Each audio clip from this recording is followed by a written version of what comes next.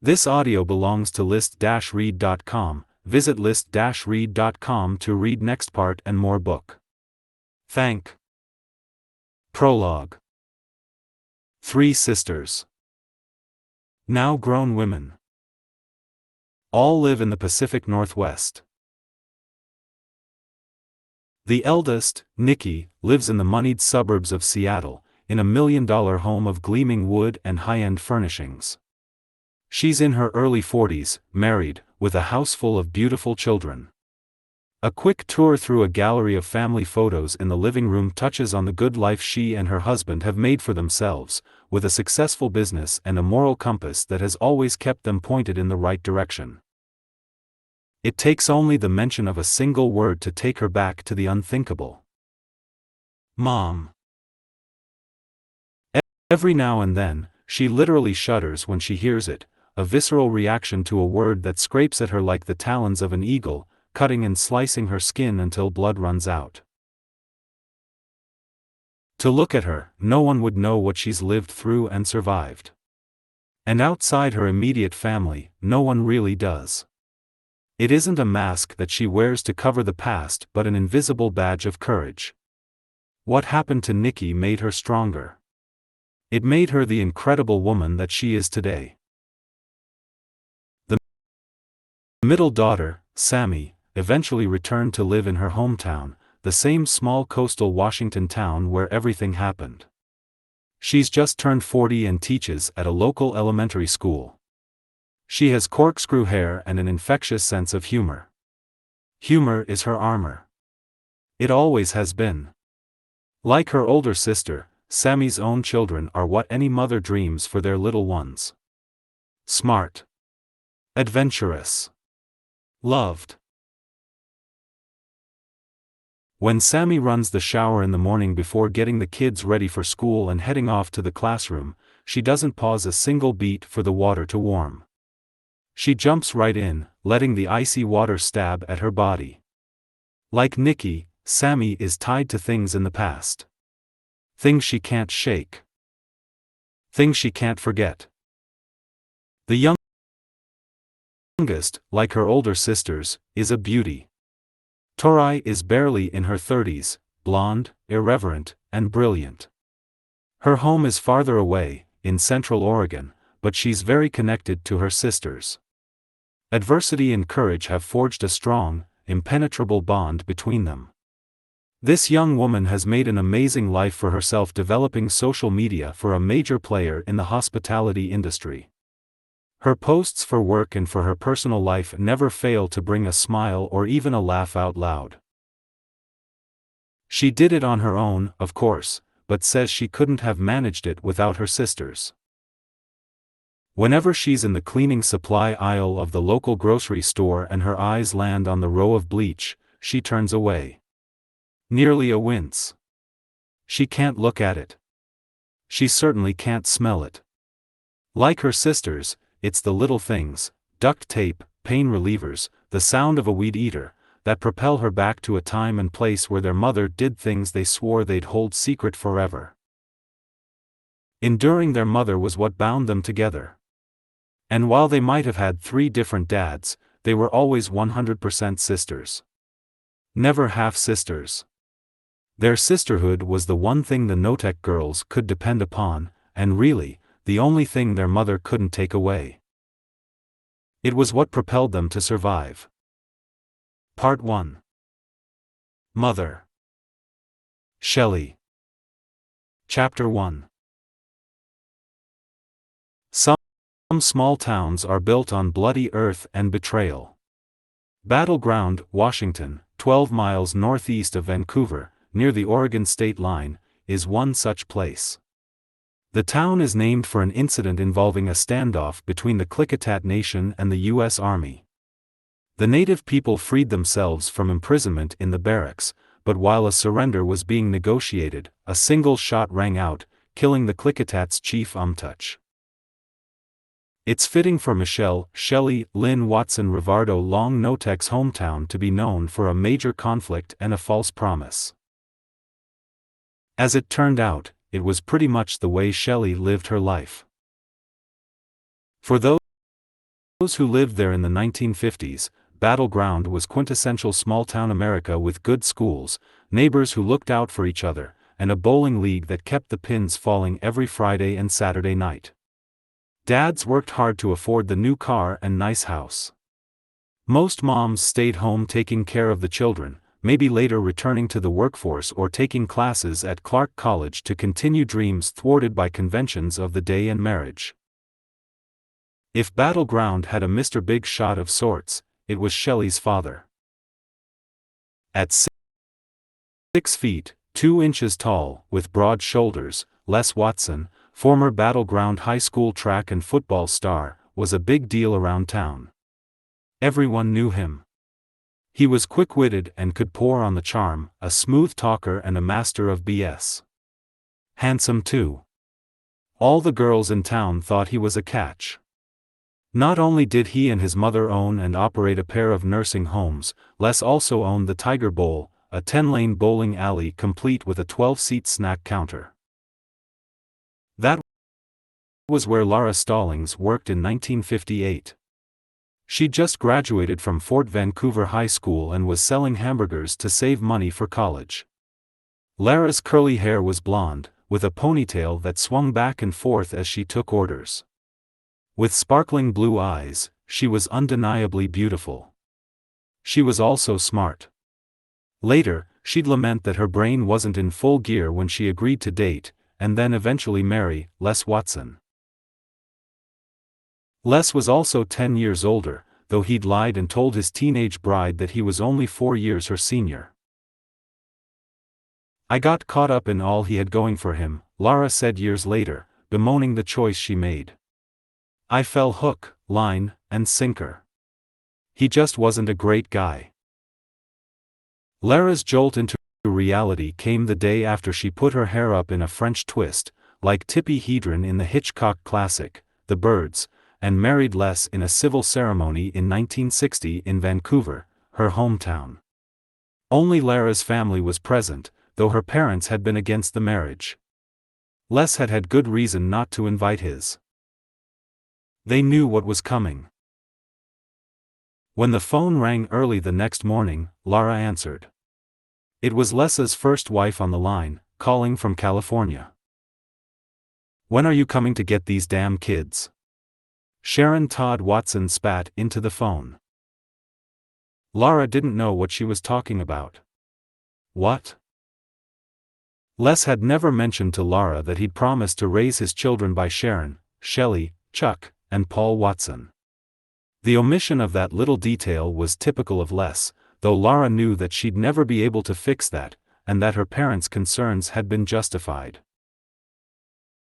After the early morning call, Les told Lara that his ex-wife, Sharon, couldn't raise the kids, she was a depressive and an alcoholic.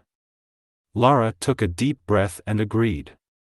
And really, what could she do about it anyway? They were her husband's children, and she knew she would need to buck up. It turned out to be a very big request. Shelley was 6 and Chuck was just 3 when they moved in. Lara took on the role of stepmother. Sharon had kept the youngest son, Paul, still then an infant, with her. Shelley was a beautiful little girl, with wide eyes and thick, curly auburn hair. Lara noticed a strange dynamic, however, between Shelley and her brother. Chuck didn't speak a word. It was Shelley who did all the talking. She seemed to control the boy. And as Shelley grew more comfortable with her new environment, she often voiced complaints or unkind words. "She told me every single day that she hated me," Lara recalled. "I'm not joking. It was honestly every day." Sharon Watson returned home to Alameda, California, after dropping off her 2 oldest children with Lara and Les in the fall of 1960. Once Sharon was gone, it was like she'd never existed. She never called or sent birthday cards to either Shelley or Chuck. No Christmas wishes either.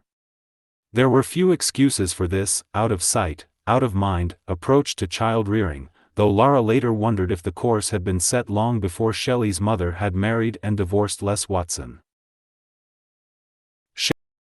Sharon came from a very dysfunctional family, Lara recounted, having heard about Les's first wife. Her mother was married 5, 6, 7 times and she was an only child. I understood she had a twin that died at birth. I don't know if that's really true or not, but that's one of the stories I'd been told. Regardless of what had led her to that point, it was understood that while Sharon had serious problems with alcohol, there was more pulling her down. She'd gotten caught up in a dangerous lifestyle. Family members speculated she might even be a prostitute. Finally, in the spring of 1967, a call from the Los Angeles County Sheriff's Department came to the Watsons' home in Battle Ground.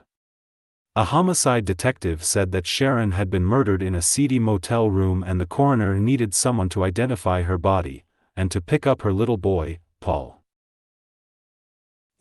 Les didn't want to go get his son, whom he knew had exhibited myriad behavioral problems, but Lara insisted.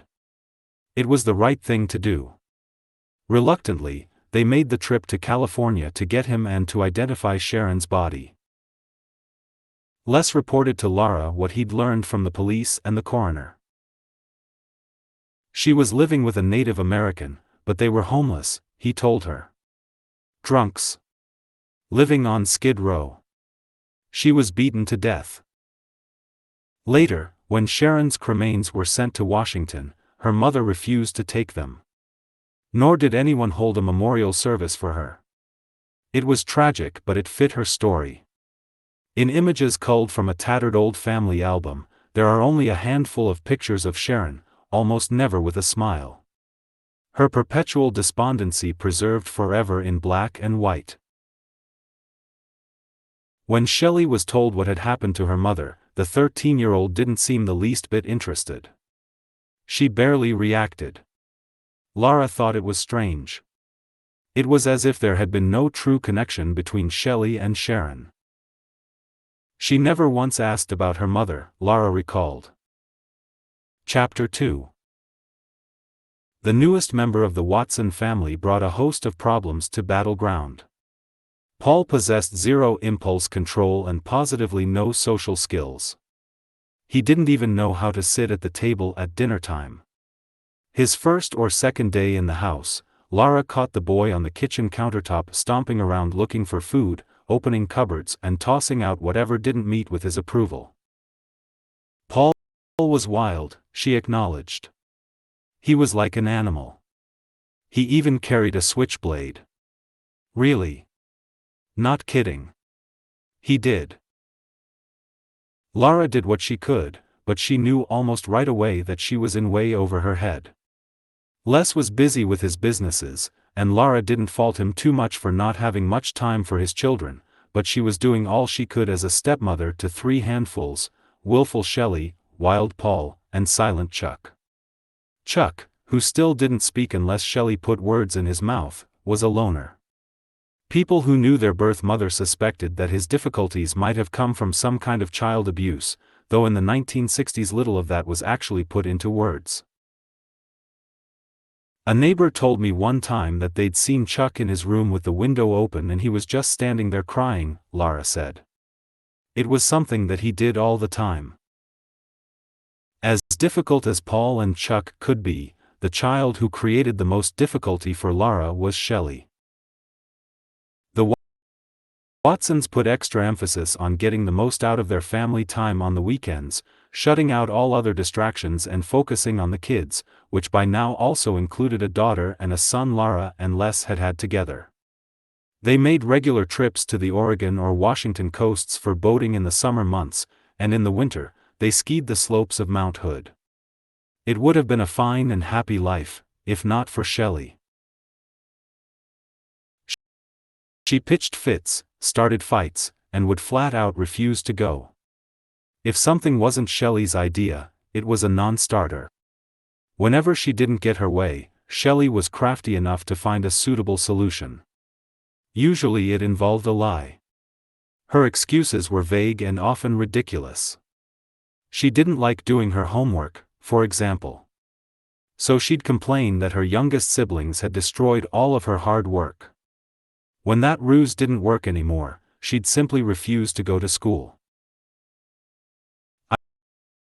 I'd try to find ways to make things easier for her in the morning, Lara recalled. I would set her clothes out at night, so she wouldn't have to worry at the last minute to decide. I would set cereal and fruit out on the dining table, all ready to go. Anything to make the mornings go a little more smoothly. But that didn't matter. Shelley didn't want to do what she didn't want to do. Each morning, a sullen and frequently angry Shelley would head off to school and the morning battle would be over. At least that's what Lara believed at the time. I got a phone call one time from the Standard Oil service station down the street from the school. They said, "This is the craziest thing. We've been seeing this little girl come in and going in, to use the bathroom, and she brings in a sack of clothes, and then, she goes out, and they say, she's got a pile of clothes here. But she leaves with another set of clothes, jeans." Lara got in her car and drove to the Standard station. She was astounded by what she found. Shelley had indeed left behind a stash of clothes. Probably had 4 or 5 dresses and skirts of hers squirreled away there. Beautiful brand new things that Shelley didn't want to wear to school.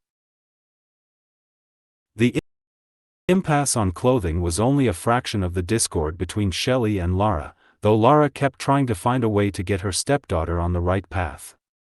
When Shelley was a little older, Lara took her to dance lessons, but half the time the girl refused to go inside the studio. She'd skip the recitals too. Everything was a big drama with her. Every little thing. Shelley always looked distraught and upset, whatever we did, wherever we went. No matter what it was. Even doing something nice for her like getting her a gift brought anger. "What are you being mad about?" I'd ask. No answer, but I knew from the way she acted that nothing was good enough. Nothing whatsoever. Nothing satisfied her. In time, Shelley's behavior began to change from being merely disruptive and ungrateful to dark and vengeful. She especially resented her siblings.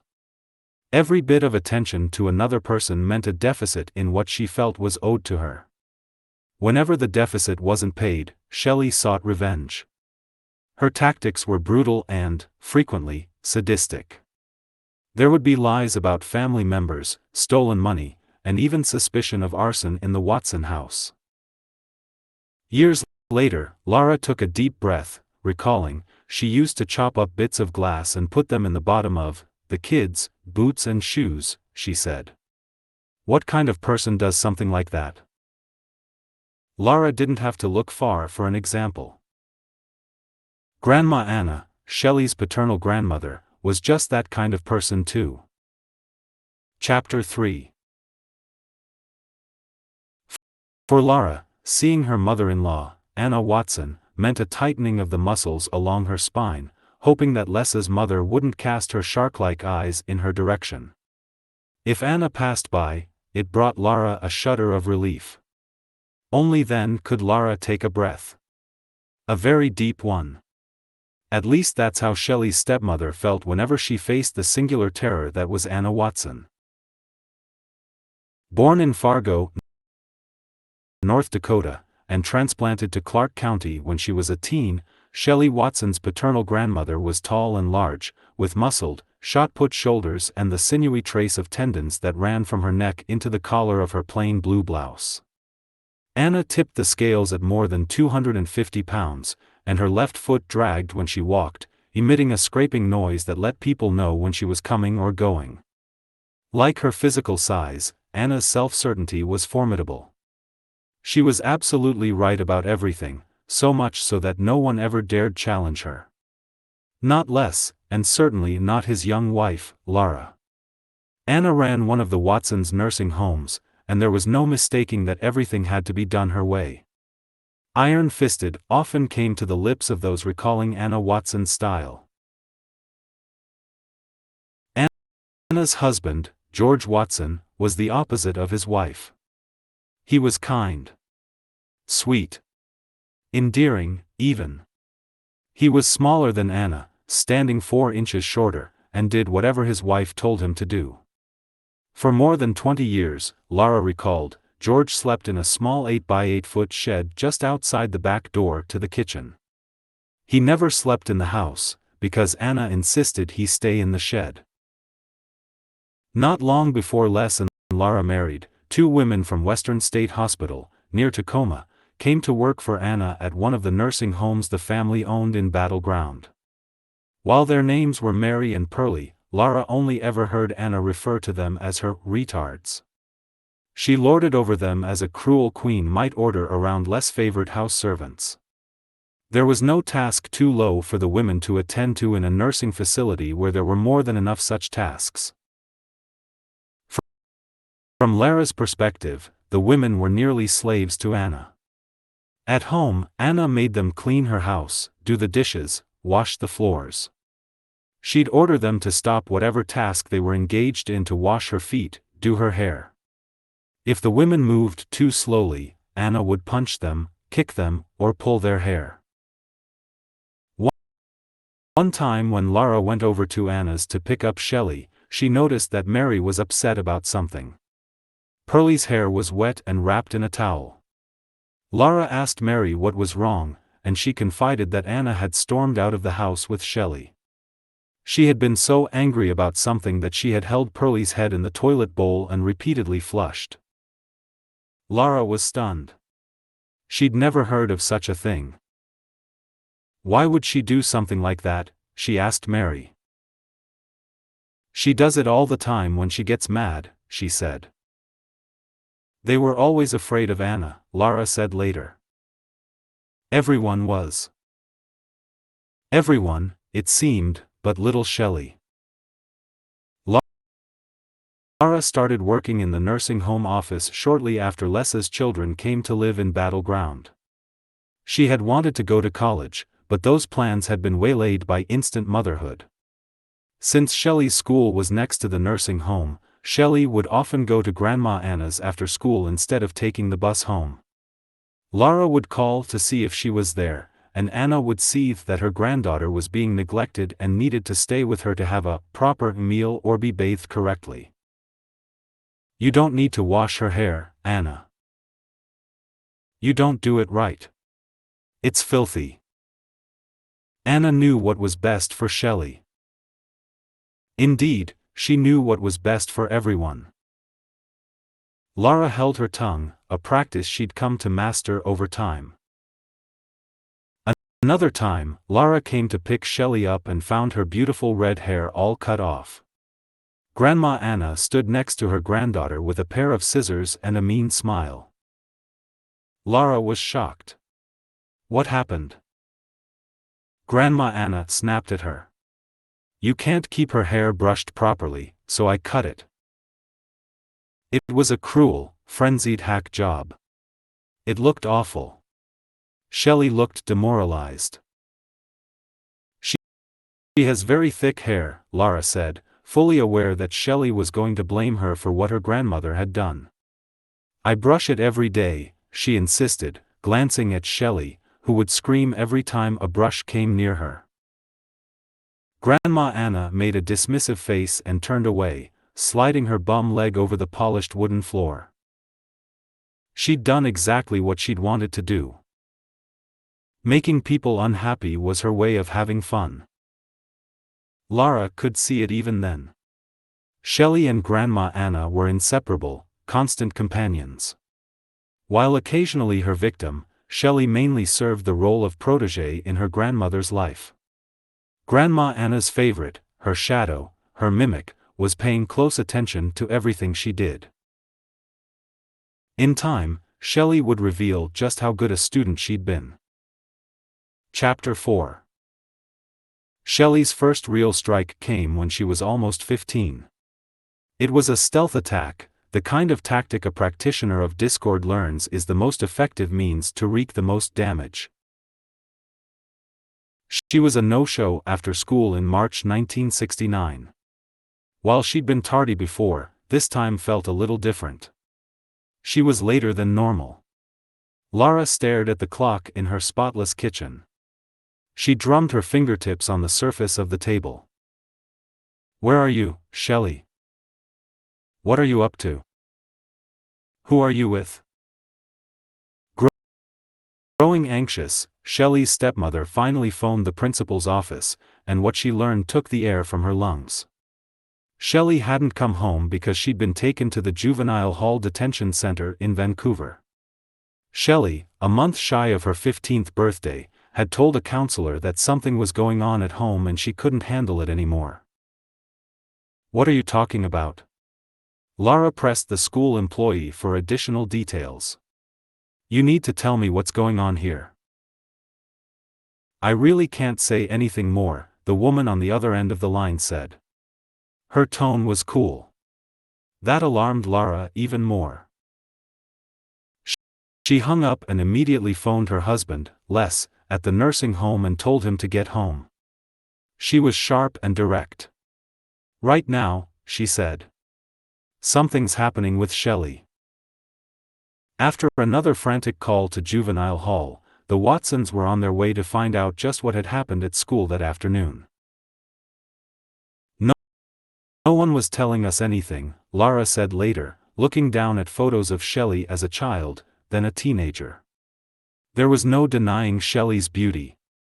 Red hair framed a face with a freckled nose, and her blue eyes had thick lashes like the undulating fringe of a sea anemone.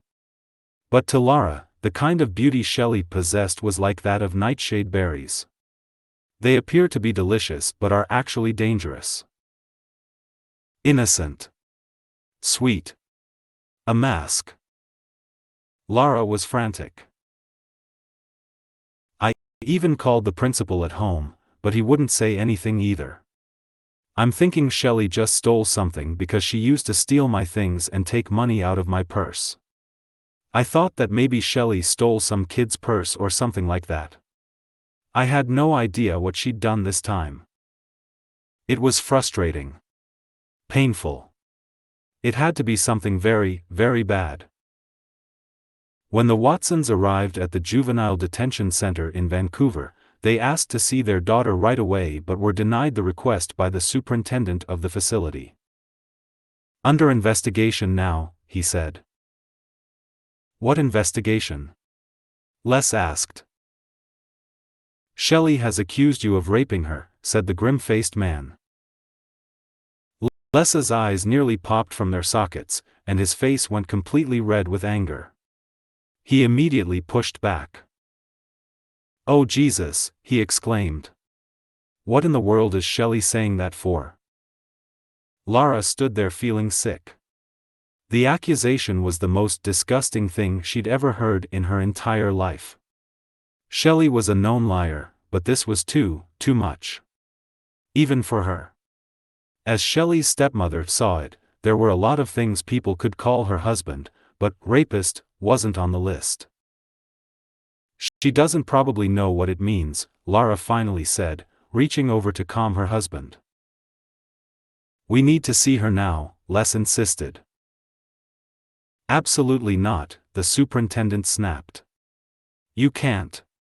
We're investigating a crime here." Les threw his hands upward. "Fine. We're calling our doctor. We're going to demand he examine her. Now." Family doctor Paul Turner ordered Shelley to St. Joseph's Hospital in Vancouver, and the Watsons returned to Battle Ground. That night, Lara went into her stepdaughter's bedroom. She really didn't know what she was looking for. An answer, maybe? The truth. Something. As usual, Shelley's room was a mess, with clothes and dirty dishes everywhere. Papers too. Scribblings in notebooks. Shelley fancied herself a poet and was always writing something, but nothing Lara saw as she picked through the mess provided a clue. After a while, she found herself poking around the bed to see what she could unearth there. Bending down, she reached between the mattress and the box springs. Her fingertips grazed the edges of a magazine and she pulled it out. The air leaked from her lungs. It was a dog-eared copy of a True Confessions magazine. The cover screamed in bold type, "I was raped at 15 by my dad." Lara felt her blood pressure rise. It was unfathomable that Shelley could have made such an accusation, one that mirrored exactly the cover of a magazine. "Look here," she said, showing Les her discovery. Les shook his head in disgust and disbelief. He'd been crushed by the accusation, but he was more troubled by his daughter's behavior. "What's wrong with her?" he asked. Lara didn't know. She'd never heard of anyone making up such a destructive story. It didn't make sense. The next morning, when Dr. Turner arrived at the hospital to conduct the exam, Lara brandished the magazine. "She's made it up," Lara said. In the Watsons' view, the magazine was proof nothing had actually happened, that the lurid story had merely been Shelley's inspiration. But this was more than just another beat in a drama that Shelley created with her destructive and outrageous behavior. Les and Lara had had it with her. They had their other kids to consider. Les's career too. He was the president of the Chamber of Commerce. If even a whisper of Shelley's lie got out, the scandal would ruin him. "This is really bad, Lara," Les said as they waited outside Shelley's hospital room. Lara let out a sigh. "It's Shelley," she said. "It's what she does." A little while later, Dr. Turner emerged with the results of his exam. "This girl's completely intact," he said. "No bruising. Nothing. She's never even been touched." Shelley was released on one condition later that night. "Your daughter needs serious counseling," Lara said, the juvenile hall superintendent told them. "She needs a psychologist." Unfortunately, rounds of family therapy and private sessions with a psychologist proved less than successful. Shelley wouldn't entertain the idea that she might have problems that needed fixing. Even though she'd been confronted with the truth, Shelley remained adamant that nothing was her fault. Nothing had ever been. Lara and Les came to know something that few understood in the late 60s and 70s: no one can help a troubled person who doesn't think they need it. Indeed, Shelley never even admitted to fabricating the story of her rape. She didn't even seem to grasp the magnitude of what she'd done to her father. Instead, she seemed happy to have tossed a grenade into the circle of her family, and to have received the attention she craved because of it. Shelley wanted to return to Battleground High School, but administrators declined to take her back. "You burned that bridge," the principal said. Shelley sat blank-eyed in his office while Les and Lara looked on. "We don't want you in class here. We just don't want any more trouble." Hearing that, the Watsons were beside themselves. Shelley was only 15. She had to go to school. Lara immediately tried to get her enrolled in Annie Wright, a prestigious and expensive boarding school in Tacoma, but that was a no-go too. "They researched her," Lara recalled later. "They turned her down flat." While the Watsons made a good income, the truth was they'd have paid just about anything to get Shelley out of Battleground and into a classroom somewhere. Anywhere. Eventually, they found a spot for Shelley in Hoodsport, Washington, living with Lara's parents, who quickly learned to walk on eggshells around the teenager. No one wanted to set Shelley off. There simply was no telling what she would do next. She was volatile, unpredictable. She had a mean streak that was sometimes hidden by a pretense of caring about someone or something. For instance, she'd volunteer to help Lara's mother with the dishes, but would end up throwing the unwashed utensils, plates, and even pots and pans into the garbage. When she was in a more productive mood, she would wipe the plates clean with a cloth instead of washing them. Shelley said she loved kids and wanted to babysit for the neighbors. Even better, she loved babysitting so much, she said, she even volunteered to watch them for free. She seemed to enjoy being seen as a benevolent, caring girl. It was an affectation that didn't last long. When the parents came home from a night out, they found their children in bed with clothes still on and tales of how Shelley had barricaded them in their rooms with heavy furniture. Shelley also turned on her grandparents after only a few weeks under their roof. With all their grandchildren, my mom and dad never had a problem, Lara said, looking back many years after Shelley returned to Battleground. I found out later that my parents were so glad when school finally finished and they could send Shelley home. Shelley had apparently also accused Lara's father of abuse. I learned that Shelley actually told the neighbors that her grandpa was messing with her. And they contacted my mother immediately. It was baffling to Lara. I don't understand Shelley's constant need to try to ruin people's lives. Chapter 5. Lara Watson would sometimes brace herself at the sound of the phone's grating ring, dreading another call about something Shelley had done, something new to test Lara's resolve to make things work. Lara was capable. She was good with people. She had a bright spirit. But even without Shelley at home, the Watsons' marriage was under unbearable strain.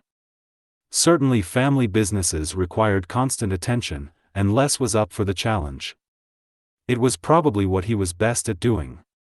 Lara, for her part, was mired in the quicksand of raising 5 children, 2 of her own with Les and the 3 from his ex-wife, Sharon.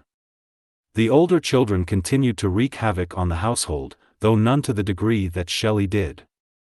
Chuck was mostly quiet, timid, even. Lara would have him sit on her lap while she read to him and listened to him pretend to read to her. Whenever he tried to speak, Shelley was right there answering for him. School was difficult for him too. For his part, Paul was a habitual liar, like his older sister. While Shelley controlled Paul, in turn, mimicked his sister and tried to control Chuck. It was as if all of the kids had coalesced into a mob, with Shelley as their ultimate leader. The queen bee. The one who always knew what was best. Just like Grandma Anna. Shelley was always a master of disruption and chaos. It was a foregone conclusion that adding her back in the mix after her exile from Battleground was not going to work out for anyone. Lara spent half of that summer on the phone trying to find a school that would enroll Shelley that fall. Every place she called turned her down. Lara was nearly at her wit's end when she finally got a yes from St. Mary of the Valley in Beaverton, Oregon, about 40 minutes south of Battleground. It might not have been as far away as Lara hoped, but it was the best of a very short list of options. She would later admit that she did hold back some about the challenges that would follow Shelley to boarding school, because she was so desperate. She also figured that a bunch of no-nonsense nuns would see right through Shelley's most obvious manipulations and put a stop to them. After a few weeks, the sisters started calling to ask the Watsons if they could come and get Shelley for the weekend. Friday nights we'd pick her up and take her with us and we go up to our mountain cabin and go skiing. I always tried to do it on weekends, though honestly it was hard. Every weekend I would just grit my teeth. It was so peaceful without her. Even the boys, who had big problems, were doing better. It seemed like the more anyone did for Shelley, the more she'd take. If she didn't get what she wanted, she'd pitch a fit. The sisters didn't want her back the next year, Lara said. They told me she had behavior problems. The problems were familiar. According to the sisters, Shelley would often wake up in the middle of the night screaming. She stole another girl's homework and destroyed it. She was caught stealing things from other girls.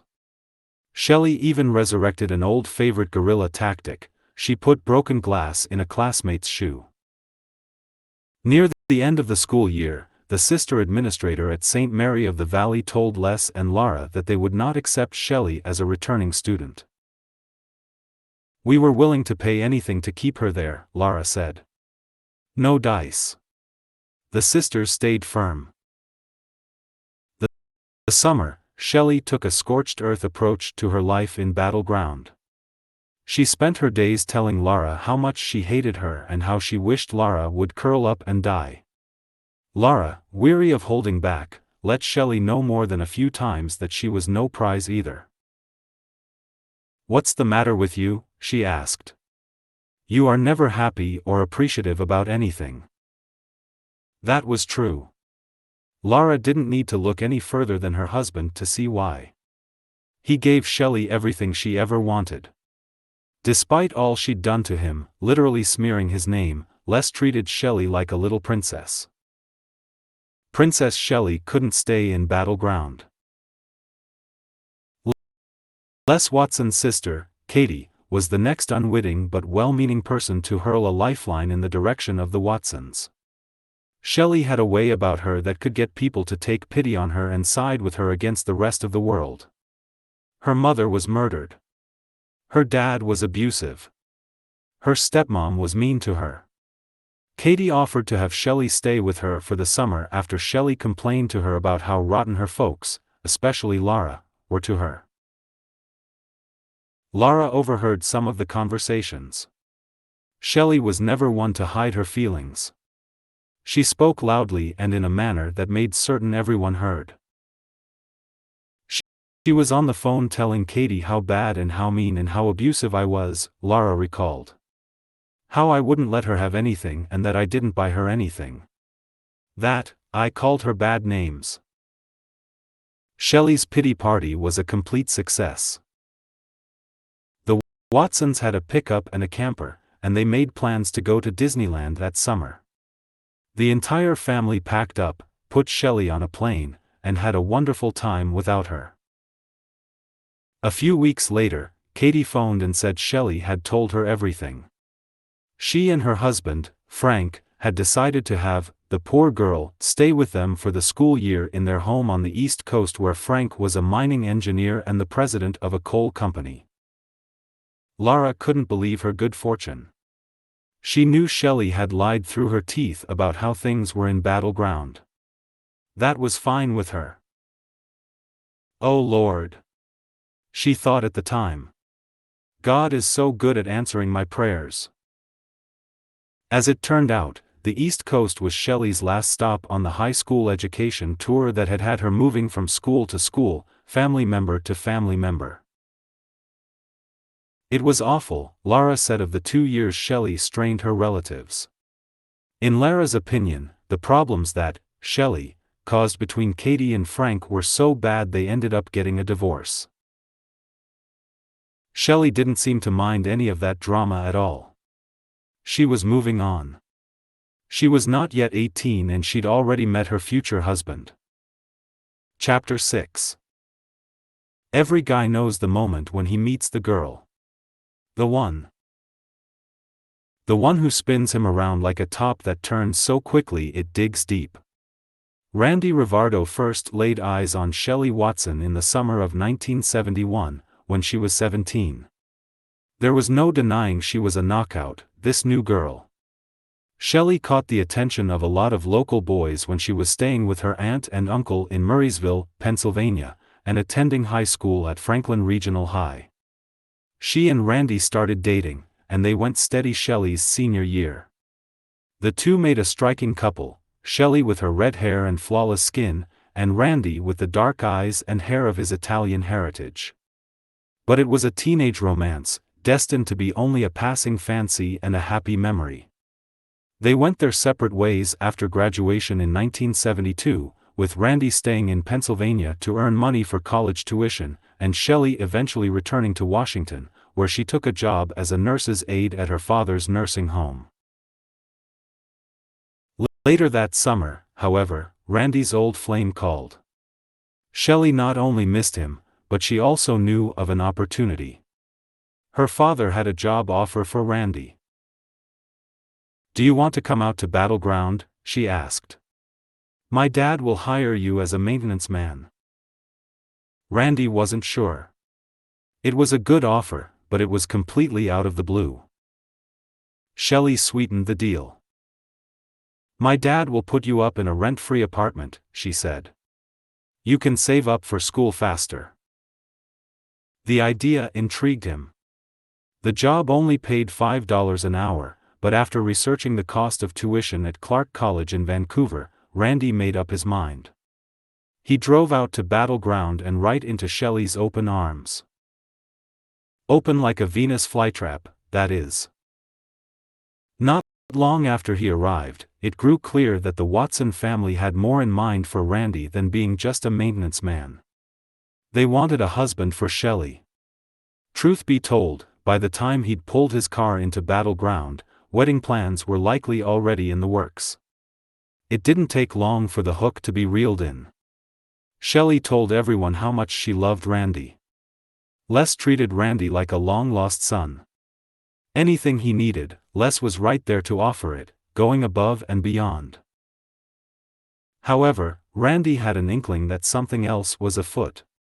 Shelley's father appeared too eager to pass his daughter off to another man. "They rushed this thing so much that Les picked out my best man because I didn't have any friends or family in the area," Randy recounted. "It was that quick." Randy wasn't a passive guy, but he kept his mouth shut. "I sat back and let it all happen." None of Randy's relatives or friends made it to the wedding. Later, a family member discovered the reason: Shelley never mailed them the invitations. Shelley and Randy, both 19, were married in February 1973 at the Methodist Church in Vancouver. Shelley wore a long white dress with a high collar, deliberately echoing what actress Olivia Hussey wore in the 1968 film Romeo and Juliet.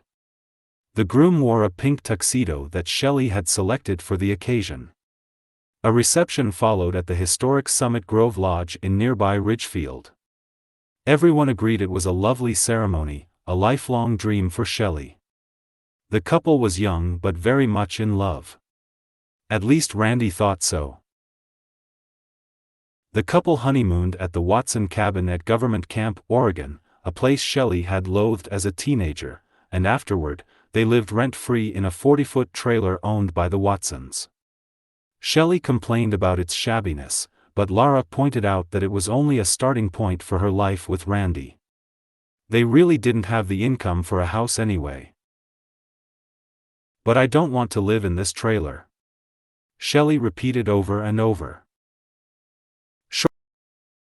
Shortly after the wedding, Shelley started to complain of severe menstrual cramping and began to miss work at the nursing home.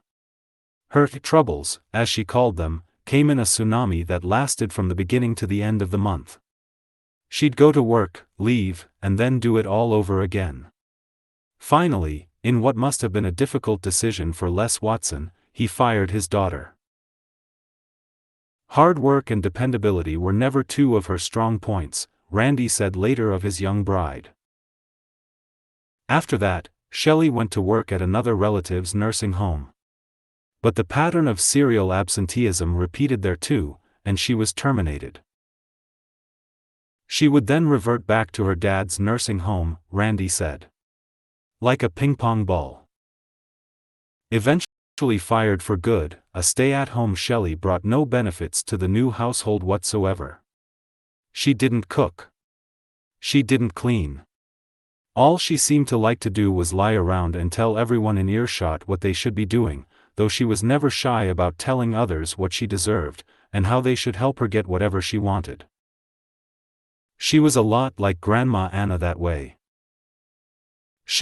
Shelley had designs on a new car, so she did what she always did, she made a beeline for her daddy.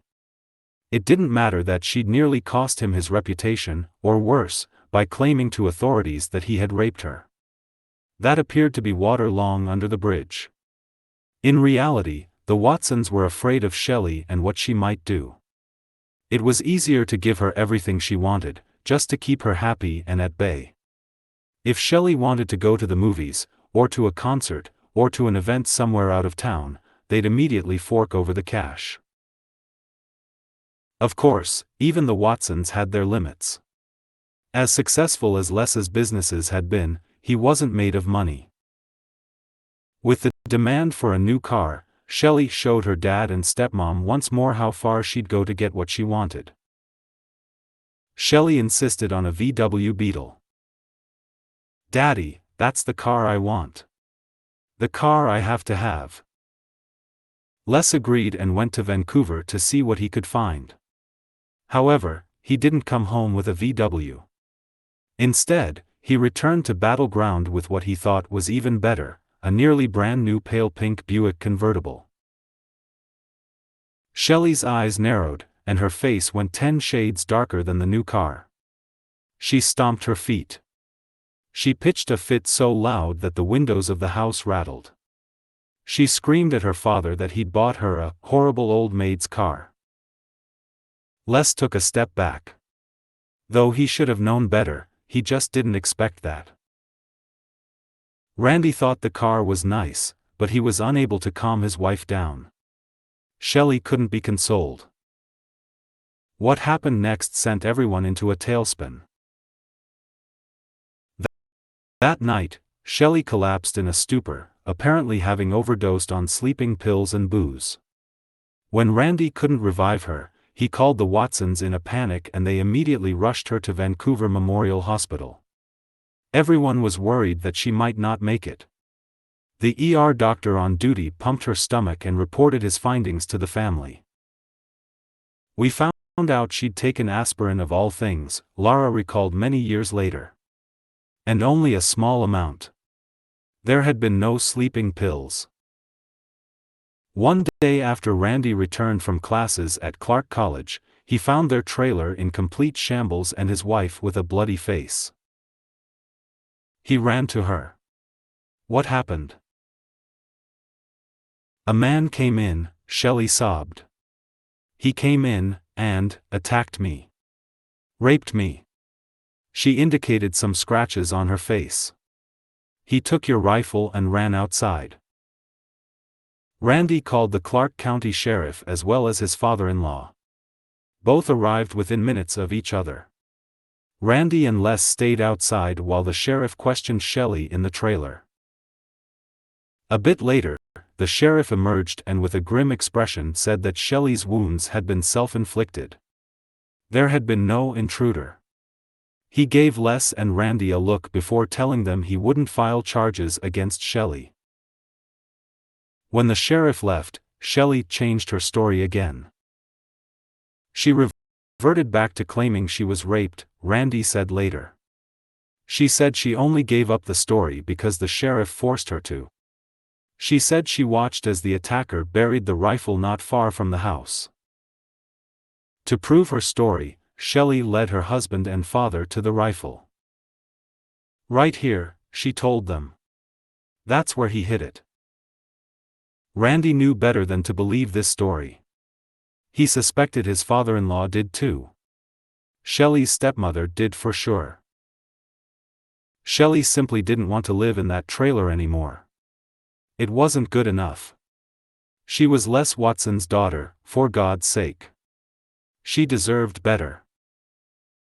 She said it was too dangerous for her to live there, Lara said, rolling her eyes years later. Instead, she wanted to live in a cute little house in town. Whatever Shelley wanted, she got. Shelley acted like she owned Battleground. She left unpaid bills at the gas station and the grocer. She bounced check after check.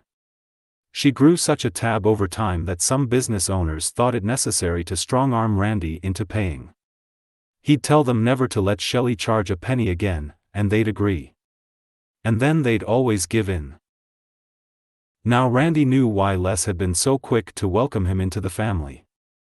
It was more than handing off a daughter to be married, he'd been passing along a very big problem. When Shelley announced she was pregnant in the summer of 1974, everyone took a gulp of air. Maybe this would help.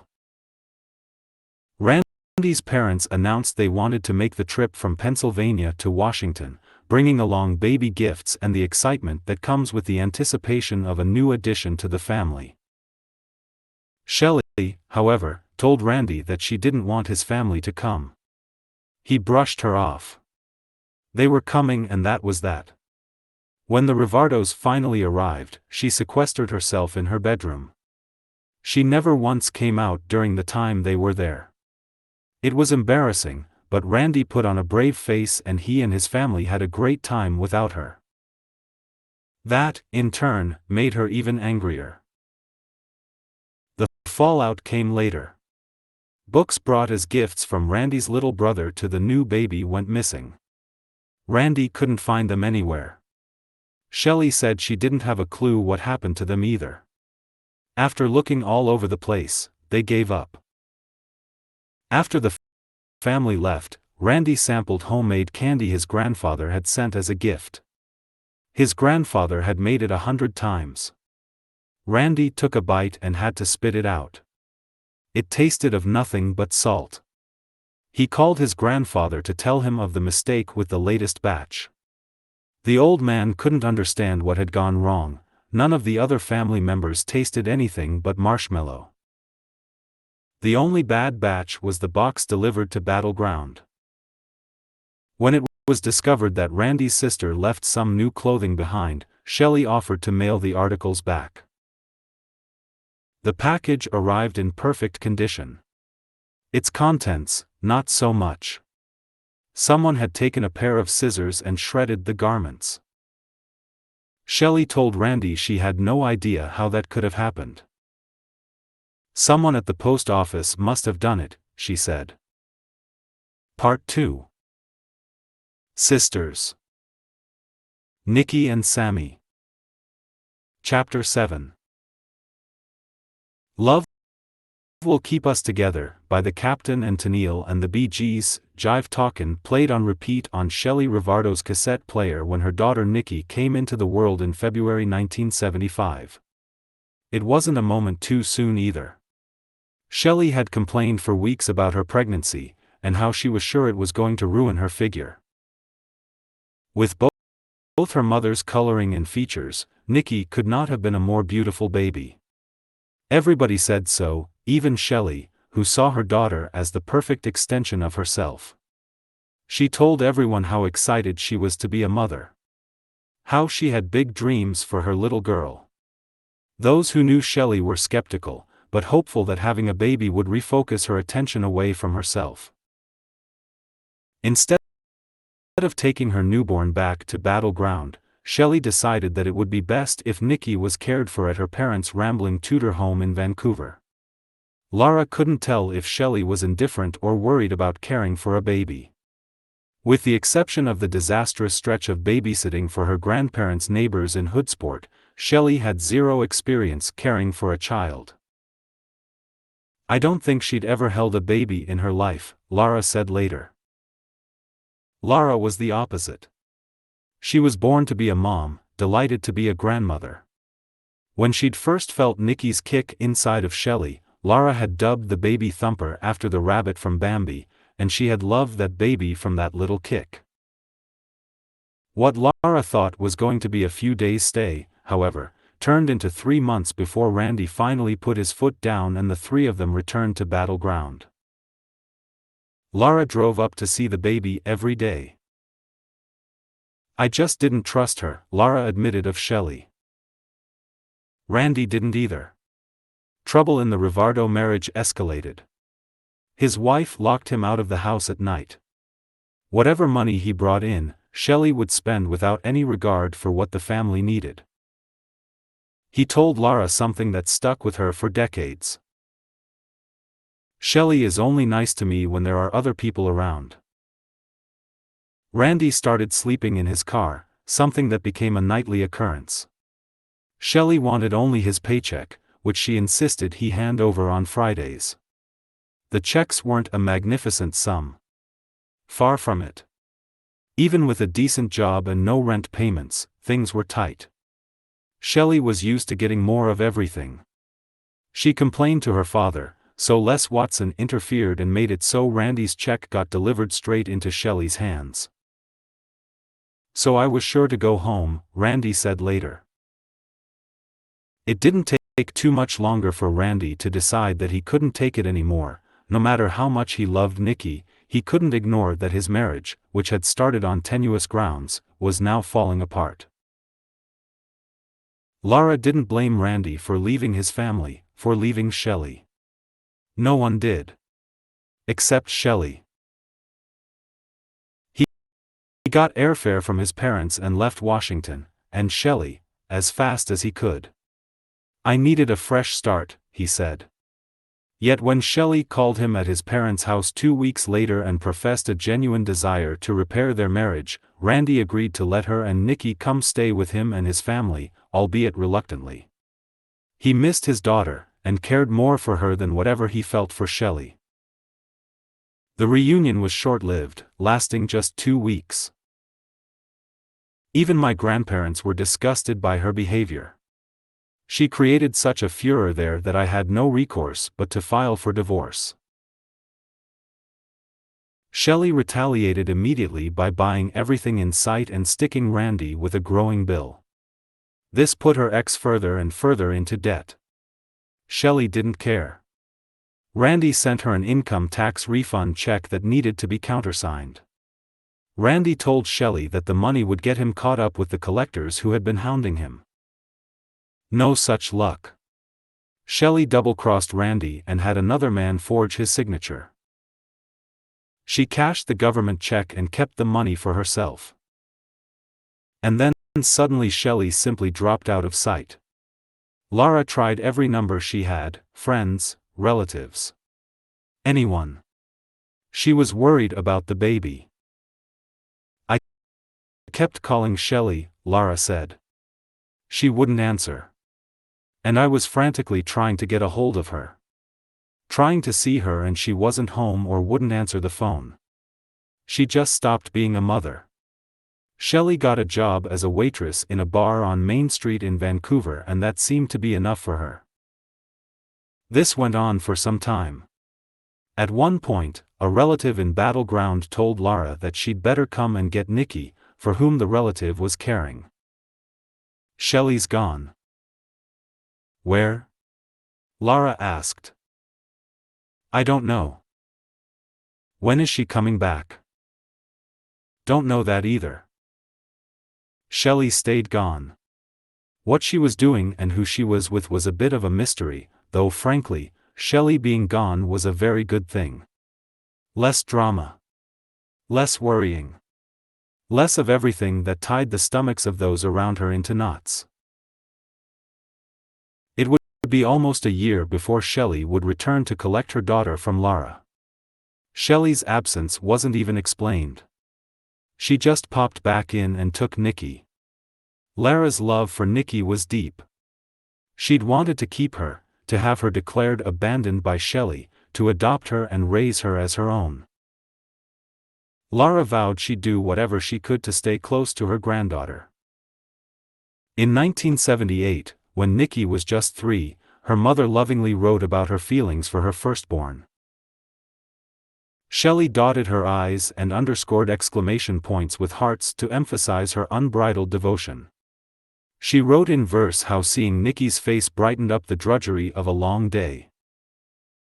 A face as darling as can be, her laughter a bubbling brook, while her smile dimples her sweet little chin.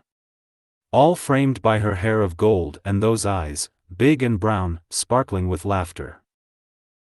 She tempered her love letter with a splash of cheerful reality too. She's in my jewelry box. My purse. My lipstick. Or pulling off some mischievous trick. Shelley concluded with a telling rhyme. Oh Nikki, though our tempers increase, our love for her will not ever cease. For a time, Shelley perpetuated a kind of you and me against the world storyline. She told Nikki that her daddy had abandoned them, that her paternal grandparents didn't love her. She said all of that to her daughter with sad eyes and her arms wrapped around her, but added that it was fine because she loved Nikki so much. Unsurprisingly, this turned out to be carefully curated fiction. Many years later, Nikki found a cache of letters from her dad and his side of the family, and discovered that her father's family had sent birthday and Christmas gifts as she was growing up. Her mother had cut off the tags and put her own name on them. Lara and Les were concerned that Shelley was leaving Nikki alone while she went out, so they went over to her apartment in Vancouver to check up on her.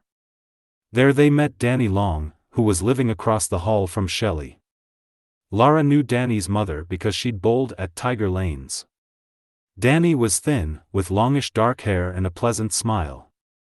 He said he had keys to his neighbor's apartment. "You must know my daughter pretty well if you have her keys," Les said. Danny mumbled something and let them in. Shelley and Nikki weren't there, but the Watsons did find a box full of things stolen from the cabin on Mount Hood, plus a full set of keys to their home, their cars, and, of course, the cabin. The keys had been missing from Lara's purse for several weeks.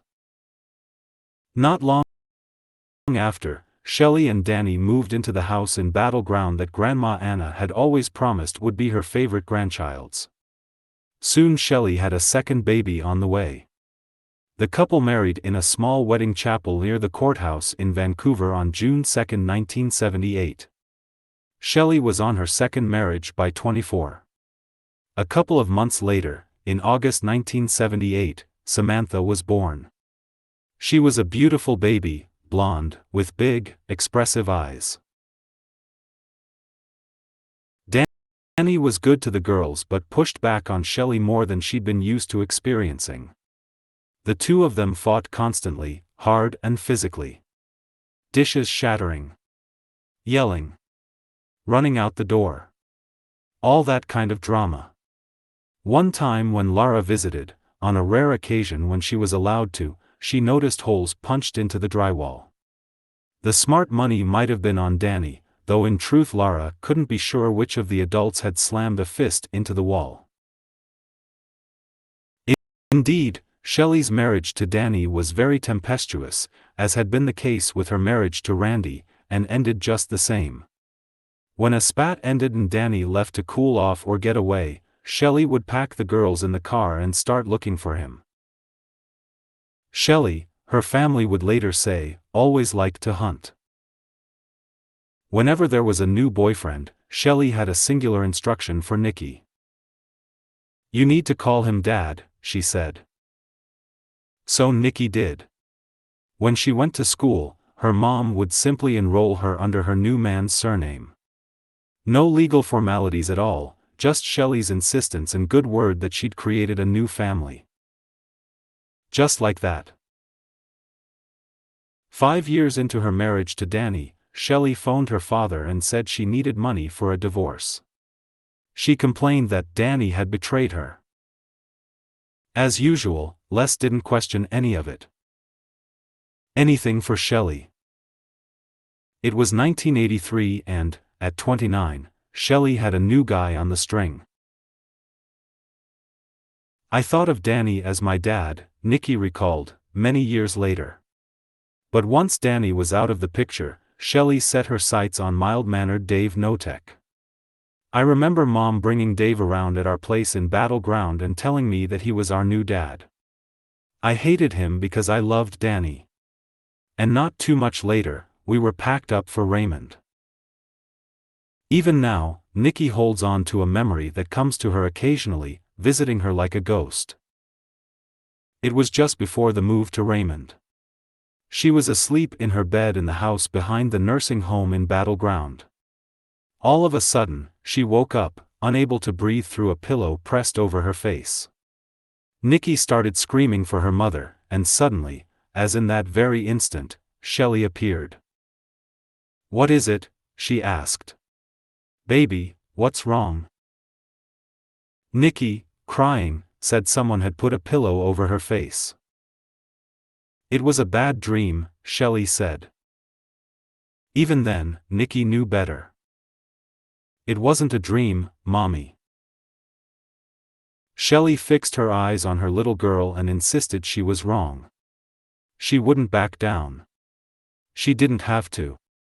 She was, as always, right about everything. The encounter stayed with Nikki. The speed with which her mother responded. The peculiar look on her face, more interested than concerned. Later, she would wonder if that was the first time her mother had messed with her mentally, and if she'd done the same thing to others in her life. Chapter 8. timber, oysters, and decades later, marijuana. Soggy and exceedingly gray, Pacific County, Washington, has always relied heavily on nature. It's been on a boom-or-bust trajectory since the first white settlers came to the rainy, windy spot in the state's southwest corner in the 1850s. It seems almost dismissive to call the people who live there a hardy lot, but there's really no denying it. The place where the Pacific Ocean meets the Willapa River and various tributaries is the kind of place in which abundance wasn't given, it was earned. Its triad of towns, county seat South Bend, Raymond, and Old Willapa, are the county's backbone. Huge craftsman homes run along the hills above the bay that empties into the ocean. They speak of a time before the economy ebbed, as it always does in places that depend on natural resources. Only the courthouse, with its Beaux-Arts design and magnificent art glass rotunda, still does a booming business. Its annex is where the welfare office is located. Soggy as it is, the region along the Willapa River to the bay has made its mark in popular culture. Maybe more of a smudge than a mark. Nirvana, originally from Aberdeen, one county away, played its very first gig in Raymond, a town of less than 3,000. Lyricist Robert Wells, who wrote The Christmas Song with Mel Torme and the theme from TV's Patty Duke Show, grew up there. Author Tom Robbins wrote his first novel, Another Roadside Attraction, in South Bend. And yet most of those who live there, especially those who have grown up with sawdust and oyster shells, are not famous. Not by a long shot. They fit mostly in that tight space between salt of the earth and hardscrabble.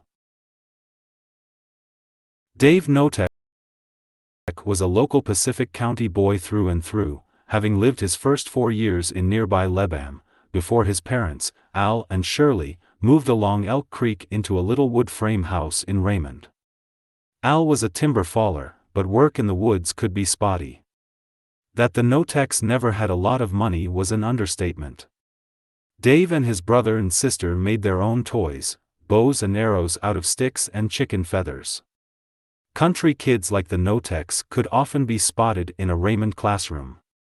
Their clothing was older, not always in the best shape. A few times I started the school year with the same clothes I wore the year before, he recalled. No disrespect to my parents. They worked very hard. We just didn't have the money. The daughter of a sawmill worker, Shirley picked up the slack by working in an oyster cannery for quite some time, and then later at J.C. Penney. Of the 3 kids, Dave was the hellion of Al and Shirley's brood, messing around, stealing his dad's smokes, even a half-hearted attempt at running away with a buddy in the 4th grade. And because of that, he was disciplined in the way his father had been. Al had a razor strap and wasn't averse to using it on the kids if needed. Dave felt it sting more than a time or two, but never thought he didn't deserve it.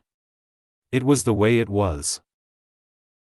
At the time, Raymond was bustling. The mills were running 3 shifts, and the endless supply of timber kept logging trucks on the roads all day long. The river was nearly clogged with log rafts. In 1971, Dave graduated from Raymond High School, home of the Seagulls, with the idea that he wanted to follow in his father's footsteps and be a logger, though his dad did his best to convince him otherwise. Dad didn't want me to do any of that. Too hard. But that's what I ended up doing. He worked in logging for a year before enlisting in the Navy. I wasn't going to be a timber faller like my dad, but I enlisted in the Navy like my dad had and learned to run heavy equipment. And that's what I did for 22 years, running a dozer in the woods.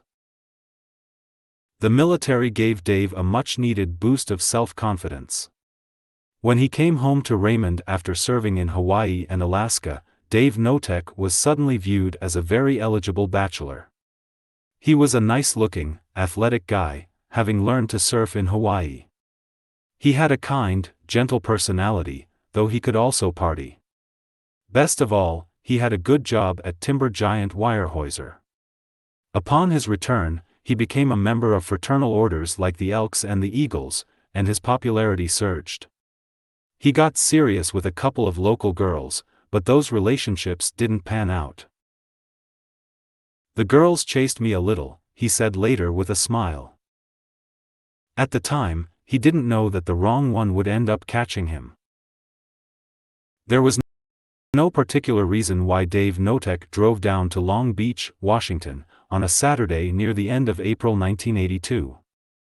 It wasn't beach weather, that doesn't hit the Washington coast until the end of August. Dave, recently dumped by a girl, was in search of a beer and a little distraction. In fact, when he left his place in Raymond and drove his orange VW surf buggy toward the highway, he didn't know if he should turn right to Westport or left to Long Beach. Long Beach won. When he arrived at a tavern called the Sore Thumb, it was packed with young men not doing much of anything. Shooting the breeze. Shooting pool. Talking about shooting. Yet amid all the guys was the most beautiful girl Dave had ever laid eyes on. Though there were hiccups in Shelley's life when it came to choosing men, there was no denying she was very good-looking, with light eyes, red hair that she wore big and long, and the kind of figure that little girls hope for when they are growing up. Curves in all the right places. Shelley understood that men liked a girl who flaunted what she had, and in her early years, she was more than happy to work it. By Dave Notek's estimation, Shelley Watson Rivardo Long was way out of his league. He just knew it. He watched her from the sidelines. She was all auburn hair and had a killer body. Dave had been a late bloomer. No girlfriend to speak of in high school. He was shy back then. Even after the Navy, he was still shy. He sipped his beer, and tried to get up the nerve to ask the pretty redhead to dance. She really looked like a movie star in some of them old films. Oh wow. Other guys were hitting on her right and left and I just looked at her. Pretty soon, she came over to my table just as I was ready to ask her to dance. Shelley told Dave she had 2 little girls and was living down south in Clark County, in a nice little house that her grandma Anna had left her when she passed. "Can I get your phone number?" he asked Shelley after they'd danced for a few songs. "Okay," she said, playing it cool. They parted ways later that evening. Dave never expected to see her again, but he couldn't stop thinking about her. He certainly wouldn't see her there at the bar. The Sore Thumb burned to the ground the night after they met. He finally sucked up the courage and dialed Shelley's number and asked if he could come down to see her in Vancouver. She said yes. In time, he made it a weekly trip. Dave fell hard for Shelley and her little girls. They were nice kids. Really good kids. They needed a dad. I could see that. Anyone could. About that time, Shelley needed a savior, someone she could use. Danny was long gone. So was Randy. She was in trouble with the house that Grandma Anna had left her. It had gone into receivership when she couldn't come up with the money for the taxes or the loan. She quit-claimed it over to Dave Notek. "Dave wants to try to save it for me," she wrote the judge, "but it needs much-needed repairs. I can barely afford to care for my children. I think I'll have to let Dave have claim to it." Shelley lamented the legacy of the house adjacent to the nursing home. It had been in her family for 3 generations. "My grandmother lived there. My natural mother before her death. And I was raised there for the first 12 years of my life. It has been common knowledge between my family and my relatives that the house would go to me at the right time. That came in 1981.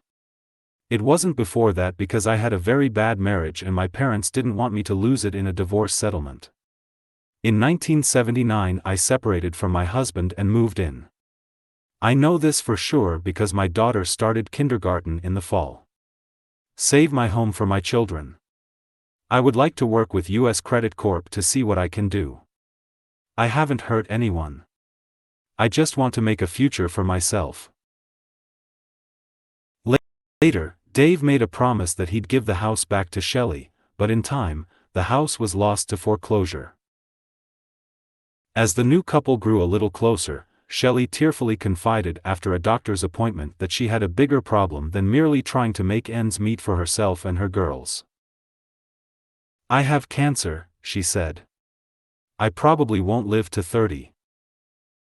Dave was stunned. Shelley looked completely fine.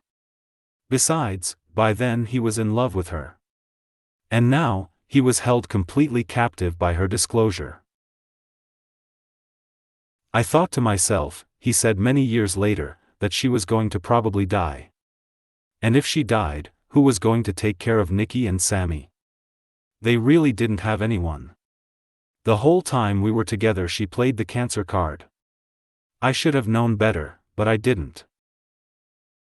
After about a month in Dave's studio apartment, the four of them moved into a red house on Fowler Street in Raymond's Riverview neighborhood. "I didn't marry Shell because her kids needed me," Dave said, "but I have to admit that was a pretty big reason behind my wanting to marry her." Indeed, they finally made it official in Raymond on December 28, 1987. One of the witnesses to the wedding was a young woman named Kathy Lorino, Shelley's hairdresser and best friend. No one knew at the time that Kathy would eventually play a far bigger role in the no-tech marriage than anyone could have imagined. Les Watson was only too glad to have his daughter get married for a third time. Indeed, he couldn't have been more relieved. It meant that she'd probably not come around anymore for money. He'd never truly forgiven her for the rape story, though he'd learned to play nice. While her accusations hadn't ruined him, they'd left a scar. Shelley continued to badmouth her dad behind his back, though to his face she tried to worm her way back in with indirect apologies and promises to be a better person. She claimed she had cancer and she thought he'd want to know directly from her, not Laura, with whom she'd started a war over seeing the girls more frequently. When Les didn't take her calls, Shelley wrote to him, "I'll always be so proud to have you as a dad.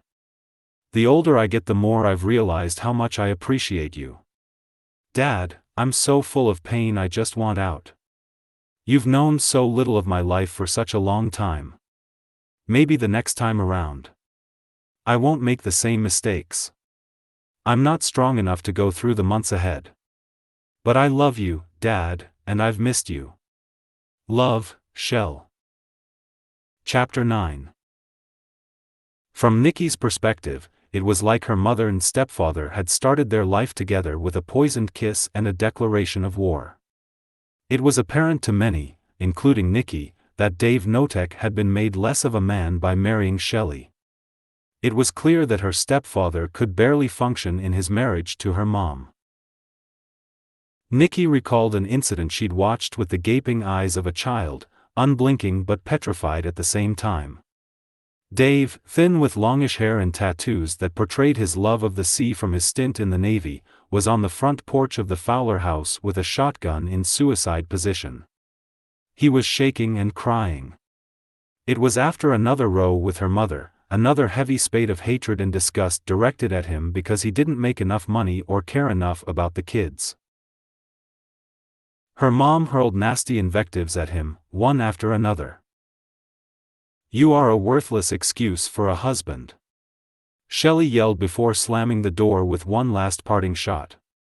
"You don't even love me or the girls. If you did, you'd work harder." Dave sat still and composed himself. He got in his truck and drove off like he always did after a big fight. He was like that. Compliant. Passive. Submissive. "I never once saw him strike her," Nikki remembered later. "I mean, rarely would he even use a cuss word toward her." The same couldn't be said of Shelley. She'd get violent. Really violent. She'd slapped me around a few times and I didn't hit her back because that's not what a man does, Dave recalled. She'd push, shove, scream. Really violent. I wasn't used to that. We need to talk things out, Shelley said more than one time, trying to keep him where she wanted him. I can't be around you like this, he said. Shelley snuggled up to him. This is normal. This is the way people work things out. Not normal to me, he told her. The first time things got really bad was when Dave had a few too many drinks at a Christmas party at the Weyerhaeuser sorting yard.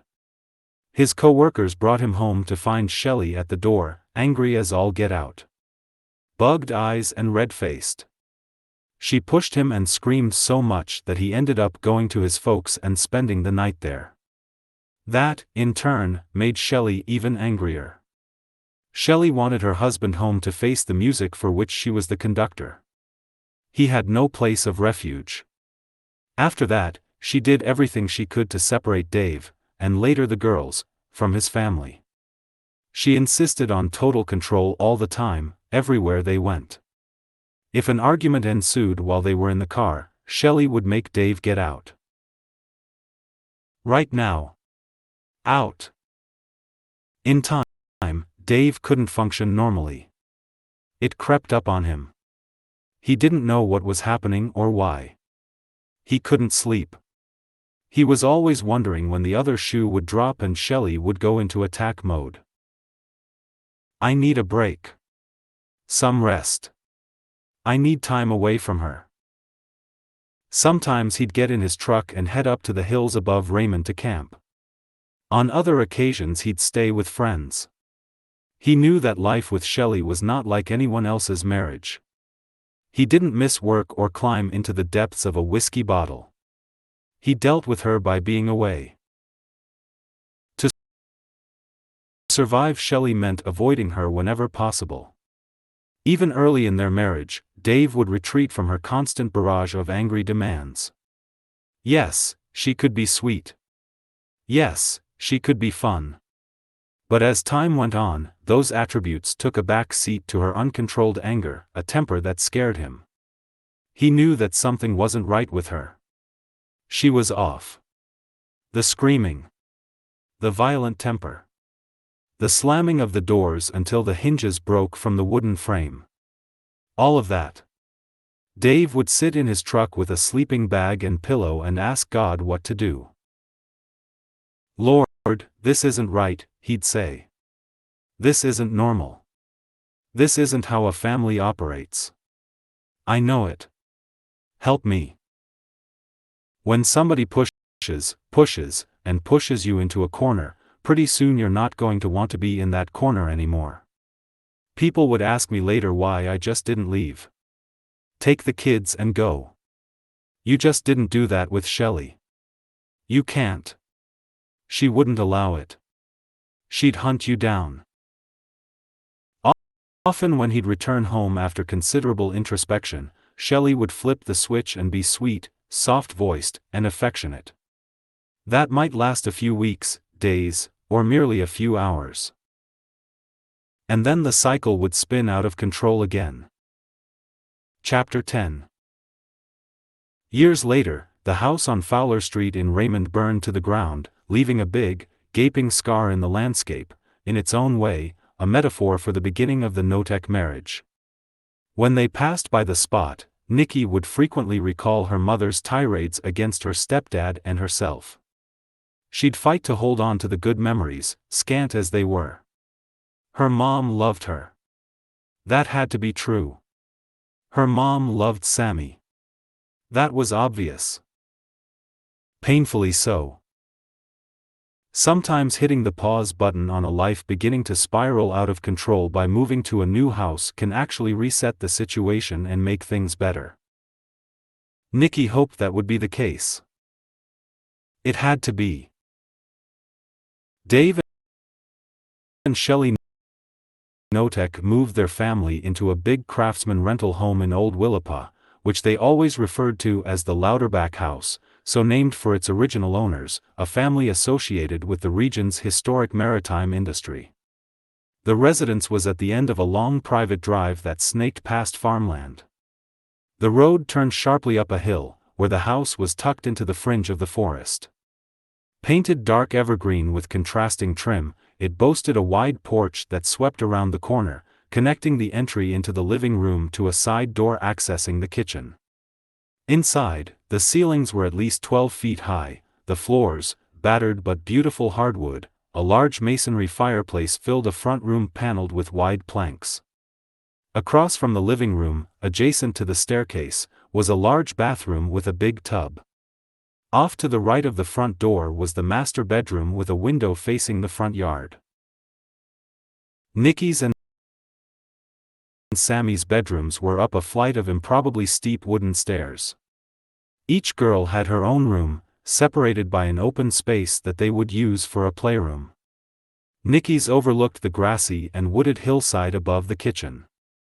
Sammy's windows took in a view of the side yard with its mature rhododendrons and the garden spigot. 2 flights down, the basement was large and musty, with a furnace that burned diesel oil and smelled every bit of it, no matter the season. Shelley loved the house. She thought it was perfect and she wanted to buy, instead of rent, but that kind of expense wasn't in the cards. Dave was working in the woods then, pulling extra hours and doing everything he could. Shelley said she might look for a job, though she never seemed to get around to it. It was a great house, charming and comfortable. It was also the place where everything bad started. Anything could be a weapon. The kids knew it. Dave too. A spatula from a kitchen drawer, a fishing pole, an electric cord. Shelley Notek would employ all of those, and anything else within her grasp, to beat her girls if she perceived they'd done something wrong. No matter how big. Or how small. When she found a punishment that worked, she looked for ways to make it even more effective, more brutal. The act of beating her children seemed to fuel her and excite her. She seemed to savor the rush of adrenaline that came with being on the attack.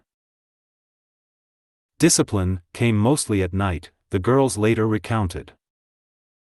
Nikki and Sammy would be asleep upstairs, unaware that their mother had been seething on the couch, making sure that their punishment would be both severe and a surprise.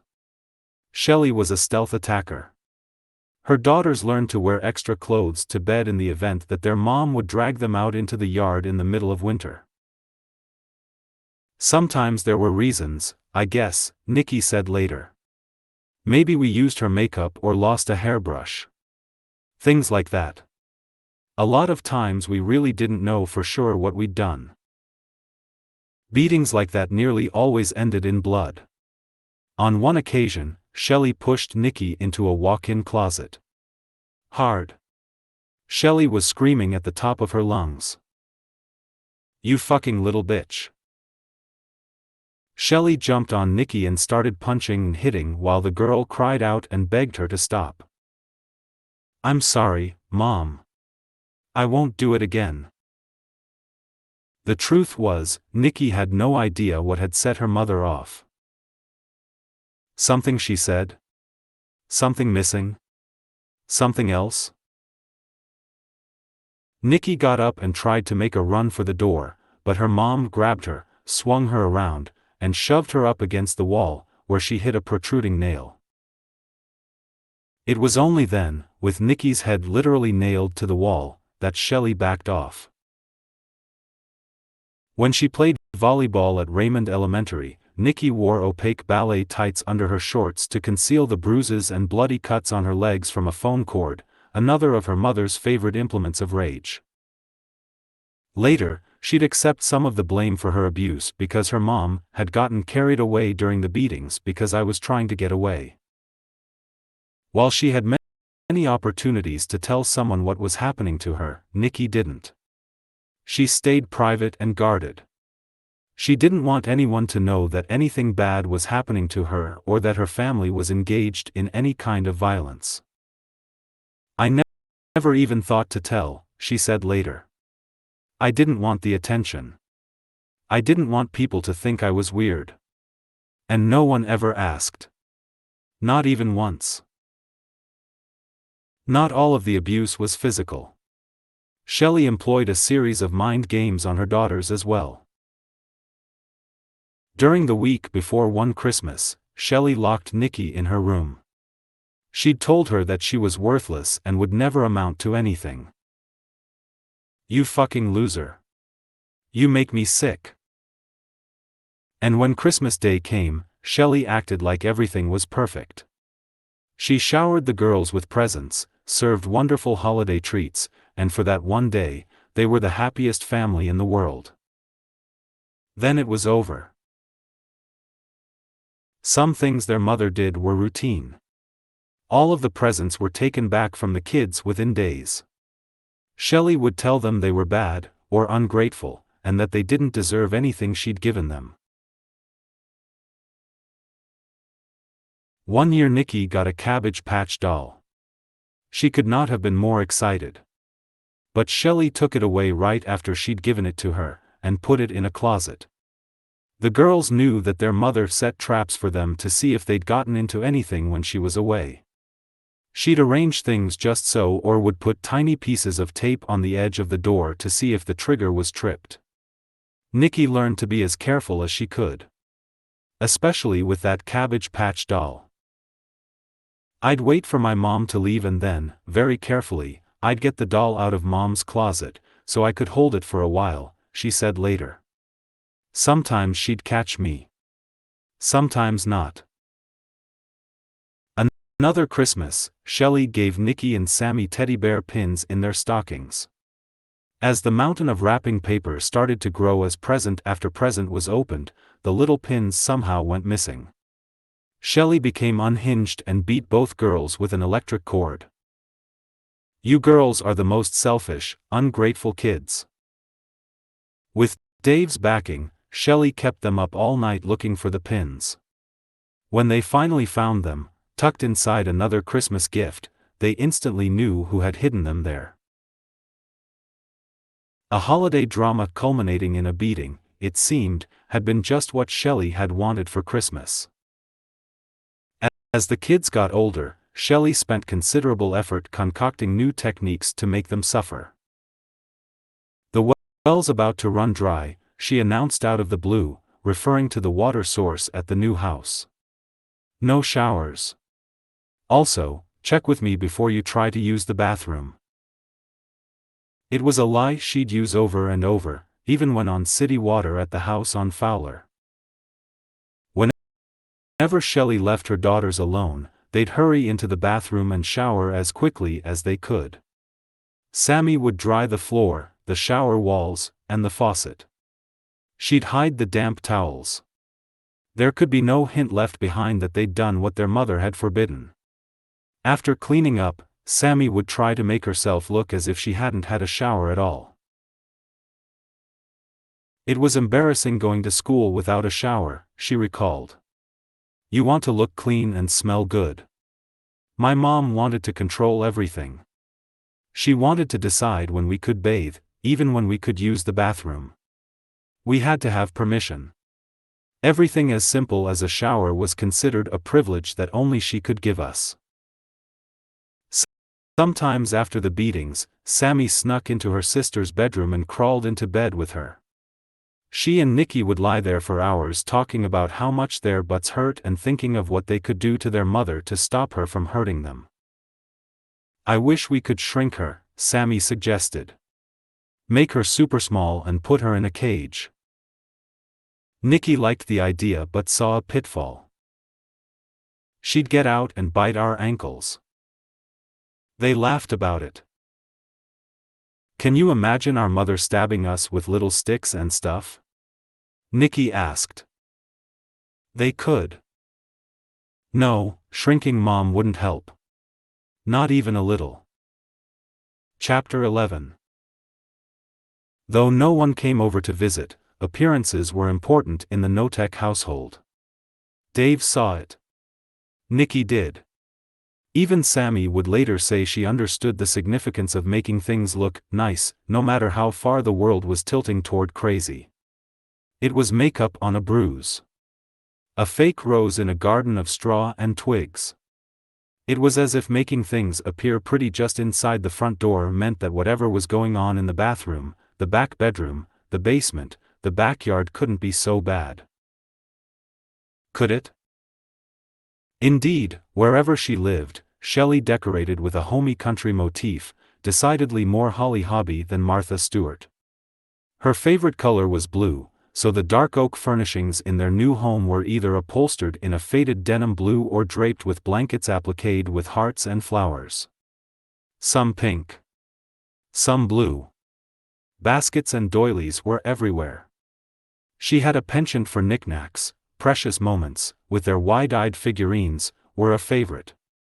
She could scarcely resist a teapot with flowers or butterflies. It seemed that if there was a space available for something cheerful and country, Shelley would find something at the mall or through a mail-order company to occupy the space. She'd take great joy in setting it out, admiring it for a beat, before moving on to whatever she had her eye on next. Shelley also decorated nearly every room with an astonishing array of family photos. There was no surface left without pictures of her girls or, later, their cousin Shane, peering from the walls. Dozens of portraits hung around the red brick fireplace. Yeah, Sammy recounted many years later, Mom had a thing for putting up pictures of us. It was weird to see Nikki's smiling face on the wall. It broke my heart. Seeing those pictures and knowing how she'd been punished, how she'd been abused. It hurts and makes me sick to even think about it. Hundreds, if not thousands, of photos of the sisters exist. Each with a smile that was not only hopeful but often genuine. Years later, it would be hard for others to look at the images and wonder how a beautiful young girl like Nikki could manage a smile in front of the camera. The girls watched their mother put up heart-themed wallpaper borders and dusty rose wainscoting in the dining room. They gave their 2 cents as she tried out a lighthouse figurine on the mantel or a collection of scented candles on a side table. Those times were fun, and while later it would be easy to roll their eyes at their mother's design aesthetic, the girls knew that there was something within their mother that craved the kind of warmth and charm this style evoked. Yet it was, they also knew, completely at odds with the way she lived her life, and raised her daughters. The truth was never far, of course. It was always easier to do what their mother asked than to fight it. Each day, each time, there was always the hope that the craziness would be over. That Shelley Notek would just, inexplicably and without any fanfare, be the mom they dreamed she'd be. That was a childhood fantasy that was beat into submission by a new punishment. Shelley called it wallowing. It was her way of proving she was the supreme being over the entire family. Like all her best inventions, wallowing was a mix of humiliation and physical pain. It was also the kind of punishment that she could direct from the sidelines. Wallowing was a nighttime activity, and an all-seasons endeavor. Nikki was almost always the primary focus. It started with Shelley flipping on the bedroom lights. Get up. Clothes off. Get the fuck downstairs. You are a worthless piece of shit. Tears came instantly as Nikki complied. There was something about her mother's voice, the force of it. It was loud, guttural. It scared her. Behind her words was the kind of rage that made Nikki think that anything could happen and that, whatever form that took, she'd be on the losing end of things. I'm sorry. Shut the fuck up. Nikki would squat naked in the mud as her father sprayed her with the hose. Dave was mostly mute as he went about what he'd been told to do. Nikki cried and begged for a second chance. Her mother watched from a few yards away, telling her husband what to do. Make her wallow. She's a pig, Dave. Teach her a lesson. More water tumbled over her shivering body. "Wallow, Nicky," Dave said. "I'm sorry, Dad." "Wallow." On one occasion, as she tried to lift herself, Nicky's fingertips felt frozen shards of ice. It was the depth of winter. The mud puddle of the wallowing hole was frozen at its edges. She was all but sure she'd get pneumonia and die. Dying, she thought, is the only way out of what is happening to me. From her window on the second floor, Sammy watched the scene below. She wished she were there too, not to rescue her sister, exactly, but to be punished in the same way. Sammy was keenly aware that, for some reason, Nicky's punishments were so much worse than the ones Shelley meted out to her. It wasn't fair that Nicky had to endure that kind of trauma for the same kinds of transgressions that would merit Sammy the ripping sting of a belt or a hard slap from the back of a hand. "I remember thinking that it was unfair that I didn't get the same kind of treatment," Sammy said years later. "I knew that whatever she'd done didn't deserve the wallowing, but that's what happened to her. That's what my parents did to her." After what seemed like a very long time, Shelley dragged Nicky up to the bathroom, berating her the entire time. She switched on the hot water faucet and filled the tub. No cold water. Just hot. Nicky was tough, but she cried the whole time. "You are a pig," her mother said. "Clean up. Go to bed." It was hard for Nicky to recall how long it went on. Or how many times she was made to wallow. Dozens? More? Some stretches were longer than others. It could have been 20 minutes. It could have been 2 hours. She'd crawl around in the mud in the dark, feeling the roots of the bushes, the spray of the hose, and the sting of her mother's cruel remarks. Her sister watched it all, tears streaming down her face. Without quite knowing why, Nicky could see that her position in the family had plunged downward. In her mother's eyes, she'd been diminished to almost nothing. A zero. Her little sister had somehow, she supposed, managed to find a way to work their mother to her advantage. It was true that Sammy was abused too, yet she seemed to compartmentalize what happened better. She took the abuse and then found ways to sweet-talk her attacker with words of love. That singular ability worked in Sammy's favor.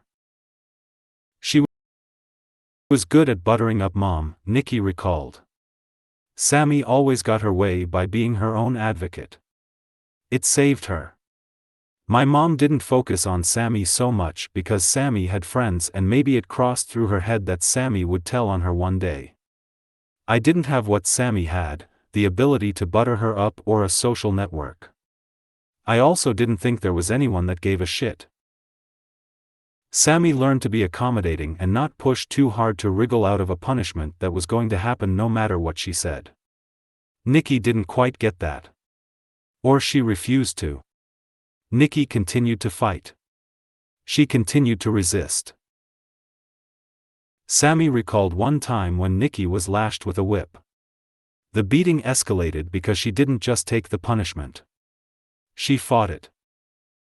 Nicky ran and Mom caught her, Sammy recalled. She just beat her until she couldn't walk. Her butt was all bloody. Sammy, though 4 years younger, figured out that if she aligned herself with her mother, she'd be able to bypass some of the violence.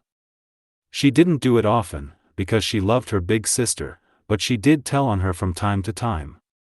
Nicky, for her part, didn't trust Sammy completely, yet she never wished for her to receive the same kind of treatment she had. Indeed, Shelley loved to play favorites. Most of the time, that was Sammy. Shelley changed Sammy's name to Sammy Joe after the Heather Locklear character in Dynasty. Later, Sammy would wonder if her mother had actually done it to hide her from Danny Long, her biological father, who she learned had been looking for his daughter at that time, but she couldn't be sure. "You were born Sammy Joe," Shelley insisted out of the blue one afternoon. We just didn't call you that until now. Now we're going by your name as it was always supposed to be." While Nikki seldom received her mother's affection, Sammy, and her stuffed raccoon, Raccoony, frequently did. Shelley used to create lavish parties, cakes, presents, decorations, for the plush animal that Dave had bought Sammy when he was new in their lives. For years, Shelley even drove to Baskin-Robbins in Aberdeen for an ice cream cake and went as far as setting up little scenes by restuffing the plush toy with her husband's athletic socks and old pantyhose and leaving out a half-eaten cake to show Sammy what the little creature had done during the night. "My mom could be sweet when she wanted to be," Sammy said. Chapter 12. Nikki couldn't quite be sure how long her mother kept her locked in her upstairs bedroom in the Louderback house. Nor could she recall why her mother had dished out that particular punishment. There were no locks on the doorknobs, so Shelley employed a butcher knife lodged into the doorframe to keep her daughter inside. It was a technique she'd use whenever she wanted any of the kids to stay put. Shelley told Nikki she was ugly and worthless, and she needed time to think about why she was such a rotten girl. She was told that she'd be there a while. "As long as it takes," Shelley said. Nikki later recalled it might have been for the entire summer. "I stopped counting the days," she said. In reality, Nikki almost didn't mind the banishment, first to the bedroom, then the closet. The closet space was small, airless, and windowless. After a while, though, she even welcomed the imprisonment. It meant that she was away from her parents. She'd hear the knife move. The door would be flung open. She'd snap to attention, never cowering. Just facing her mom with resolve. "Use this," Shelley barked, handing Nikki a plastic bucket from the Aberdeen Home Depot. She didn't have to ask what for. Over the next few weeks, Shelley only let Nikki out to empty the bucket. She was not permitted to have any contact with Sammy. Shelley told Sammy the reason behind the exile and the importance of her no-contact order. "Your sister is bad," she said. "Do you understand?" "Yes, Mom," she lied. Sammy was worried about Nikki. She'd been locked in her room too, but only for a day or two. A few times, Sammy was allowed to go into the room to retrieve Nikki's toilet bucket. She'd empty it in the bathroom downstairs and then hurry back up while her mom stood guard at the door. She also tried to stay in touch by tossing small pine cones up at her sister's window when their mother was sleeping during the day. Nikki knew she was in prison. But prison, she decided, had its perks. She was away from her mother's nasty tirades. She didn't have to walk on eggshells only to find out she'd nevertheless done something wrong. In a way, she was free. The best part was the massive collection of books her mother stored in the walk-in closet in Nikki's bedroom. "That summer I found out how much I loved to read. I read all of the Nancy Drew books that I had, then moved on to my mom's John Saul and Dean Koontz. She loved horror. She had boxes of paperbacks and I read every one of them. When the family dog Freckles had her puppies, Sammy alerted Nikki with a pine cone tossed against the bedroom window. "There's 8 of them," she whisper-yelled. "I want to see them," Nikki said, then touched her finger to her lips to remind her sister to be quiet. Sammy nodded. Freckles and her puppies were the source of a happy time. Nikki sent the bucket down on 2 bathrobe ties she'd fashioned together in a move that she'd seen on a prison escape film. Sammy gave the bucket a good scrubbing, and when she was sure their mother wouldn't see, she sent 2 puppies up, terrified they'd be caught. Nikki cuddled the puppies for as long as she dared, then lowered them back to her sister. Nikki was eventually let out, though it wasn't long before their mother started up again. Shelley was like that. Dormant. Then suddenly alive and in a flash in search of a target. The target was almost always Nikki. From the covered porch, Sammy watched as her mother chased Nikki through the house and then into the kitchen. Shelley was screaming and telling Nikki to stop so she could punish her. "I'm going to beat the shit out of you." Shelley shoved Nikki through the plate glass of the kitchen door. Shards flew everywhere, and Nikki let out a yelp that sounded like a wounded animal's. Shelley dropped the belt she was carrying and hurried to help her daughter, who was bleeding from dozens of cuts. Spikes of glass clung to her bloody shirt and shorts. Nikki started to cry, yet she didn't say anything. She'd immediately gone into shock. Sammy, also crying, went to help. Sammy's eyes met her mother's. At that moment, she allowed herself to believe that her mother hadn't meant for any of that to happen. But Shelley's first response was always a denial couched in blame. "Look what you made me do," Shelley said. A beat later, as the blood dripped from her daughter's body, Shelley suddenly changed her tone. Strange words came out of her mouth, like some foreign language. "I'm sorry." In its own way, the apology was as shocking as the blood that dripped from the kitchen floor to the bathroom. Sammy and their mother led Nikki into the bathroom where Shelley ran a hot bath. Not a scalding one. Just a nice warm bath. She gently removed Nikki's blood-soaked clothing and helped her step into the tub. The water went red. "Sorry," she said again. The girls hoped that their mother was sorry. Maybe she could see that she'd gone too far, after all. There was reason for the hope. Shelley was actually kind to Nikki right after that incident. She took her out to dinner and even to a stylist to have her hair done. "Just me and her," Nikki later recalled. "My mom never did that." Even as a child who'd seen it all happen, Sammy knew that her mother should have taken her sister to the hospital with the kinds of cuts her sister had all over her body. But she couldn't, Sammy theorized. "Mom couldn't explain the cuts and all the belt welts and bruises on my sister's body.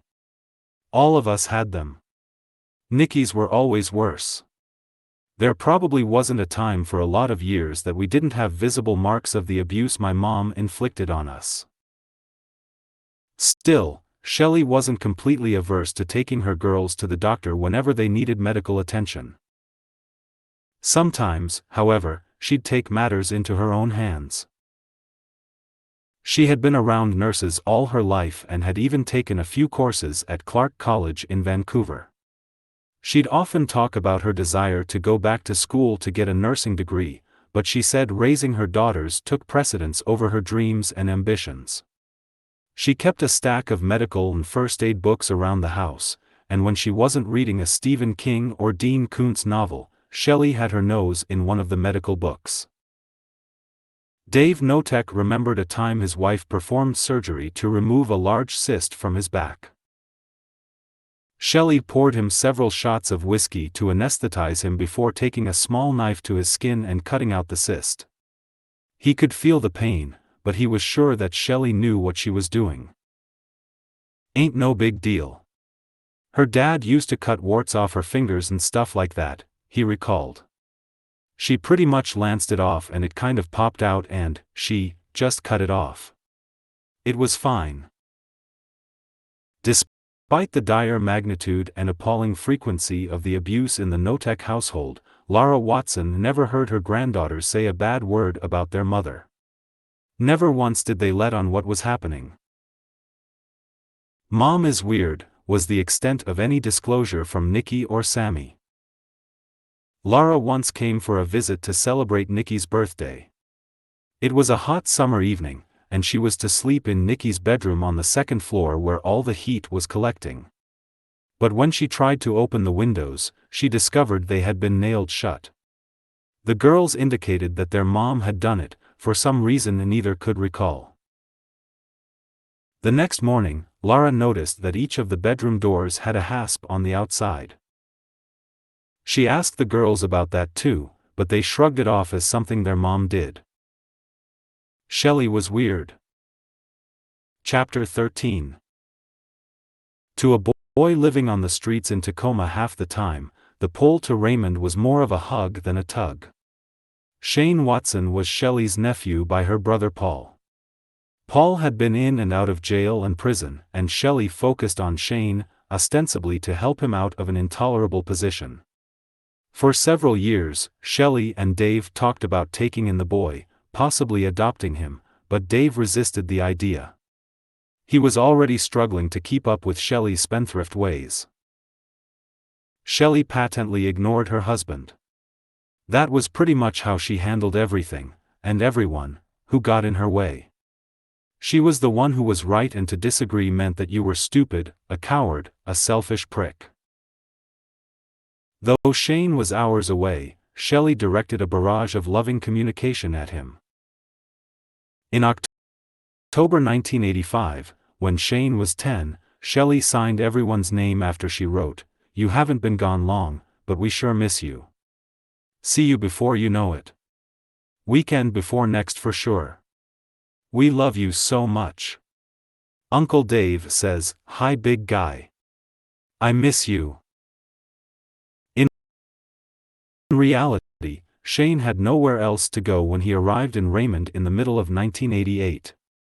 His father, Paul Watson, had run away from Battleground at 15, when he thought he'd gotten a girl pregnant.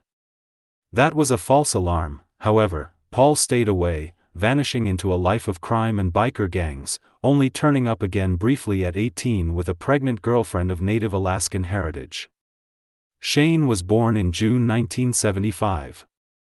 He lived a hard, itinerant life surrounded by quick violence and clannishness, with a dad on the move and a mother with devastating problems of her own, including severe substance abuse, but Shane somehow managed to cope on his own. It might have been an act or it might have been genuine, but Shane brought hope and an optimistic attitude with him to the Notek home. He hadn't been beaten down by life.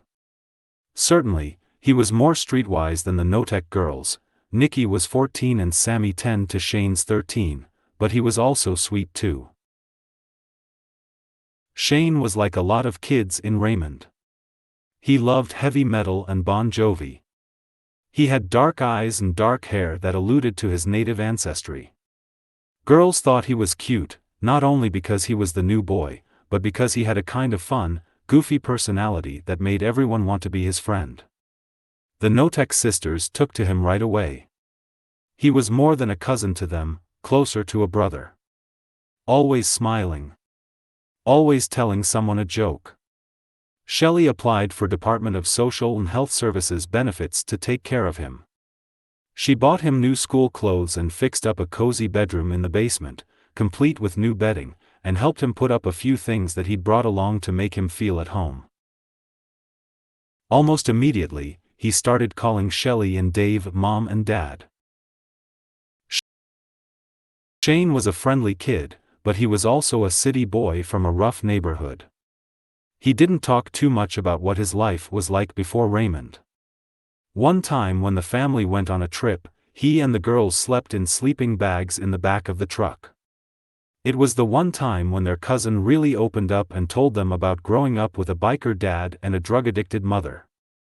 He was angry at what had happened to him back in Tacoma and how he'd been shuttled around until moving in with the Noteks. After Raymond, he barely heard from anyone from his family other than his grandparents on his mother's side and, of course, Lara. Shane was nothing like his family. He was never going to be in trouble with police, addicted to drugs. None of that, Nikki said. I never ever worried that he'd fall into the same trap as his parents. Shane was good. Soon after her nephew arrived, Shelley put him to work on a mile-long list that never seemed to shrink. Mom worked Shane to the bone, Nikki said years later. He did everything. Not willingly at first, but he eventually did whatever she told him to do. Shane spent most of his time doing chores. Occasionally he found time to take his dirt bike up into the woods. Sometimes he took Sammy for a ride, but mostly his confidant was Nikki, who was only a few months older. She understood what it was like to be an outsider, at school and at home. And like Shane, she knew what role her mother played in all of that. Shane was scared of Shelley. Same as the girls, he would do anything not to make her mad. Shelley started to fixate on him and heap additional demands to do more around the house or in the yard. If things weren't done the way she wanted, Shane paid the price. Items from his basement room started to disappear. His pillow. His blanket, then his bed. He was told to sleep on the floor. He complained about it, but he quickly learned objections only made punishments worse. Next, Shelley took away his every other week shower privileges and gave him only one set of clothes to wear to school. Shane went from cool new boy to smelly, greasy, and weird boy. Soon after Shane came to live with the Notex, Lara Watson made a trip up north. Such visits were always somewhat of a risk. Occasionally she'd arrive with gifts and have to leave everything on the doorstep as no one was home, despite making arrangements for the get-together. Other times, she'd park her car and wait for what seemed like hours for the girls and their mother to return home with a feeble apology that Shelley had mixed up the dates or had an unexpected errand in Aberdeen or Olympia. This time, however, Shelley, the girls, and Shane were at home when she arrived. While Shelley watched TV, Lara spent time with the girls in their rooms on the second floor. Everything upstairs looked wonderful. Nikki's and Sammy's rooms were clean, organized, and uncluttered, the opposite of the way Shelley had kept her room when growing up in Battleground. Lara was eager to see her grandson's bedroom too. With Shelley suddenly right behind her, she ventured down the steep wooden steps to the basement. Halfway down, Lara could barely breathe. The smell of the diesel oil used to heat the old house was so strong, acrid. It filled her lungs, making her eyes water. "I just got the diesel tank filled," Shelley said. "The guy's coming back to fix the problem." Lara went past the little door to the furnace room toward the front of the basement where Shane slept on a mattress on the concrete floor. She spun around. She was confused. This wasn't acceptable at all. "Where's his bed?" she asked. Shelley didn't answer. Lara, upset, looked at Shelley in complete dismay. "He needs a bed, Shelley. What's going on here? If you don't have the money, let me give it to you." Shelley just stood there. Lara gave the room another quick scan. "He needs a closet too." Shelley made some vague excuse about being too busy to get Shane completely settled, but she took the money. A short time later, Lara learned that Shelley had finally purchased Shane a bed. She wondered if she hadn't made a big stink about it, if Shelley would have even thought to do it. Or if she even cared. Chapter 14. Nikki saw how moms acted on TV. How they listened and comforted their children with words and a tender touch. She also observed other moms around town, and how they interacted with their children or husbands. There wasn't all the yelling and hitting. They didn't make their kids do weird things that were not only physically painful but humiliating, so much so that they couldn't even talk about it. Nikki knew her mother was not normal. When Shane arrived, he and Nikki spent hours talking about how messed up Shelley was. He wasn't anywhere near as forgiving as Nikki. "She's full of shit," he said. "I know," Nikki said. "But there are times." Shane cut her off. "What times?" "When I think she really loves us. She makes me feel loved and that all the craziness is just gone." "For a minute, Nick," he reminded her. "Then it's back." Nikki agreed. It might have been hard for Shane to really understand where she was coming from. She actually had been loved by her mother. It was fleeting and gone now, but she hoped down to her bones that it would come back. In spite of all the things Shelley did. Years later, she'd search for the words to make others understand how she could have loved an abuser like her mom. I think as a kid I depended on her, her being my mom. I don't think I ever thought I had any other options but to live with her. As an adult I kick myself for not doing something to help myself back then. My mother could show affection and say kind words when she wanted to. She would abuse me, then the very next day hug me or tell me how I was her baby and she loved me, blah, blah. I think it worked like any abusive relationship. A person feels trapped, nowhere to go, they are abused and then the abuser reins them back in with kindness and the person being abused settles, not quite thinking about the next time they are beat etc. just relieved the abuse is over, for now. My mother was a ticking time bomb. I never knew when she would go off. Everything could be great for a few days then boom. I loved my mother because I didn't know I had a choice. I had to love her. Some things Shelley made the kids do were embarrassing, others painful. Some were flat out ridiculous. It was as if she was conducting tests, seeing how far she could go. Shane had been beaten and made to wallow. He'd been called every ugly name in the book. Like soldiers in a prison camp, he and Nikki joined forces, and the two of them became inseparable conspirators.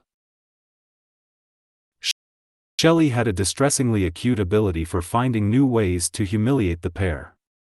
She instructed them to take off their clothes in the living room for transgressions no one could remember.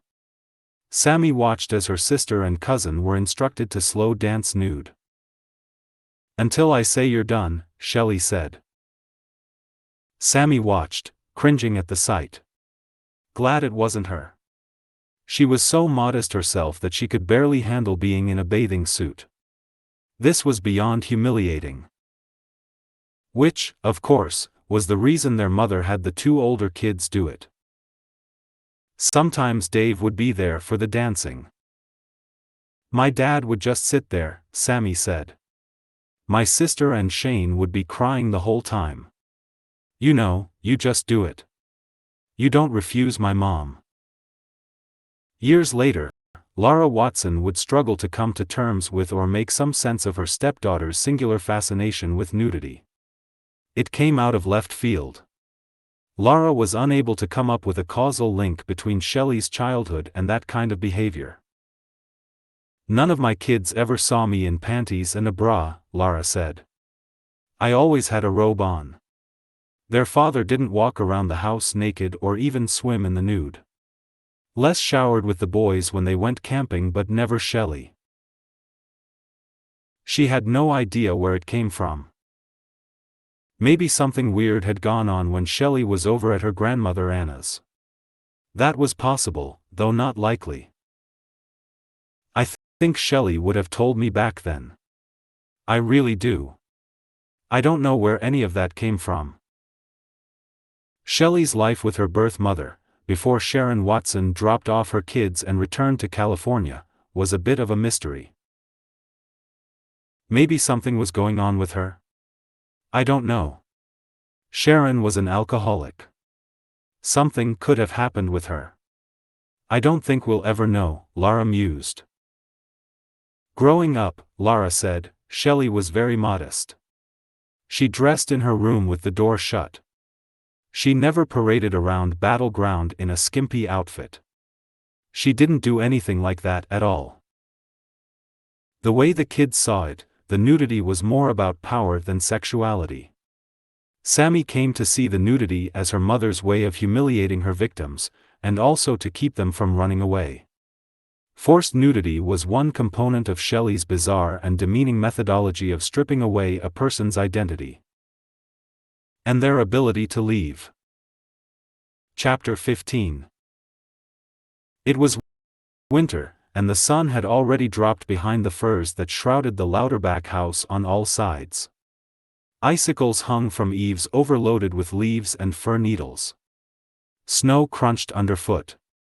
The air had been heavy around the house since Nikki and Shane had gotten home from school. It was almost always an ambush with Shelley, who had been sitting around eating O. Henry bars, watching TV, and ruminating on a new plan to make the kids pay for one thing or another. That something was going to happen was palpable, like some kind of strange energy in the atmosphere that grabbed the kids by their necks. "Take your clothes off. Now!" Shelley screamed. "Not that. Not again." "Why?" Sometimes Nikki and Shane fought her castigations. A lot of good that did. It just made Shelley angrier, and angering Shelley, with her red face and bulging eyes, was like daring a monster to annihilate its victim. In most cases, they simply acquiesced. Just as Nikki could almost never recall exactly what she'd done to make her mother so angry, she could never figure out why she and her cousin didn't fully resist. There had to be a reason for it, she said, struggling later to pin down a specific reason why she and Shane were singled out that day. "I honestly just don't remember what it was."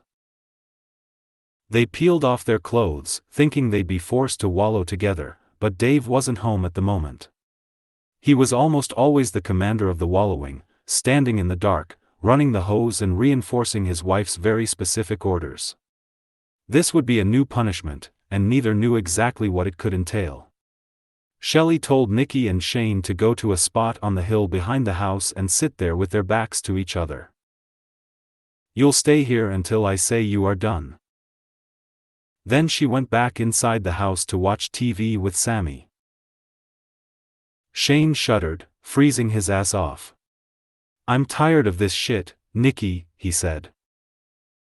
Nikki, naked and half-frozen, agreed. "I am too."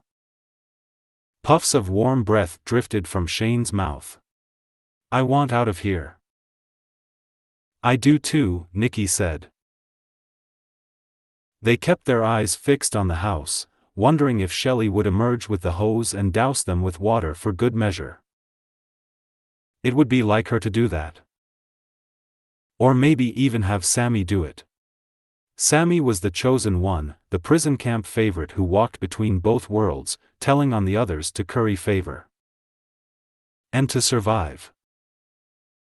There were times when Nikki and Shane could laugh about what Shelley did to them, but that frozen day on the hill behind the house wasn't one of them. "This is completely fucked up," Shane said.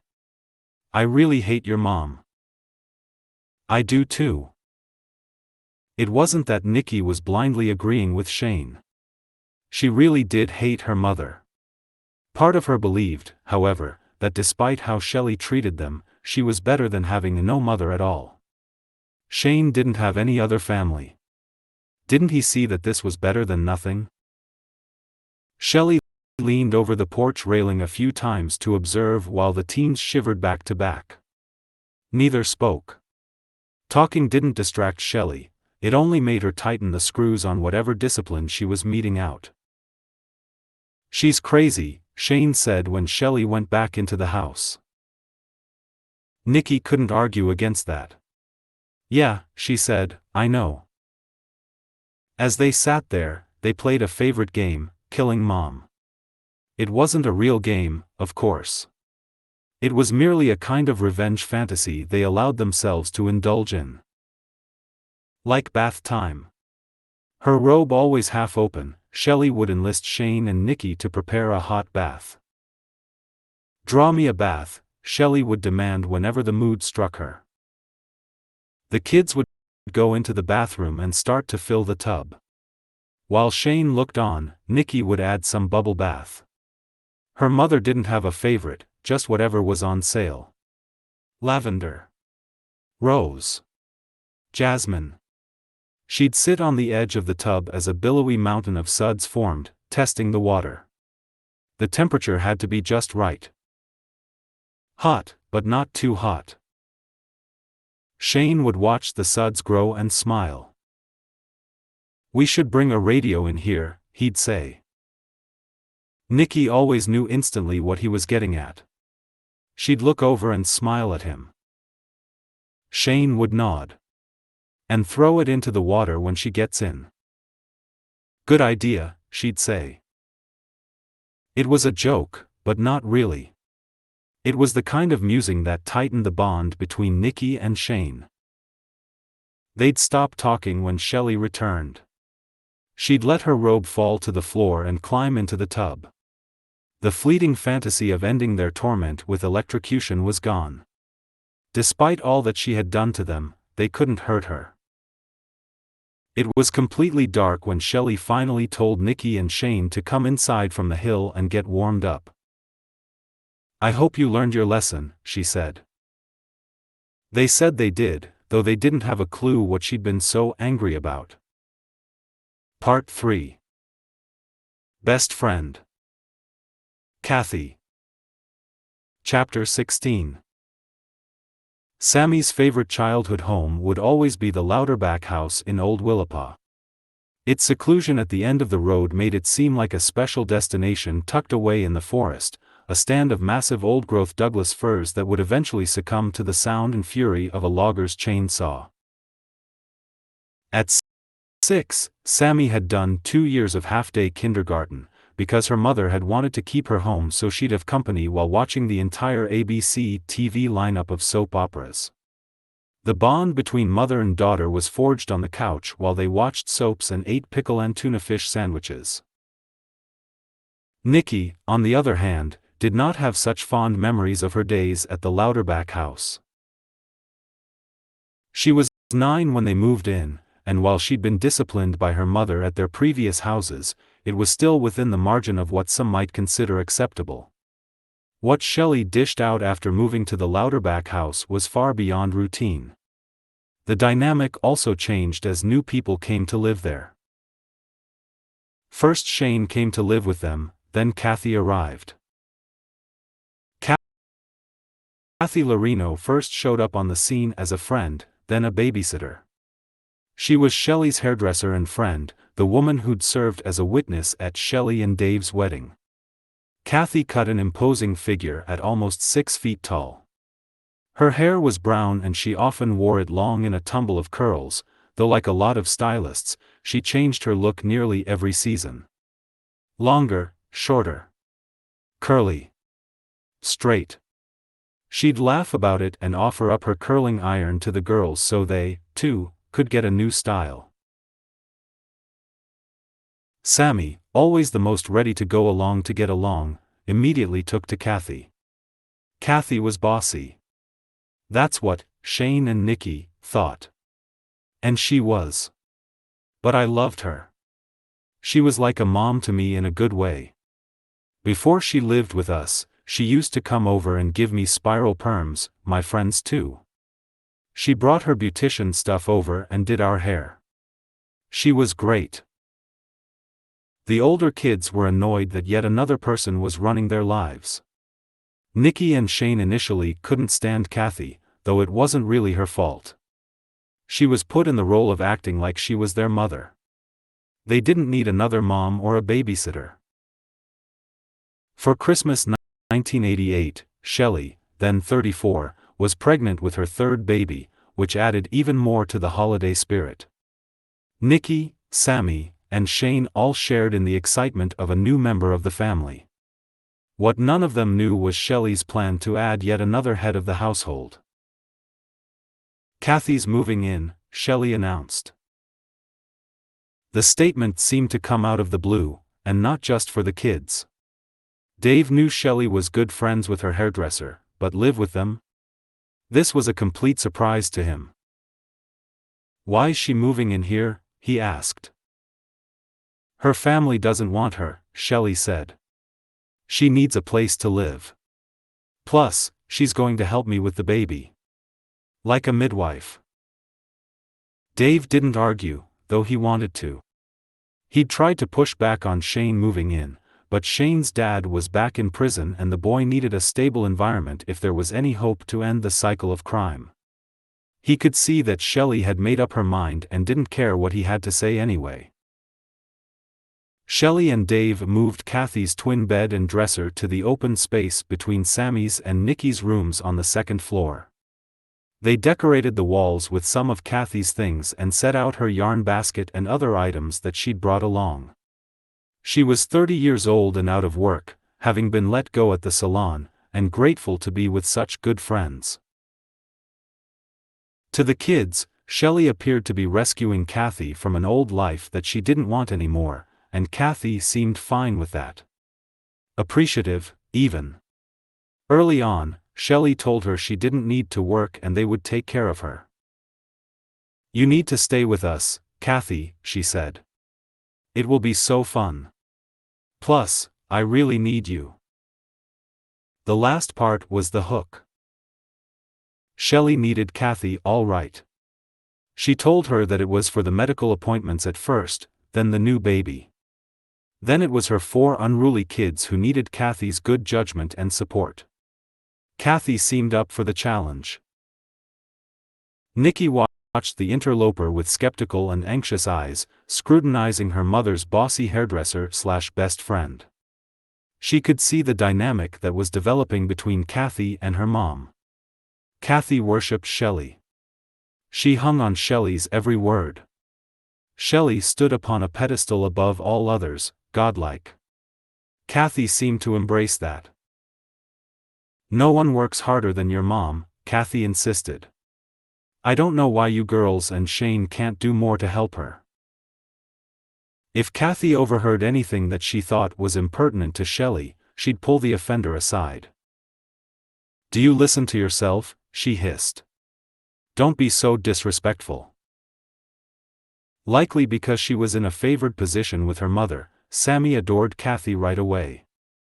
On the other hand, Nikki and Shane thought she was an overbearing busybody whose sole purpose was to make their lives more difficult by telling them what to do. It was like having 2 mothers. Shelley undoubtedly had briefed Kathy about what was up with the 2 oldest. Nikki was defiant and Shane was incorrigible. "She wasn't mean to us kids," Nikki recounted. "She came into the house where my mom was yelling at us constantly. She thought we were just horrible kids. We were always in trouble for something. Shane had cigarettes occasionally and got caught with marijuana one time. She thought Shane was a bad kid." And if Kathy didn't know much about the Notek kids, they knew even less about her. Chapter 17. Kathy Lorino's mother, Kay Thomas, was a striking woman with a knack for short-lived marriages.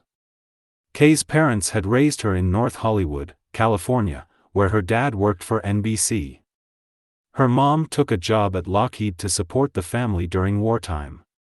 When Kay was older, she took a job at a high-end cosmetics counter in Hollywood. It was a life of hard work with a touch of glamour. Kay's youngest daughter, Kelly, remembers her mother as an unhappy woman who seldom smiled but worked hard and loved to read. By 1952, she had the first of her children, a son. Later, 3 more children would follow. 2 were girls, Kathy and Kelly. When Kathy was born in the summer of 1958, she came into the world with the most beautiful blue eyes, like big blue marbles. Blonde hair too. She looked like her mother, who had once posed as the Langendorf bread model in the 1930s. Husbands came and went while the family moved from place to place: Lompoc, Moorpark, Simi Valley. Kelly came 4 years after Kathy, another brother after that. While money was often tight, Kathy and her siblings grew up mostly in middle-class neighborhoods, places where parents worked as plumbers and printers and moms stayed home. Kids would go out to play in the summer and not come home until dinner. Kathy and Kelly always shared a bedroom, twin beds separated by a vanity. Barbies and the clothes their mother sewed were strewn everywhere. They read bedtime stories from their mother's childhood books nearly every night. Certainly, there was drama. Drama always found Kay. But the kids were happy. After Kathy's stepfather died, her mother bought a camper and took the kids camping around California. It became the source of indelible memories. Kathy made purses out of old jeans, and the 2 sisters would stuff their bags with snacks, climb into the top of the camper, and spend hours watching the road and talking about life. Kathy liked the boy across the street, but it was only a friendship. She lived for the monthly release of Harlequin and Silhouette books. She bought them all and devoured them long before the next month arrived. She also adored country music, with Dolly Parton and the Gatlin brothers as her favorites. When Kathy was about 18, Kay told the kids they were headed up north to South Bend, Washington, for a family vacation. After days on the road and nights in Motel SXS, the kids dreaming of at least one Howard Johnson's with a pool, they arrived in Pacific County, Washington. It was summer and gray and dark, Kelly recalled. Typical Washington coast. Shortly after the vacation trip up north, Kay quit her job as a cook at a Thousand Oaks Steakhouse and made a big announcement to the 3 children still at home. "We're moving up to Washington." The declaration landed with a thud. No one liked the idea. They lived in a big rental on a corner lot in Simi Valley.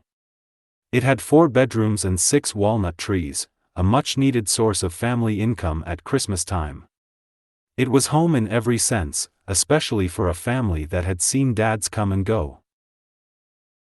They had no idea what they were getting into, but all of them knew what they were leaving behind. Little sister Kelly couldn't see any sense in the family moving up to Washington. Kay had little money. No job. Still, she brought her kids and mother to South Bend in the summer of 1977. Kathy, 19, was in the middle of cosmetology training and transferred her credits from Simi Valley to a beauty school in Aberdeen. They settled in a tiny turn-of-the-century wood frame house for which Kay paid just over $25,000. She didn't work and they had very little money left after she bought the house. "I couldn't understand what my mom was thinking," Kelly said pointedly. "How are we going to get by?" Kathy continued her studies at the beauty school and landed a job at a local salon. It was tough going, however, to build a client base in a place like Pacific County. Most stylists' clients were their friends. And most friends were the result of long-time relationships. The county was small by population, but its walls were huge for a young newcomer to scale. For Kathy, a girl with a kind yet sometimes bashful personality, they were impassable. Of Kay Thomas's daughters, Kelly was the stronger of the two. By far. She had a better understanding of what she wanted and didn't want out of life than her big sister. First of all, she needed to get out of South Bend. She wanted to go to college. She wanted to have a fulfilled and happy marriage. Kathy was stuck, though. She had her dreams, but she didn't know how to get them going. My mom took advantage of Kathy, who was very much a pleaser," recalled Kelly. "When Kathy started working at the salon, she and my mom shared a single checking account. Mom worked, but Kathy's paycheck paid the bills. When Kelly, who didn't drive until 21, needed a ride, it was Kathy who drove her. She was glad for the ride, of course, she just didn't think why her sister was always so available. And always so kind. When she was younger, Kathy often babysat for free when she knew a family was poor. She once lamented to a neighbor that her family didn't have enough money for the holidays, so a bunch of kind people showed up with gifts. It embarrassed Kay, though, in truth, they were in need. Kathy scrimped and saved and bought their mother a mother's ring for Christmas. For their mother's 45th birthday, it was Kathy who dreamed up and planned a surprise birthday party. She was a complete giver. Many years later, when Kathy went to visit Kelly in Seattle to see Neil Diamond in concert, they walked past a panhandler by the arena and Kathy immediately reached in her purse to offer him some money. "I thought to myself that my sister could never make it here," Kelly said later of life in the big city. "She is too nice." When her father was killed in a workplace accident on a TV production set, Kathy and her brother were awarded the proceeds of a wrongful death lawsuit. Kathy wanted more than anything to buy a new car, maybe a Camaro or a Trans Am, but at a family member's urging, Kathy ditched her car dreams and instead put money on a house not far from her mother's. She was independent and working at the salon in Aberdeen. Making a life. It didn't last long. As hard as Kathy tried, she couldn't get her sales volume to where the salon's corporate owners said it needed to be. She lost her job and became depressed. Nothing was going right. She started to drown financially, so much so that she lost the house and was forced to move back in with her mother. It was a stunning and sad reversal of fortune. Not long after she moved in with her mom, Kathy was told she needed to start paying rent. She'd done so much for her mother, but this time the tables had turned. She didn't have any money. She did, however, have a very good friend. She'd even been a member of her wedding party. Her name was Shelley Notek. Chapter 18. Having a child of his own, and all the anticipation that comes with such an occasion, marked the one time in his marriage to Shelley when Dave Notek was truly happy. Even so, with Kathy and Shane already in the household, a new baby would mean yet another mouth to feed. Dave felt the pressure of his role as the sole provider and worked harder than ever. Shane was family, and although he needed correction now and then when it came to doing chores around the house, Dave considered him mostly a good kid. For her part, Kathy was there to help with the pregnancy and prenatal appointments, as well as keep up with Shelley's cancer treatments. Though he never said it to anyone at the time, it passed through Dave's mind that it was extraordinary that his wife had even become pregnant, what with all the chemo she was taking to beat her cancer. This new baby? An undisputed miracle, that's what. When Shelley said it was time to get to the hospital in Olympia, she told Dave that Kathy would be driving her. It was the first he'd heard of that plan. "I don't get to drive you?" he asked. "No," she said. "You follow us." Dave was stupefied. "Really?" Shelley shut him down. "You heard me, Dave." When Tori Notek was born the first week of June 1989, it was Dave, though, not Kathy, who got to hold her first. She was all wrapped up, a little gray in her skin tone but the most beautiful little thing he'd ever seen in his life. Her eyes were blue and her hair a fuzzy blonde. "I will never forget that," he said. She opened her eyes and I was the first thing she ever saw. Tori, Shelley said, was a preemie with underdeveloped lungs. Dave thought at the time that Kathy being there to help was a godsend. He doubted Shelley could have found a better helper than Kathy. Shortly after they returned home, Shelley announced in dramatic fashion that Tori had stopped breathing but she was able to revive her. The next day, she and Kathy took Tori back to the hospital where she stayed under the watchful eyes of the neonatal staff for about a week. "I don't know if Shell saved her or not," Dave said later. "She said she did." For a while, despite the drama, things seemed better. Shelley, then in her mid-30s, appeared to revel in the worry that something might go wrong with the baby. While Tori was not really a preemie, Shelley told Nikki and Sammy that the week early birth had left their baby sister with some heart problem that needed to be watched. She was sent home with a special bed and the riggings of a heart monitor. Every night after the girls had gone to bed, they'd be awakened by the sounds of alarms going off and a panic ensuing downstairs. They'd hurry down to find their mother cradling the baby with a terrified look in her eyes. "Is she okay?" Sammy worried about her little sister. "She's fine now."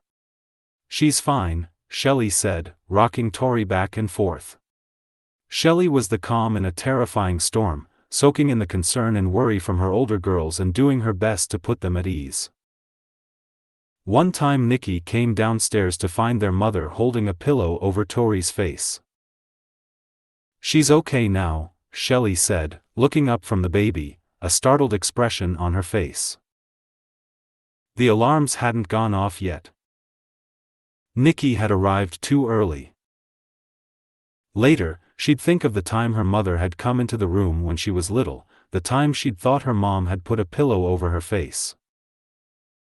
Had she done that to all of them? After that, Nikki and Sammy kept an eye out for their baby sister. No one talked about what they suspected had been going on. No one needed to push Shelley. She seemed interested in her new baby, but only in a peripheral way. As the weeks went on, Kathy and the older girls took on a greater role. Shelley went back to watching TV and staying up at all hours of the night. Dave, however, saw Shelley as the best mother he'd ever known. She was excellent with babies, he said later. Really the best baby mom ever. Shelley liked bathing and dressing her girls when they were infants, loved showing them off. She seemed to bask in the attention that came from new motherhood. However, as the girls grew older, Shelley seemed less interested in any of that. She moved from one daughter to the next youngest until her focus was on Tori all day, every day. Many years later, Sammy's father, Danny, came to see her, and he told her something that gave her a different perception of how her mother cared for babies than what she'd heard from Dave Notek. "I always thought that she was better with babies than kids, especially as we got older," Sammy said of her mother, but eventually questioned even that. "My biological father told me he watched my mother pop up from the couch and run to the crib to get me. She wanted to appear as though she'd been holding me the whole time. But she hadn't. He could tell that I'd been in my crib all day. Dirty diapers. Bottles lying in there. Diaper rash that was something terrible." For someone who always had so much to hide, Shelley had become an expert at keeping things out of view. It was a skill that would help her keep the darkest secrets from her family. And the authorities. Chapter 19. The kids were gathered around Sammy, the birthday girl, with flickering white candles on a pink birthday cake. Shelley liked to make a show of holidays and special occasions. Birthdays were an especially big deal. It didn't matter if money was tight or even non-existent, Shelley found a way to pile up the presents and fill the refrigerator with treats. Sammy dove through the mountain of presents stacked before her on the picnic table on their porch. Shelley gave her daughter a popple, a stuffed toy that all the girls had wanted that year. Kathy gave Sammy a gold necklace with a small heart pendant. Sammy was thrilled and put it on right away. It was real jewelry, and it was special mostly because Kathy was special. Everyone was having a great time, when the mood darkened with a question from her mother. "What's your favorite present?" Sammy grinned from ear to ear and touched the necklace. "Kathy's present. I love this necklace so much. Isn't it pretty?" "Yes, it is," Shelley said. Later, after everyone had gone, Shelley got out a belt and beat the birthday girl. "You ungrateful little brat. I put this party together. I got your friends here. I'm the one who made all of this happen. I got you beautiful things." Kathy's necklace wasn't even new. It was something she had around the house. In tears, and sore where her mom had beat her, Sammy learned a valuable lesson: her favorite present must always be the one her mother had given.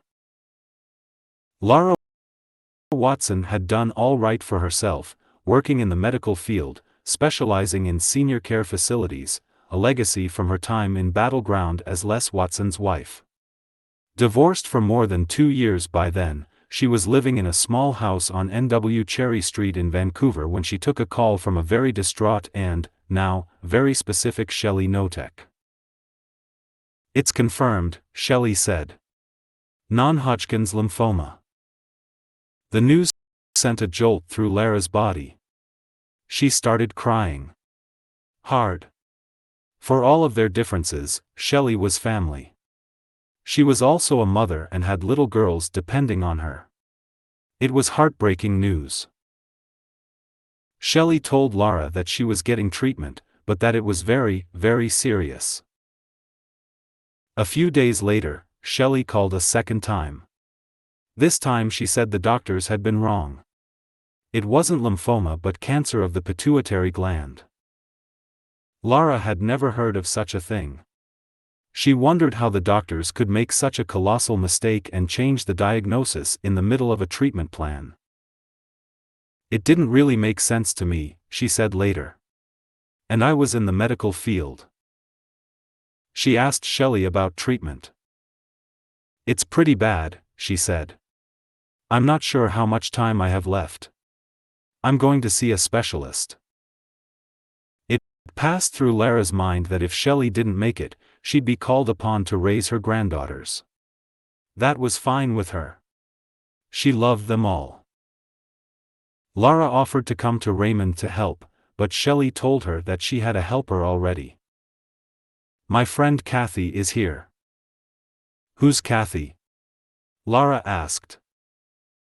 My hairdresser, Shelley said. My best friend. She's wonderful with the girls. She can watch them while I get my treatments. Lara was a little uncertain, but she didn't push. Cancer be damned, no one pushed Shelley. Over the next few weeks, Kathy would make the calls to Lara to let her know that Shelley's treatments were progressing, and the girls were doing great too. Kathy was perfectly wonderful, Lara recalled. This was at the very beginning. Oh gosh, she was just wonderful. Bless her heart, she's going to do this and that.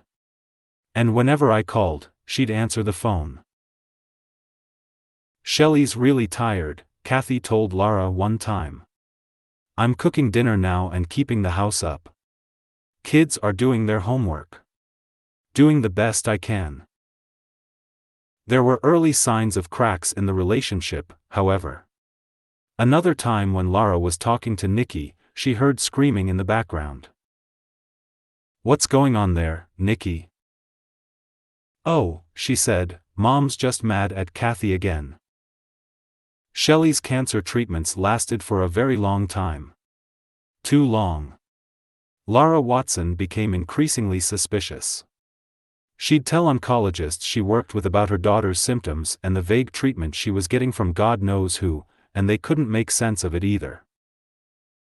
One day, Shelley phoned and Lara pressed the point. She used a tone she'd never used before. Shelley, you know what? Lara said. I'm tired of this cancer crap. Shelley started to scream. I've talked to some doctors and we think you're lying again.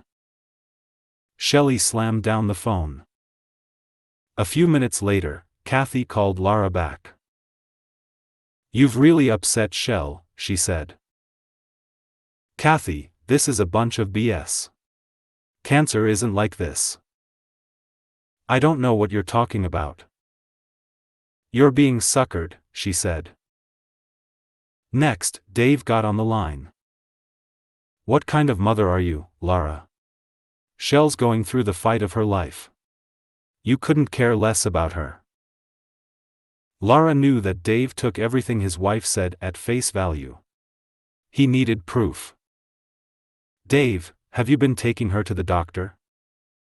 Yes, he said. Lara persisted. Have you actually gone inside? You know that doctors insist on that. Family is a very important part of treatment. No, he said. Shell's too proud. She has me wait. You've never been there while she's getting her for? No, but that's no reason to say she's lying, Lara. Lara wouldn't let up. Where are you waiting? In the car? Dave tried to stay firm. In the waiting room. All day. All day, she repeated. Yeah, Dave said. 8 hours. It doesn't take 8 hours, Lara said. Have you ever gotten a bill from the insurance company? Dave said that Shelley got the mail and he hadn't seen one. But that didn't mean anything. The truth was there was no convincing Dave. He hung up on Lara. "He's there sitting in the waiting room," Lara said later. "I don't doubt that. Dave's not a liar. She probably went out the back door to go to the movies or out to lunch. I don't know that for sure. But it's a good guess." Chapter 20. With Kathy there, the dynamic in the Louderback house continued to shift. It was slow. Frog in boiling hot water slow. Kathy didn't appear to grasp what Shelley's game really was all about. She was lonely, estranged for the most part from her family, and had no money of her own. Kathy was big. Brassy. Fun. She played softball on a local league. She attended church regularly. She was the kind of woman who would gather all the girls together and make them laugh with stories of her hairdressing days at the salon in Aberdeen. After moving in with the Notex, Kathy started to fade away. Her personality began to dissolve right in front of everyone's eyes. She just started to fade away. By then, whatever Shelley wanted was always of the highest order. "Yes. Right away. I'll clean it again." Kathy's upbeat spirit ebbed. No matter how hard Kathy worked, Shelley didn't seem satisfied. It was never enough to take care of the baby, clean the house, and fix dinner. Whenever Kathy displeased Shelley, Shelley would grab whatever was handy, a kitchen utensil, an appliance cord, a book from the coffee table, and strike her hard. Kathy would cry, sometimes even threaten to leave. In the end, Shelley would tell her that it was her fault. "You forced me into doing that," Shelley told her. "Don't make me do that again. I need to count on you. Don't argue. Do what I need done." Kathy would indicate she was sorry and promise never to do it again. Shelley would give her a hug, then a bunch of pills. And the kids watched it all, wondering what was happening. Shane and Nikki talked about it. "Your mom is a freak and Kathy is stupid to put up with her," Shane said. Nikki agreed, but she also knew that, for better or worse, having Kathy around took the heat off her a little. It gave her relief and made her sad at the same time. No one deserved to be treated the way her mother treated Kathy, or any of them.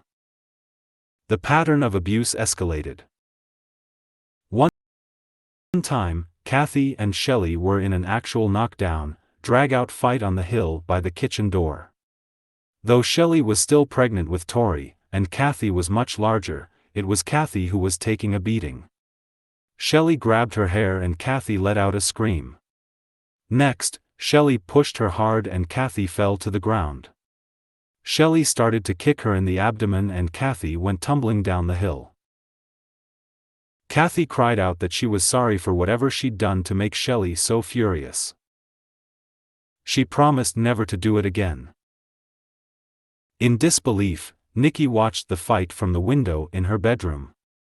She'd seen her mom scream at Kathy, humiliate her, play her mind games, but this was the first time she'd seen Shelley physically assault Kathy. Nikki couldn't believe it was actually happening. But it was. Another time, Shane and the girls watched an exchange between Shelley and Kathy from the living room. Shelley had her arms folded across her chest and was shaking her head. Kathy was proclaiming her innocence. "I didn't do that," she insisted, denying whatever it was Shelley had accused her of doing. Shelley looked concerned. "You don't remember doing it, Kathy," she corrected. "That's what you mean. You don't remember." Kathy looked her accuser right in the eye. "I didn't do that." Shelley shook her head and gave her friend a sad look. The kids had seen Shelley in action a million times. She had a way of twisting reality to such a degree that there were times when they believed what they knew couldn't possibly be true. "Kathy," she repeated. "You know I love you." Kathy's resolve was gone, and she started to cry. Yes, she said, I know. I love you too. Then you need to believe me when I tell you, Shelley said. You've been sleepwalking at night. I'm worried about it. But I don't remember it. Right, she said. Of course you don't. This was understanding Shelley in full bloom. I would know. Kathy, I found the lemon meringue pie under your bed this morning. Kathy looked confused. I didn't put it there. You mean, you don't remember putting it there? The kids didn't. She swiveled her gaze to her audience. Did you? Nikki recognized that her mother had returned to one of her greatest hits of abuse, gaslighting. Nikki had been on the receiving end of that gambit too. No, they chimed in. Better to not turn Shelley's attention in their direction. But Nikki had seen her mother slide the pie under Kathy's bed. She'd also seen Shelley hide, then discover, candy wrappers. Shelley returned her attention to her best friend. Look, Kathy. You aren't losing weight because you are eating too much during the day and, now, I'm afraid you are doing the same thing when you are sleepwalking. Kathy was confused but resolute. But I'm not. Shelley persisted, and over the next few weeks, she continued to make several discoveries of half-eaten food hidden under Kathy's bed or somewhere in the alcove between Nikki's and Sammy's rooms. One time, her mom made Nikki hide food under Kathy's bed, so she could inform Kathy the next morning that she was sleep-eating and eating all of our food at night. I heard you in the refrigerator last night, Shelley told Kathy during another confrontation disguised as an intervention. You ate like a pig in the middle of the night. This has to stop. I'm sorry, Kathy pleaded. I'm trying. Though they were young, in time the girls and Shane could see Kathy falter in her ability to stand her ground against Shelley. Just like Dave. Just like them. Nikki could see the apprehension in Kathy's eyes when Shelley confronted her. Last night, Shelley said, you were sleepwalking naked in Shane's bedroom. He told me. Kathy looked scared. I wasn't, Shell.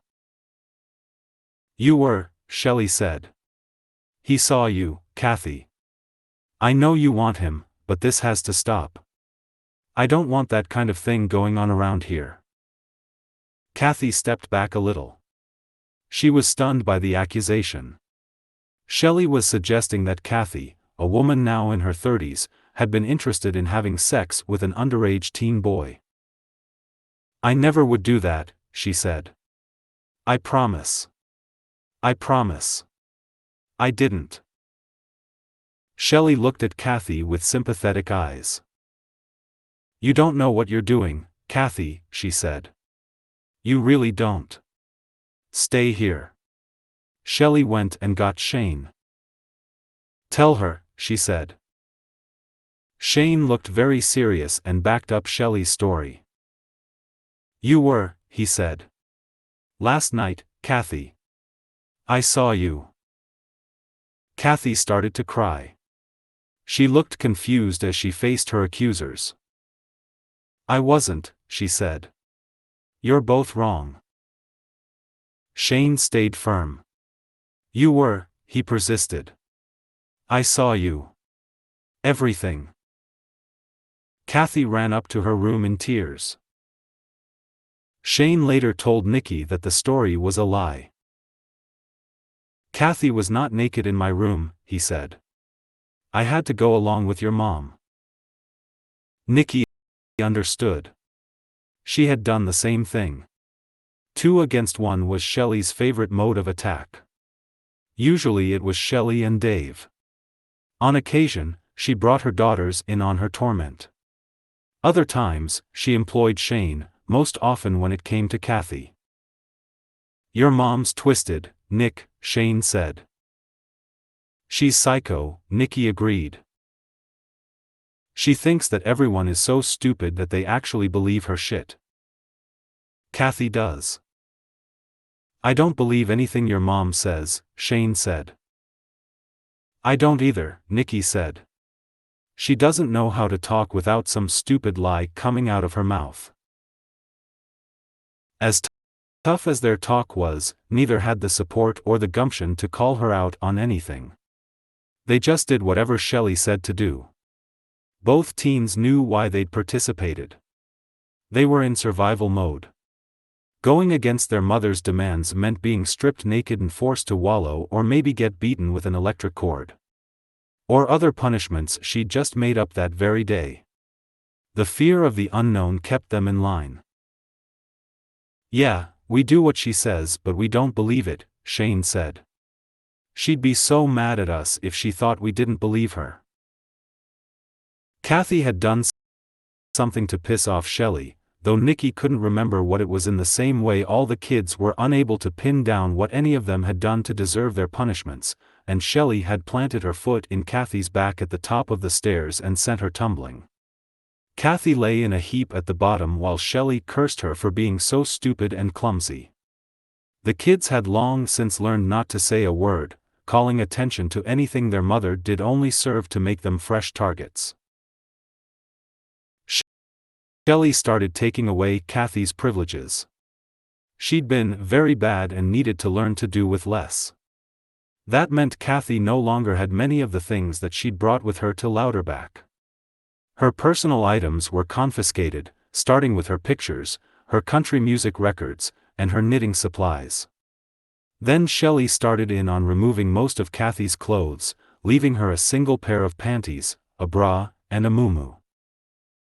Within days, the muumuu was gone too. After that, her underwear vanished. Kathy did chores around the house nude. She was told she'd have to ask for permission to use the toilet. She could no longer bathe unless Shelley approved it in advance. In time, the bathing was done outside with a garden hose. Seeing Kathy naked and not remarking on it just became the way things were at the Notex. The kids would watch TV while Kathy would do whatever Shelley told her to do. They didn't even look up, and they certainly didn't say anything. Sometimes their mother locked Kathy in the closet as punishment for an unknown offense. Sammy overheard her mother whispering soothing words through the door as Kathy cowered inside. "You're going to be okay," she said. Kathy murmured something incomprehensible from the other side of the door. It's not okay to hurt you, Kathy. I won't let anyone hurt you. I love you, Kathy. I'll keep you safe." Sammy slipped away, wondering how it could be that her mother could punish Kathy so harshly and then act as if she would always be there to save her from any harm. It's what Shelley did to all of them. Yet with her mother's abuse focused on Kathy, there was an aspect of it that brought relief to Sammy. She was glad that it was Kathy who was getting punished instead of her siblings. A part of Sammy felt grateful that Kathy stayed. If she left, Sammy knew the kids would once again be their mother's favorite target. Sammy saw Kathy as a strong woman. She was larger than her mom. She was smart too. I kept thinking that she was a grown-up.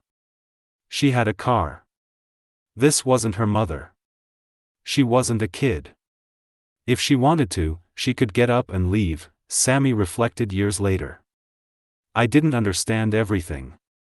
I was a kid. But in my mind, I thought, what's wrong with you? You should go. Nikki felt the same way. Something's wrong with her, she told Shane. She should just go. And yet, during all of this with Kathy, Nikki recalled, I was not getting hit hardly at all. It was kind of like they ignored me for a bit. The pause and the abuse against the Notek kids came with a steep price. They inhabited a world in which looking the other way kept them safe from their mother but led them to accept things that would haunt them forever. Shelley showed no mercy and in time enlisted her kids to participate in some of the punishments she engineered for Kathy. Both Nikki and Sammy snapped rubber bands at Kathy at their mother's insistence as the woman went down the stairs to do her chores. She was weak, and she wasn't moving fast enough for Shelley. "Get her!" Shelley called out from the landing. Sammy, who was shaking and too afraid to ignore her mother's commands, did what she had to do. It was Shane, however, who did most of Shelley's bidding. When Shelley told him to kick or punch Kathy, he did. He didn't do it with gusto, but he did it, knowing how quickly Shelley could turn on him. If he didn't do what she wanted, he'd be forced to wallow or would end up duct-taped to the wall naked or made to sleep on the concrete floor without clothing or a blanket. Shane did it for another reason too. As much as he hated her for what she did to him and how she treated others around him, his Aunt Shelley was the closest thing he'd ever had to a mother. He wanted to please her, to keep her in his corner. He did what she wanted, when she wanted it done. Kathy was afraid of Shane, Sammy recalled. She saw him as a source of pain inflicted at Mom's request. He hit her. He kicked her. He did that because she made him do it. Shelley worked all the angles. One time when Kathy was running up the stairs to get away from Shane, Shelley appeared and put her arms around Kathy to protect her, suddenly becoming savior instead of victimizer. Another time Kathy went missing, and everyone in the house looked for her. Inside. Outside. "She has to be somewhere," Shelley said. No one could find her, until Sammy located her cowering in her mother's closet. It turned out it had been Shelley who'd hidden her there. Sammy overheard her mother talking to Kathy. "It's going to be okay," she soothed. "I'm here to protect you. You are safe with me, Kathy. I promise. No one will hurt you. Shane won't hurt you. None of them will." Kathy was crying and holding on to Shelley, grateful for the intervention. Mom acted like she didn't know where Kathy was the whole time that day. But she knew. She made her stay in that closet for hours. It was supposed to keep her from being hurt by Shane, but it wasn't. It was supposed to make her feel like Mom was on her side. She wasn't, Sammy said. Sammy freed Kathy from the closet. It wasn't the last time either. Sometimes when people came over, Shelley would put Kathy in the closet until they left. It didn't matter how long. Hours and hours. Kathy would sit slumped on the floor, patiently waiting for a sliver of daylight. Kathy lost weight. Her skin was bruised and scratched. Her dental work had begun to fail. And her hair, the locks that she wore so long and lovely, had been chopped into oblivion by Shelley's frenzied scissors. Nikki thought of how Kathy looked at them when they were getting abused by her mom. She felt a lump in her throat as Kathy gazed at her with empathy. Empathy.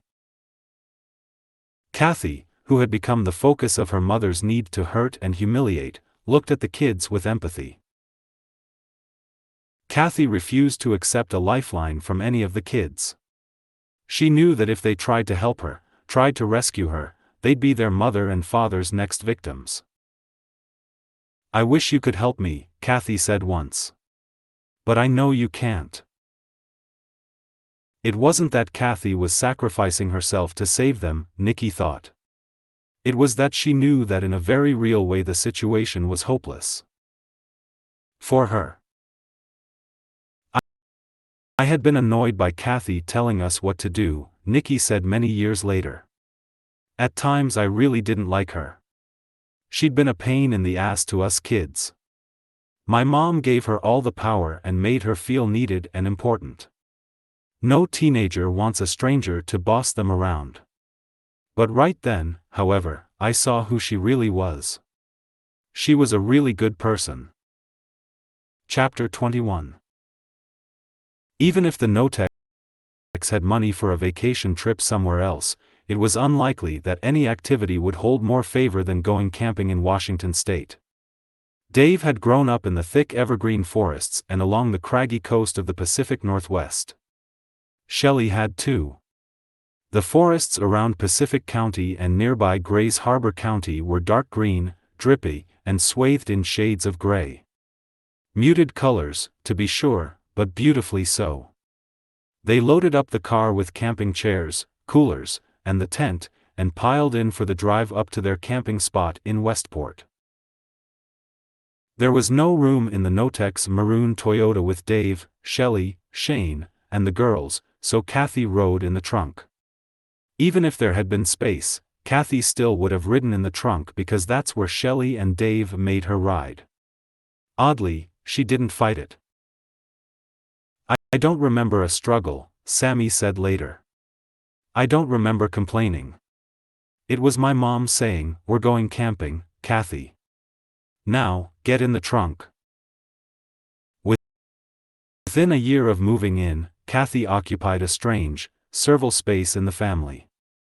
She was included in family outings like camping, but not fully so. She lingered off to the side of the action as the kids roasted marshmallows or hot dogs. She didn't sit with Shelley or Dave when they had their coffee in the morning or a beer at the end of the day. She brought out the supplies. She set up the tent. It was like, "Kathy, get this," or "Kathy, do that," and things like that. She was there to do things for my mom but not really to be part of the trip. She did whatever she was told to do, Sammy recounted. Here's the thing, at the time it didn't seem strange. We were kids. We just thought that's the way it was. Instead of sleeping with the others in the tent the first night, Kathy slept under the car. The next night, Shelley had another plan for Kathy's sleeping arrangement. It will be fun to sleep in the trunk, Kathy.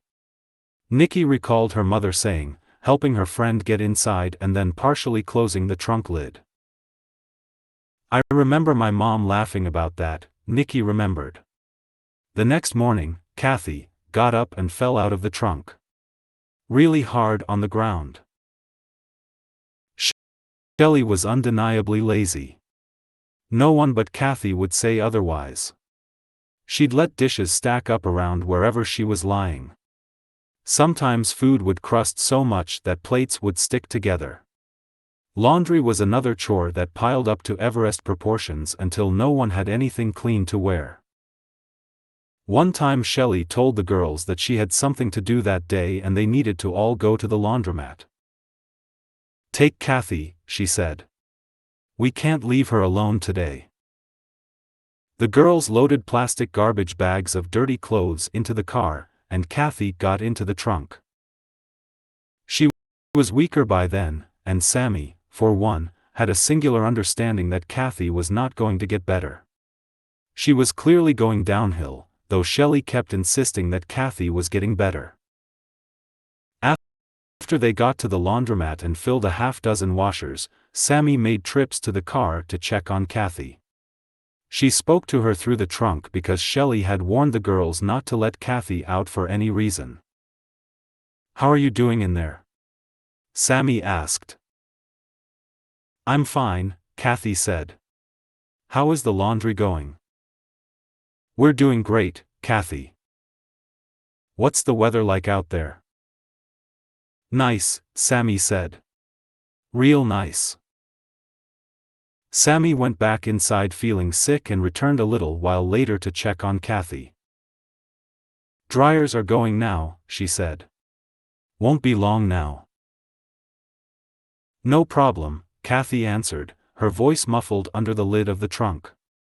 "Talk to you soon." The conversations were just like that. Casual. Non-confrontational. Kathy wasn't pounding her fists and fighting to get out. She didn't try to kick out a taillight. She didn't complain that it was dark inside, or that she was hot or uncomfortable. She was compliant. Calm. Waiting until they got home so she could get out and do more to help Shelley. And even as Kathy put up with riding in the trunk, working around the house naked, and ingesting whatever pills she was handed, Shelley still found ways to ratchet up the abuse. Simply because she could. One time the girls watched in horror as Kathy sat outside on the porch with a bowl over her head while Shelley wielded barber's scissors, snipping off the long, wavy hair that Kathy, a stylist, had used as her calling card. Tears rolled down her cheeks. Silently. Her hair was a loose nest on the porch. "Girls," Shelley called after butchering Kathy's hair. "Look at Kathy's new haircut. Isn't it the cutest little bob?" It was hard to look at it without betraying a true opinion. There was nothing cute about what their mother had done. It was, Nikki thought, the worst haircut she'd ever seen. It was so bad that it had to be intentional. "Oh yes," Nikki said. "I love it. It looks so cute." Sammy felt sick inside.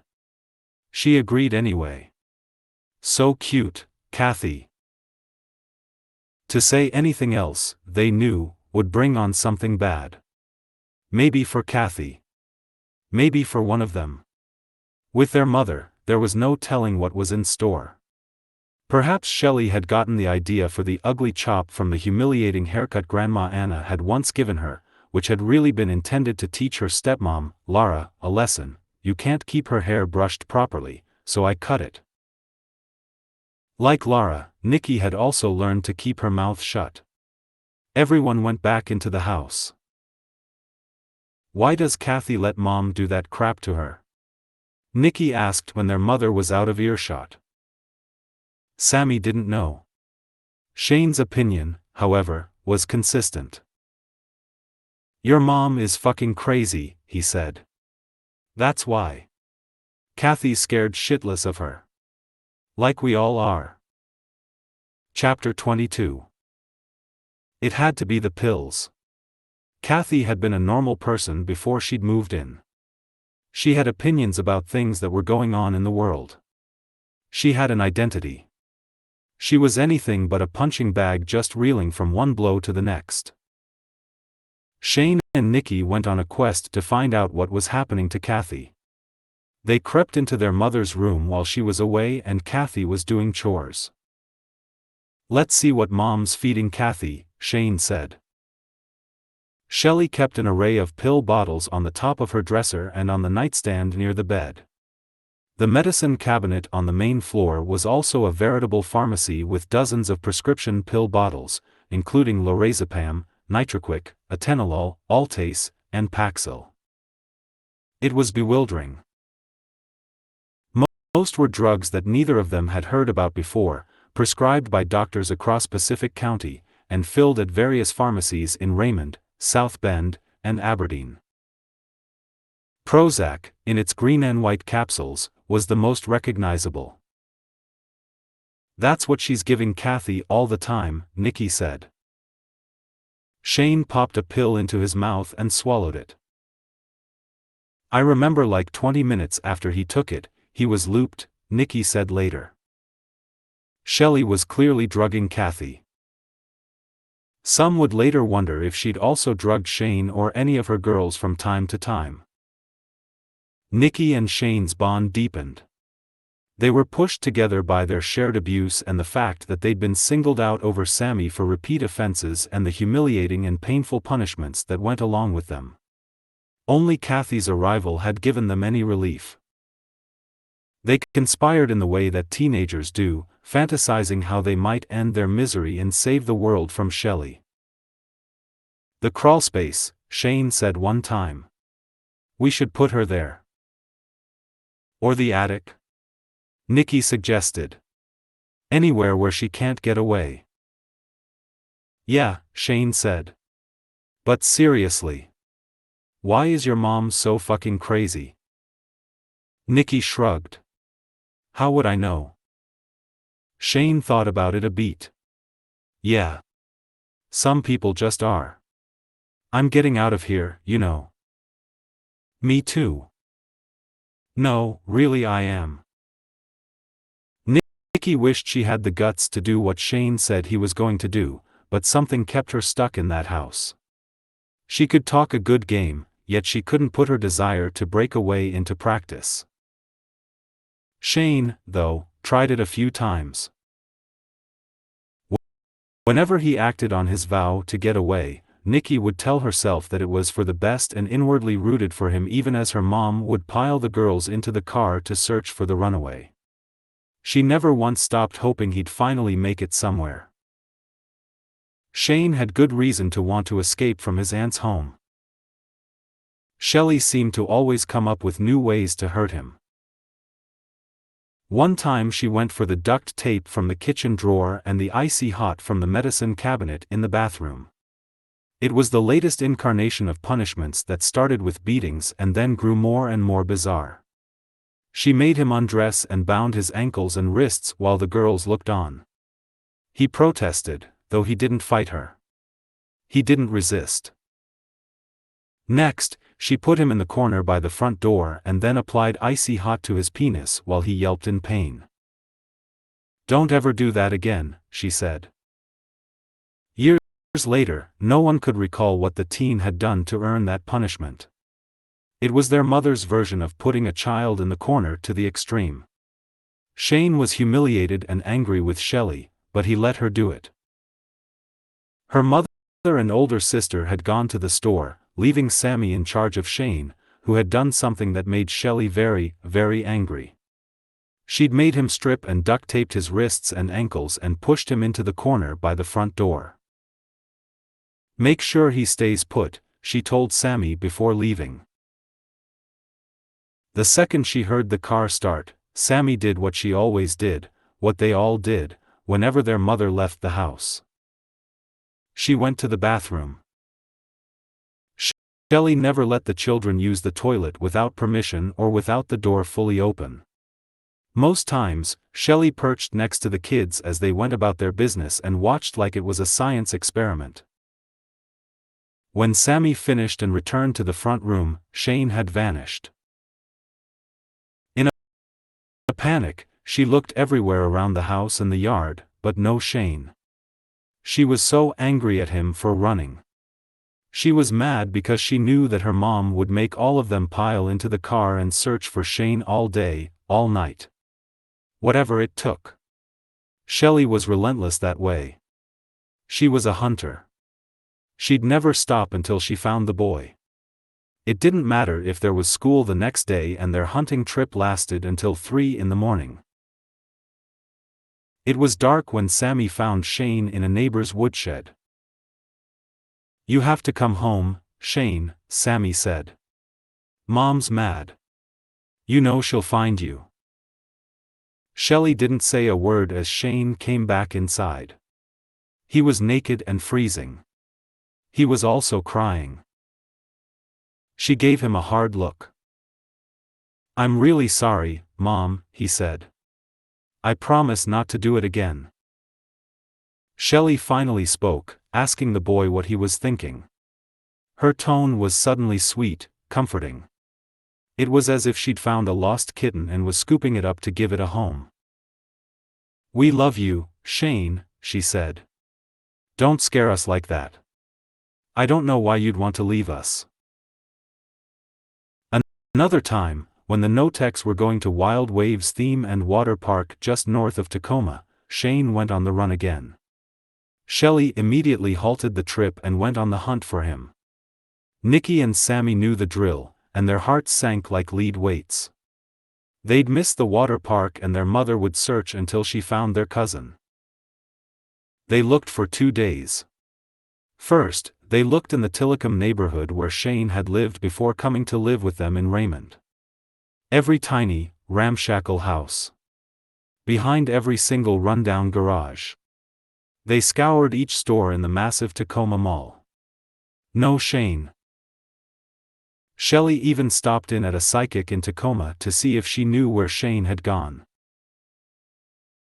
"Mom," Nikki braced for a hard slap to the face, "he doesn't want to be here. Let him go." Shelley ignored Nikki and kept her eyes scanning for Shane. All the while, Nikki was praying they'd never find him. "Please, God, let Shane get away. Mom's evil. He needs to be gone. Safe. God didn't hear her prayers, apparently. Several hours into the search on the second day, Shelley found her wayward nephew and coaxed him back into the car with the words that meant more to him than anything. She told him how much she loved him. Words he had to have known by then were false.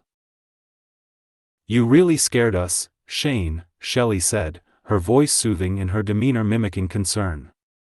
"Don't you ever do that. You'll worry me to death. The girls too. We love you." Chapter 23. After Shelley made the decision that Tori and her crib could no longer stay in her bedroom on the first floor, she told Kathy that she'd be giving up her space between Nikki's and Sammy's rooms. "I have a cozy little room for you downstairs." By then, most of Kathy's personal items, like the bedroom furniture and clothing she'd brought when she'd moved in, had disappeared. Kathy didn't complain, it seemed she'd forgotten how to stand her ground. She was completely under Shelley's thumb. Cozy, it turned out, was a misnomer. Off to the right of the staircase was Kathy's new room, the oil furnace room, on the other side of the drafty basement from where Shane slept. The 5-by-8-foot space had concrete floors and unfinished walls with exposed studs. It was gritty and, even in the summer, very cold. The space was so tight it could barely accommodate a mattress. Kathy looked a little sad about having to live down there, yet she didn't complain. She just accepted it because Shelley told her that it was better for Tori. "You'll love it down there, Kathy." Sammy, for one, didn't love it. She felt sick about Kathy being forced to stay downstairs in that awful place. Not long after Kathy moved into the furnace room, Sammy found the boxes of Kathy's things that her mother had said she'd given away because Kathy had done something that displeased her. Sammy brought a few posters downstairs and put them up. Kathy started to panic when she realized what Sammy was doing. "Don't do that," Kathy said. "It's okay." "No," she insisted. "Please don't." Sammy went about what she was doing. "We're going to make this nicer. A better place for you." Kathy was terrified. "Sammy, please," she begged. "Don't." Sammy couldn't comprehend the fear. She knew her mom might not like it, but this was Kathy's room and it smelled bad and looked terrible. She wanted to make it nicer. Not great. Just better. Kathy knew Shelley better than her own daughter did. When Shelley saw what Sammy had done, she screamed at Kathy and stripped the room of the posters. When she found Sammy, she told her that she was a terrible child and needed to mind her own business. "Don't ever do that again," she said. It was late one night, a few days after the freeze and thaw of a snowfall, and Kathy had done something to make Shelley angry. Very angry. As mad as Nikki and Sammy had ever seen their mother.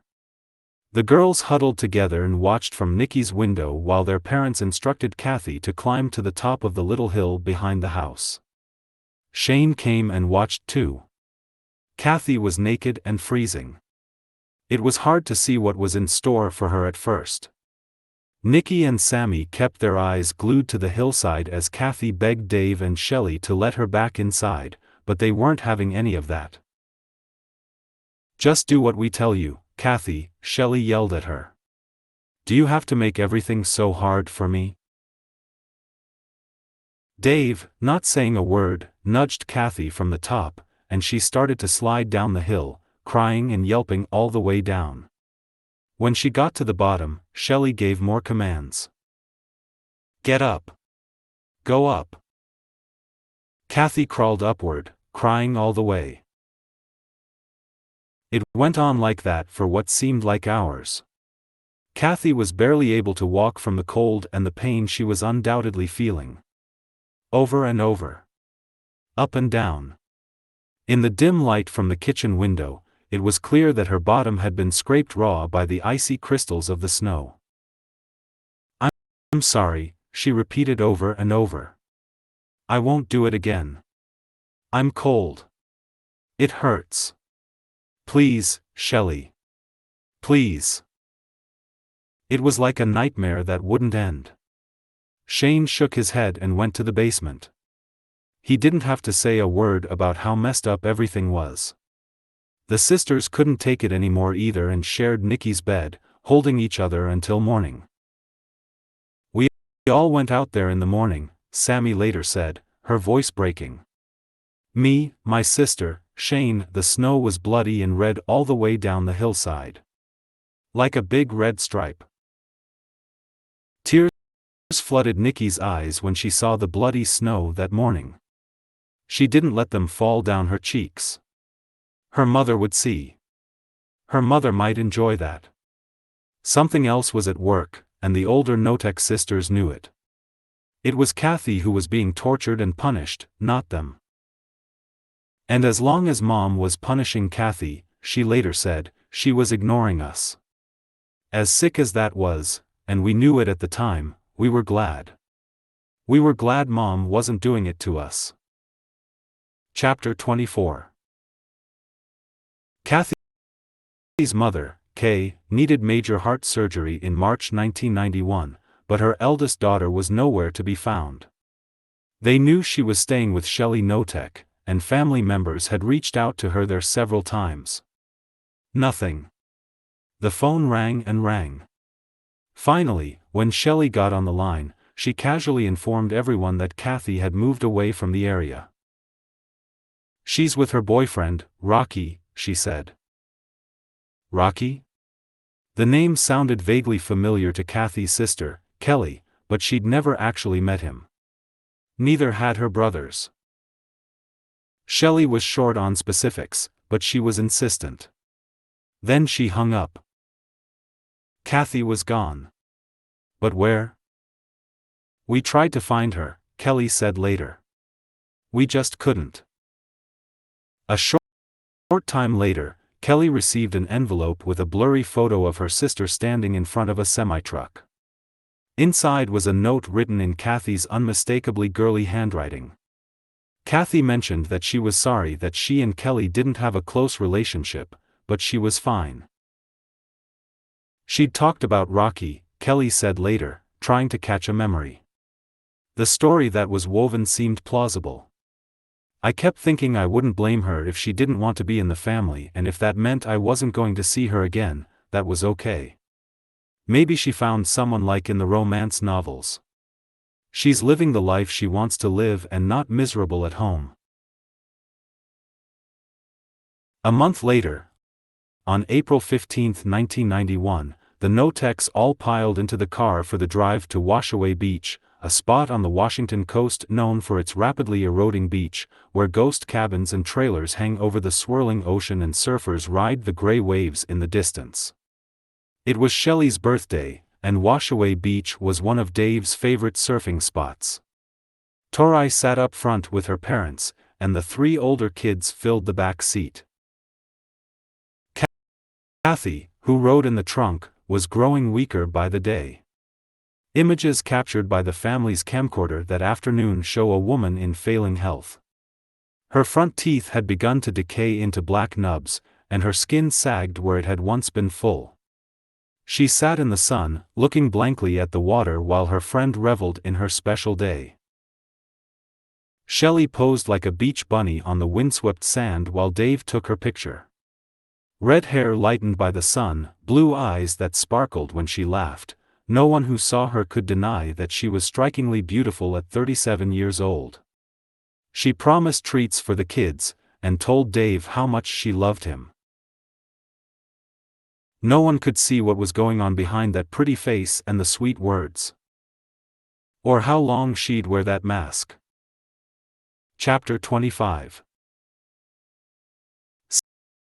Sammy Notek didn't know what her parents were thinking when they decided to buy the shingle-sided white farmhouse on Monahan Landing Road in Raymond in the summer of 1992. The house was no great shakes, and Shelley was mad about having to move there. It was a real step down from the elegance and charm of the Louderback house. It was a 1930s farmhouse that needed a ton of work. Dave was handy, but he wasn't around much because of his job. The location wasn't terrible.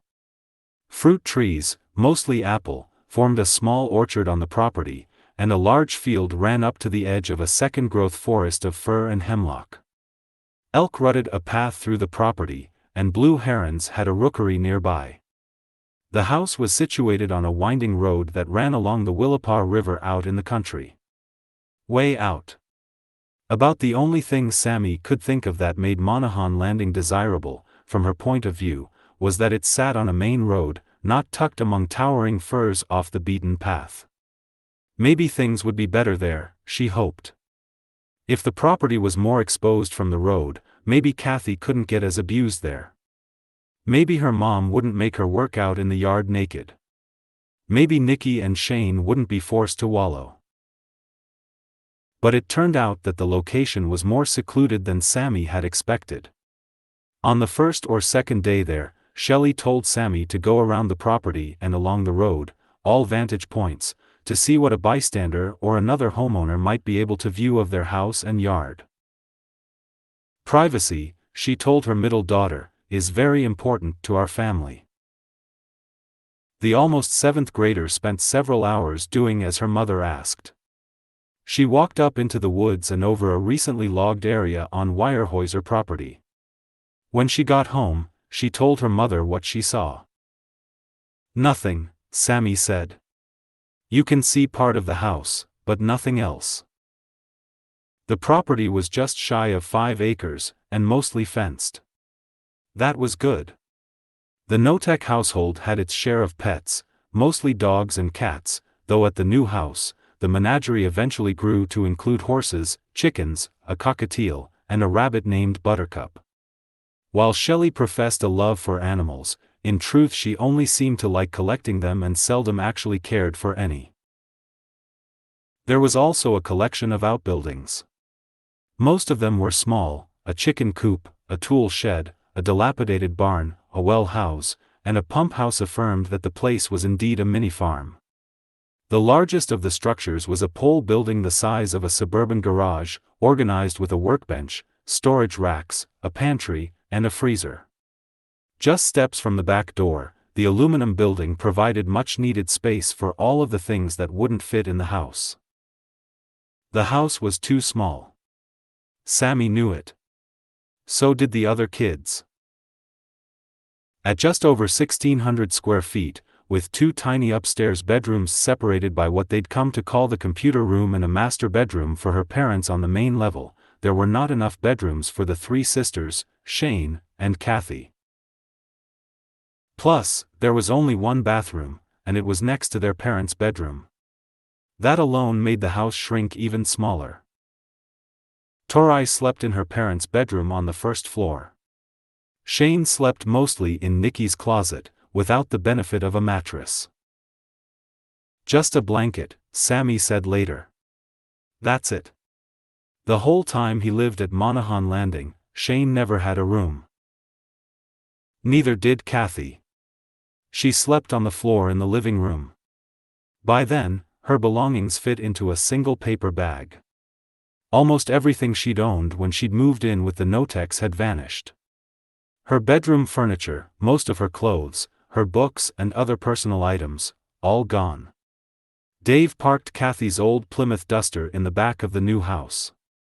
After a while, it disappeared too. Shelley immediately went to work making plans to refurbish the place, fixing the kitchen, adding a hot tub, and tearing out the junk left behind by the previous owner. For weeks, the family worked day and night, mostly at night, ripping out the carpet, gutting the kitchen. Dave would come home on weekends, exhausted from the 5-hour drive from his construction job on Whidbey Island, and do his best to get their home up to Shelley's standards. Nikki and Sammy were given carte blanche decorating their bedrooms. Nikki asked for, and got, a black and white 50s checkerboard theme, while Sammy picked out coral-colored carpeting. After the house was in somewhat better shape, Shelley told Nicky that she was going to paint it barn red.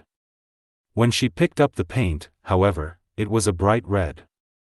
Shelley shrugged off the color error, handed Nicky a 1-inch paintbrush, and told her to get to work. It took the teen all summer long. Sammy, for her part, was instructed to paint the pole building. To no one's particular surprise, Sammy was given better painting supplies. Shane was stuck cleaning up the neglected yard and stacking wood. Shelley would check their work occasionally. Mostly she sat on the sofa watching soap operas and eating O. Henry bars, shoving the waxy wrappers between the cushions.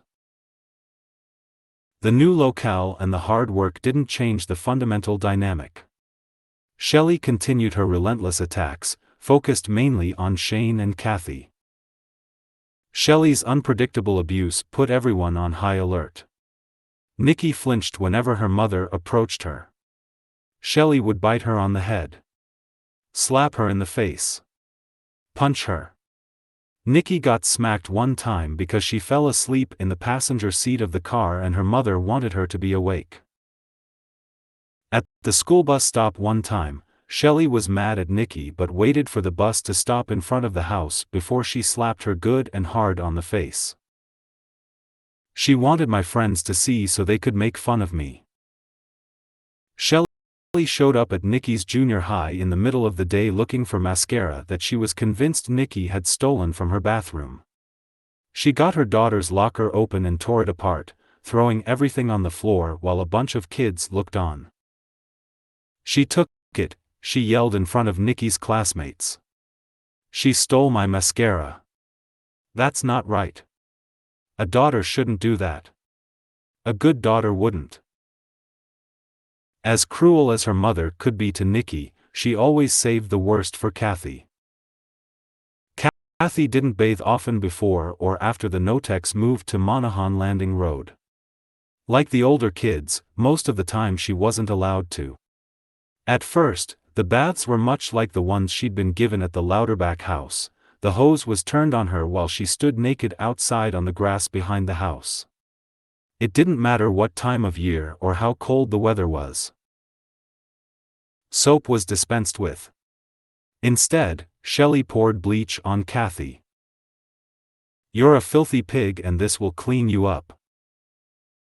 Kathy screamed as the caustic liquid splashed into open sores that mottled her skin from head to toe.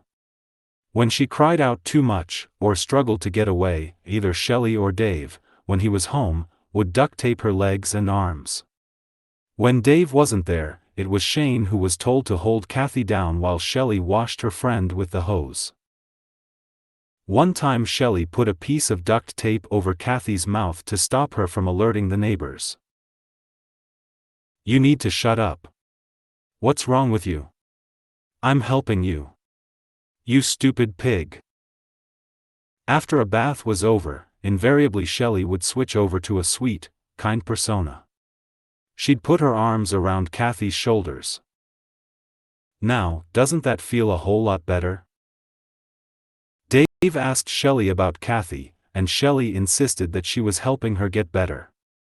After a while, he saw less and less of his wife's best friend.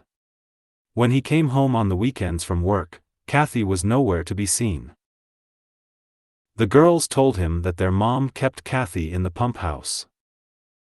That didn't seem right at all, so Dave confronted Shelley about it. "Why is she in the pump house, Shell?" Shelley seemed perfectly fine with the arrangement. After all, she had good reason for it. "She needs to be protected," she said. "Protected? Why?" Shelley shook her head knowingly. "From the kids, Dave." The kids? That didn't make sense. They were good kids. He was so tired of battling Shelley that he didn't argue with his wife, something he'd later admit that he couldn't do even if he'd had a good night's sleep. Dave took Shelley's word as gospel. She continually insisted that it was Shane who was abusing Kathy, and that when she put her best friend in the pump house, it was only to protect her from their nephew. "One time when I came home," Shane was dragging Kathy around the yard by her feet, Dave recalled. Despite the likelihood that Shane had probably been doing so at Shelley's bidding, Dave felt certain after witnessing that incident that Shelley must have been telling the absolute truth. Chapter 26. Where's Kathy? Shelley got up from the couch in the living room at the Monaghan Landing house and started yelling. She stood there in her robe, her hair bushy and unkempt. She's pulling weeds, Sammy said. She's gone, Shelley yelled, looking out the window before heading back to the bedroom to get dressed. Go look for her in the woods. Right now. She didn't need to add the right now. Everything Shelley said was a command that demanded immediate attention. Sammy ran out the door and across the field to the woods behind the house. She called Kathy's name over and over as she scoured the landscape. Sammy knew that her mother wouldn't be satisfied unless she looked until nightfall. The girls and Shane ran the deer trails of the forest. Maybe she got away, Shane said. I hope so, Nikki said. Shelley drove off, and 2 hours later, she was back with Kathy, who carried 2 bags of new clothes from the Wishka Mall in Aberdeen. Shelley said she'd found Kathy with a friend, and had been able to talk things over in the privacy of a mall bathroom. Kathy had decided to come home. She had a green outfit and a red one, both were pant sets with striped shirts to match. She was also wearing something new, which surprised Sammy and Nikki. Kathy looked better than she had in ages, though some of her hair and her teeth had fallen out. She appeared clean and seemed happier. Nikki was incredulous. She couldn't make sense of why Kathy didn't stay gone. Why Kathy hadn't used her chance to tell someone. The friend at the mall? The police? Anyone? I was shocked when she came back, she said years later. I was shocked my mom wasn't in trouble. I could not believe it. I thought it was criminal. Kathy could go to the cops and say she was abused. Why is she back here? She's just fucking crazy now. She's gone. She's mental. I thought that about my dad too. Why doesn't he divorce her? Years later, Sammy would tear up at the thought of Kathy being happier. It was so ugly and unfair. She got to stay inside a little while after Shelley captured her at the mall. Not very long. But some time. A few days later, Kathy was back out in the pump house, as a punishment for running away. No one ever saw her wear those nice new clothes again. Kathy tried to escape again. And again. One time she even tried to make a run for it while naked. A kid came up to Sammy at school with a story to tell about that one. Haha, he said. They saw your mom from the bus. She was running around the yard naked. She looked like a big old naked bear. Sammy wanted to curl up and die. I doubt it, she said, deflecting what was entirely possible. Aaron's mom saw it. Aaron's mom was the school bus driver. Sammy tried to shake it off, but the talk went around the school like one of those steel balls in an old pinball machine. It just wouldn't let up. Sammy told her mom all about it when she got home. Shit, Shelley said. It was Kathy. She was trying to run away. I caught her though. The explanation was what she'd half expected. It's really embarrassing, Mom, Sammy said. They think it was you. Shelley freaked out. It was Kathy. People would wonder what was going on at their house if they'd seen Kathy run around the yard naked. She made up a plan in all of 2 seconds. Invite Aaron over, she said. You girls can use the hot tub. Later, when Aaron came over, she and Sammy were in the hot tub and Shelley approached. "Oh God," Shelley said. "I'm so embarrassed. I was in the hot tub, naked, and all of a sudden it sparked, and I jumped out and ran across the yard. I was scared. I thought I was going to die." The girls listened to the story and added a couple of "oh wows" as Shelley proceeded to point to a burned spot on the hot tub walls while she explained how the wires had sparked. "My mom was that good," Sammy said later. "She burned that spot before Aaron came over, so her story would seem more plausible. I don't know if Aaron believed her, but I almost did." Nikki heard yelling and watched through the open door of the pole building where she'd been instructed to do chores.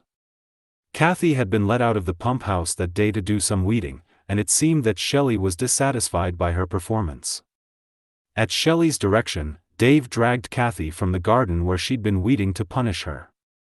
When Nikki looked over at Kathy, she was naked and crying and lying on a slab of concrete. "Kick her, Dave," Shelley commanded. Dave didn't say a word. He almost never did.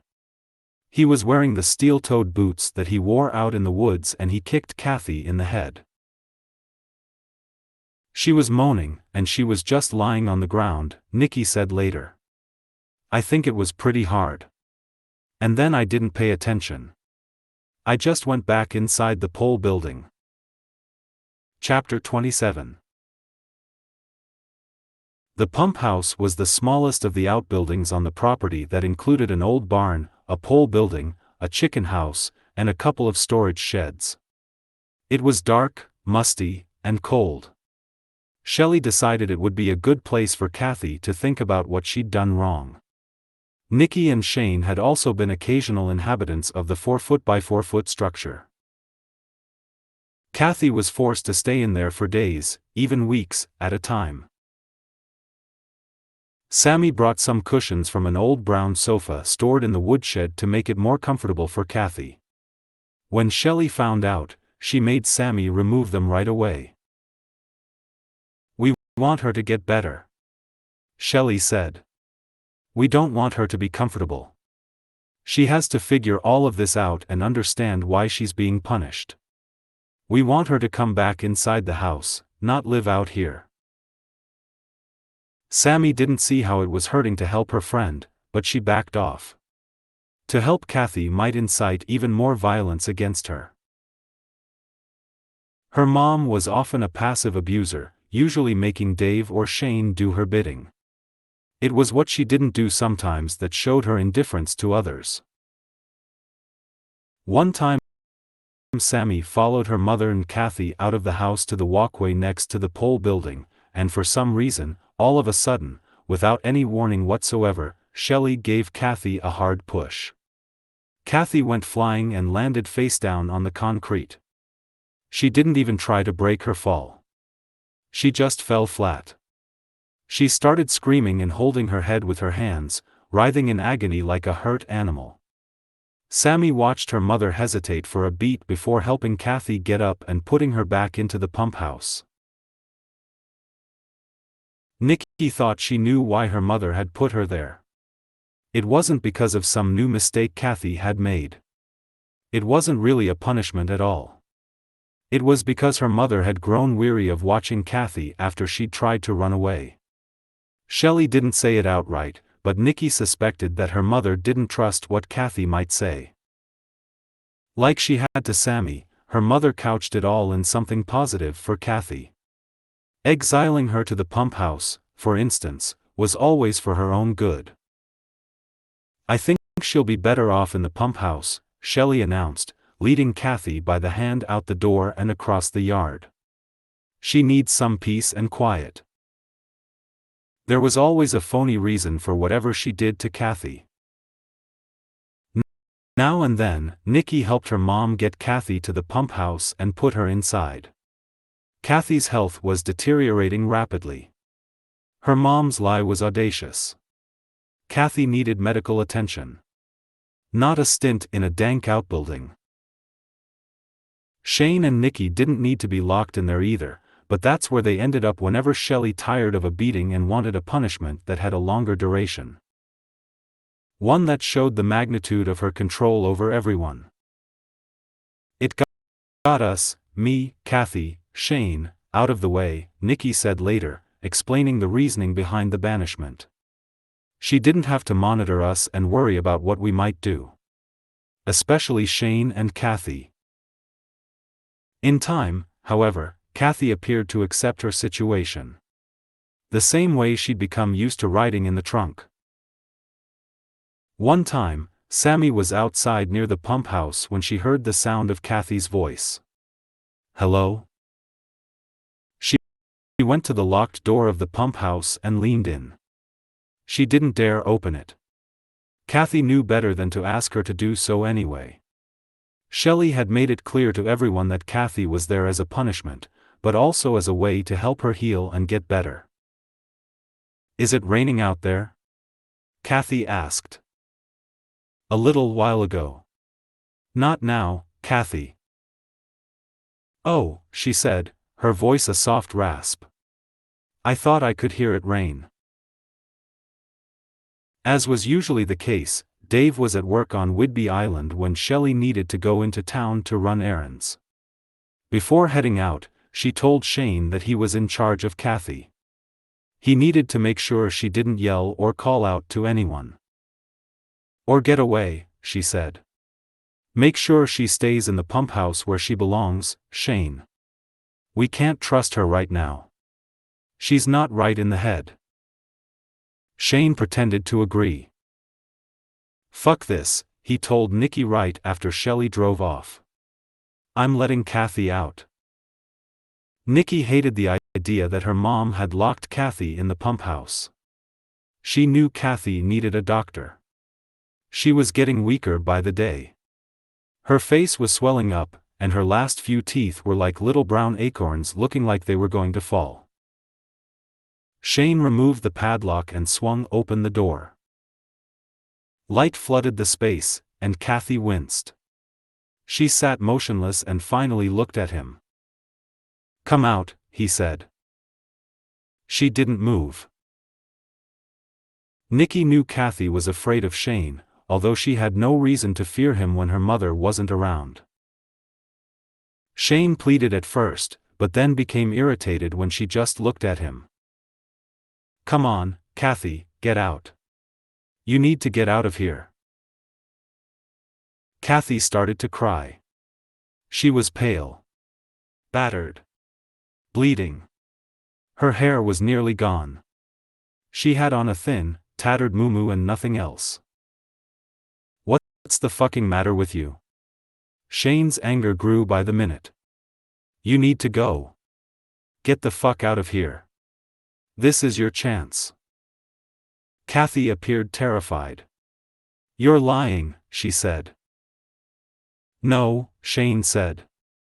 I'm telling you the truth. You can go. Get out of here. Kathy cowered in the small outbuilding. Finally, she spoke, her voice a rasp. If I leave, they'll just find me. You know that. They will. She will. Shane was beside himself. He couldn't understand why Kathy didn't run. The door was open. They were all kids and had nowhere to go. She was a grown-up. This is your only hope, Kathy. Don't be a fucking moron. Kathy begged for him to let her be. Shane slammed the door, leaving Kathy back in the dark. She's going to die if she doesn't get out, he said, turning to Nikki. I know. Later, the two of them sat upstairs in Nikki's room for the longest time. Both had the sinking feeling that what was happening to Kathy was beyond hopeless. When Shane had unlocked the door to let her run free, it was probably her last chance. Kathy just didn't have any fight left. She'd simply given up. Part 4. Husband. Dave. Chapter 28. Shelley repeatedly reminded Dave that he was a lousy husband. The worst ever, she said, whittling away at his self-esteem. She should never have married him. She could have had her pick of any man. He had been a terrible mistake. Dave only agreed. He knew in his heart that Shelley was right. About everything. A good husband would be home all the time, helping with the house. Taking care of the kids. Reminding his wife that he was more than a paycheck. He was working 16-hour days and driving from Whidbey Island to get home for weekends during which he couldn't really do anything that needed to get done. The construction job was manual labor, and he was bone tired. All day long, he guzzled thermos after thermos of coffee and popped No Dozen and Vivarin to stay awake. I was running a cat. Getting off. Getting on. Going up and down the hills to get the work done. It was physical, he recounted years later. I was fighting to stay awake. It got so bad at work that I'd take those ammonia inhalants from the medicine kit. I'd crack those just to stay awake in the cat. More times than he could count, Dave would find that he couldn't make the drive home from Whidbey. He wondered how he never crossed the center line and killed someone. There were times when he was driving so slowly on the highway that everyone would pass him, but he couldn't figure out why. Sometimes he'd even hear something in his head he started to call the screaming meanies. Whenever the meanies hit him, he'd pull over to the side of the road and nap to try to get himself together. Sometimes he'd manage to fight through the episode and get within striking distance of Raymond. Or if he made it a little closer, he'd park Old Blue, his truck, at Butte Creek, a picnic area about 3 miles north of home off Highway 101. Those were the times he was too tired to press the pedal any longer. Too beat. And, truly, too weak to do battle with Shelley. He needed a minute to rest, to collect himself. To shake off the meanies. That didn't stop his wife, however. One time, a sharp rap against the window of his truck awakened him. It was Nikki. "We know where you are, Dad," she said before returning to the new Jeep Shelley had purchased for herself. Shelley hadn't bothered to get out of her vehicle or even hurl a word in Dave's direction. She'd let her eldest shame him and remind him at the same time that, no matter where he went, wherever he hid, she'd be able to track him down. Shelley was like that. She was as relentless as a bloodhound. She had that stamina and the innate ability to find anyone. At any time. If Dave thought that he could grab a little respite from what was waiting at home and do so in peace, he was obviously wrong. Laura Watson thought her son-in-law had a serious drinking problem, but it paled next to his Shelley problem. Drinking, he could quit. Shelley, it turned out, not so easily. Laura was sure that, like Randy and Danny before him, Dave would eventually leave. While Dave would later concede that he didn't have it in him to simply leave Shelley, he always hoped that one day he'd come home and Shelley would be gone. Just be gone. Moved back to Vancouver or something, he recalled. I don't know what I was hoping for. But she just kept hanging around. As Laura weighed things from a distance, she saw the precedent that Grandma Anna had set by making her husband sleep in the shed. Shelley's first husband, Randy, had taken to sleeping in his car after Rose with his wife. And now the same thing was happening to Dave. He didn't want to come home, Laura said. Or she wouldn't let him. He was working day and night and then sleeping in his truck. Shelley got the big car. He got that truck, right? He was sleeping there or sneaking into the office after the people he worked for left for the night. Sleeping in the office on the floor. Dave would later fasten the blame for what happened at the Little Red House on Monaghan Landing on the fact that he'd quit his job at Weyerhaeuser. Shelley had insisted on it. Said the enormous timber company was taking advantage of him and he could make more working for someone else. But his job took him away from home, and that, he was sure, was what kept him from being an involved father and a good husband. Everything was okay, he claimed of life at Louderback House. It was just me and Shell and Nikki and Sammy and everything was fine. Came home every night, the way it should be. A marriage is 50% and after that I wasn't keeping up my end of the deal. Raising kids is a handful. You can't expect a mom to raise them all the time, you know, and be the disciplinarian, help with the schoolwork. I wasn't there. And when I was falling asleep. I couldn't even stay awake to watch a TV show. Shelley, as he saw it, was doing more than her fair share. She was 100% mom and then some. I mean, those kids had birthday parties, and you know, kids come down to the barbecue pit. All of that. Shell was always going to Sammy's track meets. 'Cause Dad was never at Sammy's school things. I really faded off being a good husband. By trying to survive by doing the right thing, Dave was sure that he'd actually done the opposite. He'd let everyone down in the process. He'd come up short. By his estimation, way short. My dad provided for me, and you know, he worked very, very hard. My grandfather too. I failed my no-tech family. I let them down. It's part of me, you know, just being a failure. Medical bills were draining their bank account. Shelley demanded Dave work harder to make ends meet.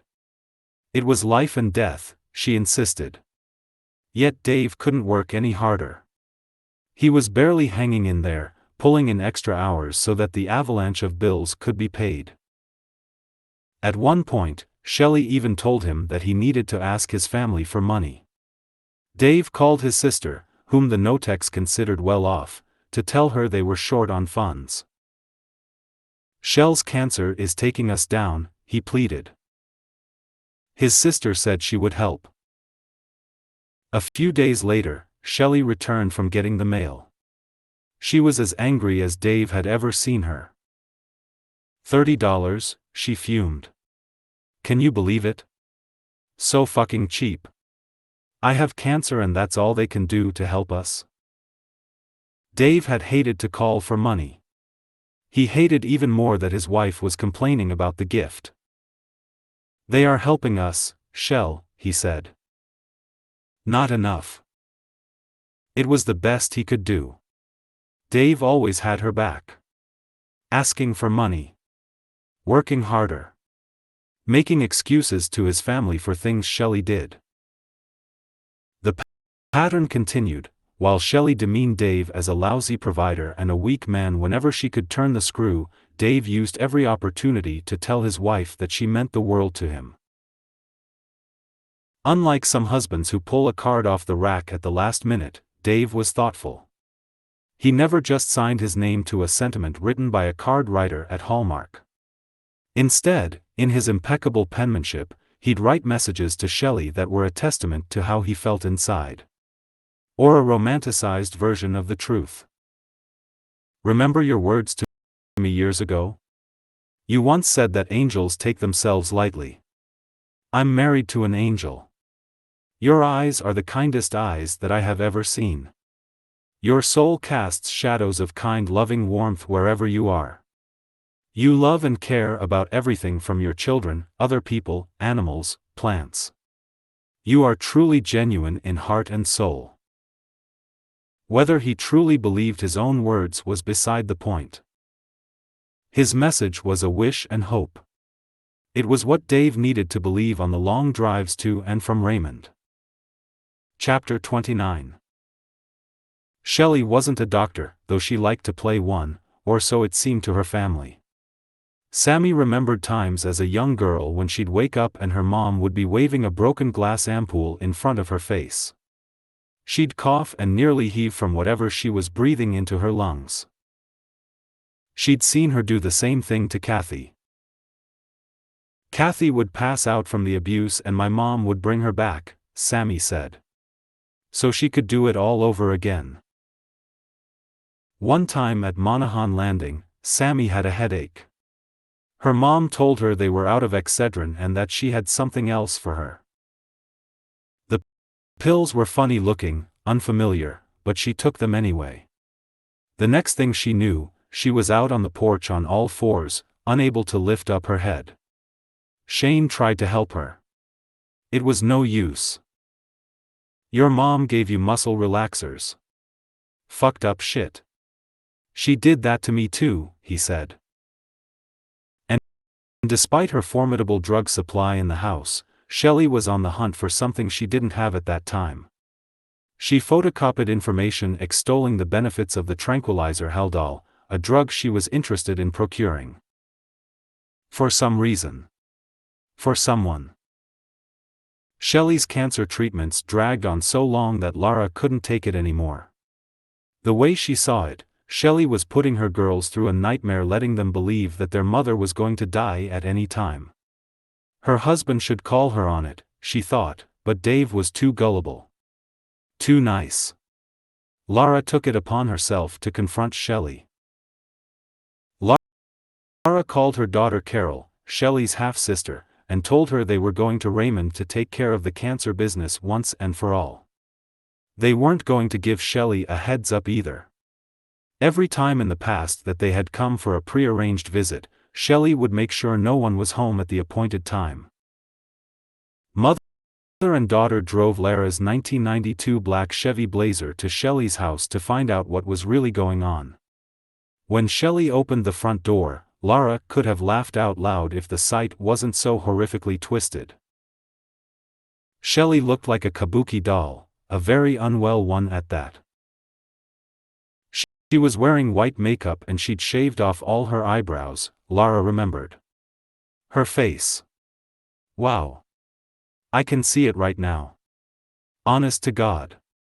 Unbelievable. Shelley didn't look happy to see her stepmother or sister on her doorstep. After a moment of silence, she let them inside. I'm so glad you came, she said. Lara had seen Shelley lie plenty of times, so she fibbed right back.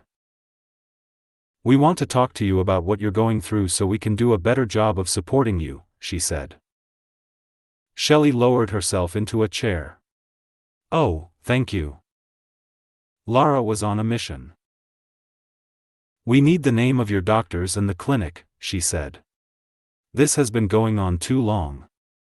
We'll need to go over all your bills too. Shelley didn't really respond. There probably wasn't a lot she actually could say. Lara asked, how sick are you after treatment? Shelley looked right at her. Really sick. At one point, Shelley got up and went to the bathroom. Lara and Carol exchanged looks but didn't say a word. The girls were there by then, sitting quietly and supporting their mother. There wasn't any sign of Kathy Lorino. A few minutes later, Shelley emerged with a fistful of red hair.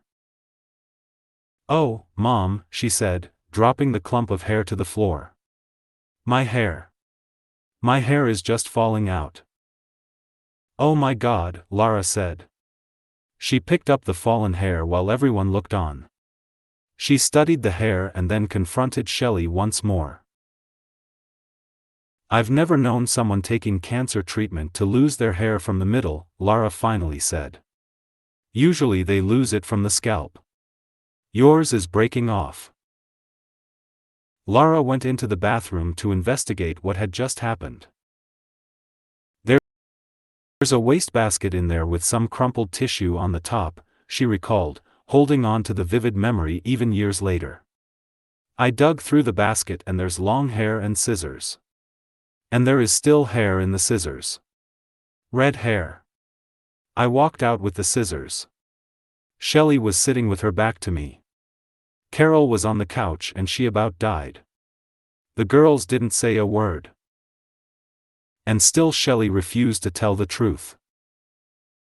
Back in the car for the trip home, Lara turned to her daughter. "Oh my God, that girl is sick," she said. "She didn't mean cancer." Carol, still in shock, agreed. Neither knew, of course, just how sick. A spate of early morning phone calls began around that time. Startled out of bed, Lara would pick up at 2 or 3 to find someone screaming in her ear. Sometimes the calls would be hang-ups. Over and over. She never doubted for a second that Shelley was behind the calls. If not her, she'd put someone up to it. Her half-sister Carol received similar calls too. Carol was doing some print modeling for Nordstrom at the time and had mentioned it to Shelley, who seemed interested. Strangely, Carol's modeling agency had notified her to say that they'd been left an anonymous tip one night that she was a thief and that no one should hire her. That was on brand for Shelley. Most of her ire was fired off late at night while the world dozed. She was always like that, Lara recalled. She was nocturnal. She could never sleep even when she was younger. In the mornings she'd have big circles under her eyes. We couldn't get her out of bed. And if she had to go somewhere it was a fight every single day. It was a knock-down drag-out fight no matter what it was. Shelley was livid. She'd found out that there was a spaghetti dinner to raise money for one of Nikki's high school classmates' parents who had cancer. "Why didn't you do that for me?" Shelley asked. "You don't love me at all." "You don't have cancer, Mom," Nikki thought. "I'm sorry, Mom," she said instead. Shelley shook her head in bitter disgust. "I don't know why I bother with you at all, Nikki. All you do is disappoint me. What a fucking disappointment you are." Chapter 30. At almost 16, Shane Watson was exhausted. He went to school, worked in the yard until dark, and slept in his cousin Nikki's closet. He was physically and mentally exhausted. None of what was happening around him, the things Shelley and Dave forced on them, was right or normal. He hated it. He wanted out. Ultimately, however, Shane knew he was just as trapped as Kathy was. It would have been ironic if it weren't so horrific. The No-Techs had been his backup plan, his great hope. They were the ones who had rescued him from a life on the streets, but for what? The way Shane saw it, Shelley was beyond a piece of work, but Dave was no better. Maybe worse. Dave was a grown man, and it seemed incomprehensible that he'd do whatever Shelley told him to do. Naked exercises for Shane and Nikki. Jumping jacks outside in the winter. Trips around the house in the middle of the night until they'd collapse. As he got older, and bigger, Shane would push back and let everyone know just what he was thinking. How fucked up everything had become before and after Kathy. He and Dave got into it more than once while Shelley lurked nearby telling her husband to teach Shane a lesson. For his own good, Dave. A few times at Monaghan Landing, things escalated to physical altercations. One time Shane hit Dave during an argument in the laundry room. Years later, it would escape Dave's mind what had transpired between him and his nephew and led them to come to blows that evening. It might have been something that Shelley reported to him about how Shane had disrespected her. He was getting more opinionated on his own, Dave recalled. He kept running away. He's just a boy unto himself. He'd challenge anybody. And yet Dave liked Shane. He'd call Shell Mom and me Dad, he said later. He worked hard. Tried to learn in school. Shell tried to help him 'cause everybody disregarded him, and he was her nephew. Her blood. It was a struggle because Shane was hard. He always got in trouble at school. Shane's falling grades had everything to do with what was happening at home. But Dave couldn't see that because he was never around. Shane wrote in some schoolwork what alluded to a crack in the facade that Shelley and Dave had tried to create in their home. Well, man is becoming more civilized, but at the same time he is becoming more barbaric. Well, it is probably because I don't like it here, sick, and because I don't like the people here, sick. In another class assignment, Shane made a list of the things that mattered to him most. Put everyone in my family before me. Do not do drugs or alcohol. Never tell on or snitch. Shane understood his role in the family. One time, he kicked Kathy with a boot because Shelley commanded him to do it. He'd watched Kathy struggle to get up, like an animal that had been bounced off the hood of a car on the road in front of the house. She was crying and screaming and begging for mercy. Kick her again, Shane. And so he did. Yet it wasn't who he was. While he loved pushing Tori on the swing, or playing games with Sammy, Shane's closest confidant continued to be Nikki. When they weren't talking about how much they hated Shelley or how they'd like to toss a hairdryer or radio into her bath, they plotted their escape. Shane was firm that no matter how dysfunctional his family life had been before moving in with the Notex, it was far better than what was going on there. Anything would be better, he told Nikki. I need to get the fuck out of here. We all do. Nikki wanted to get away too, but she only had a couple of years of high school to get through.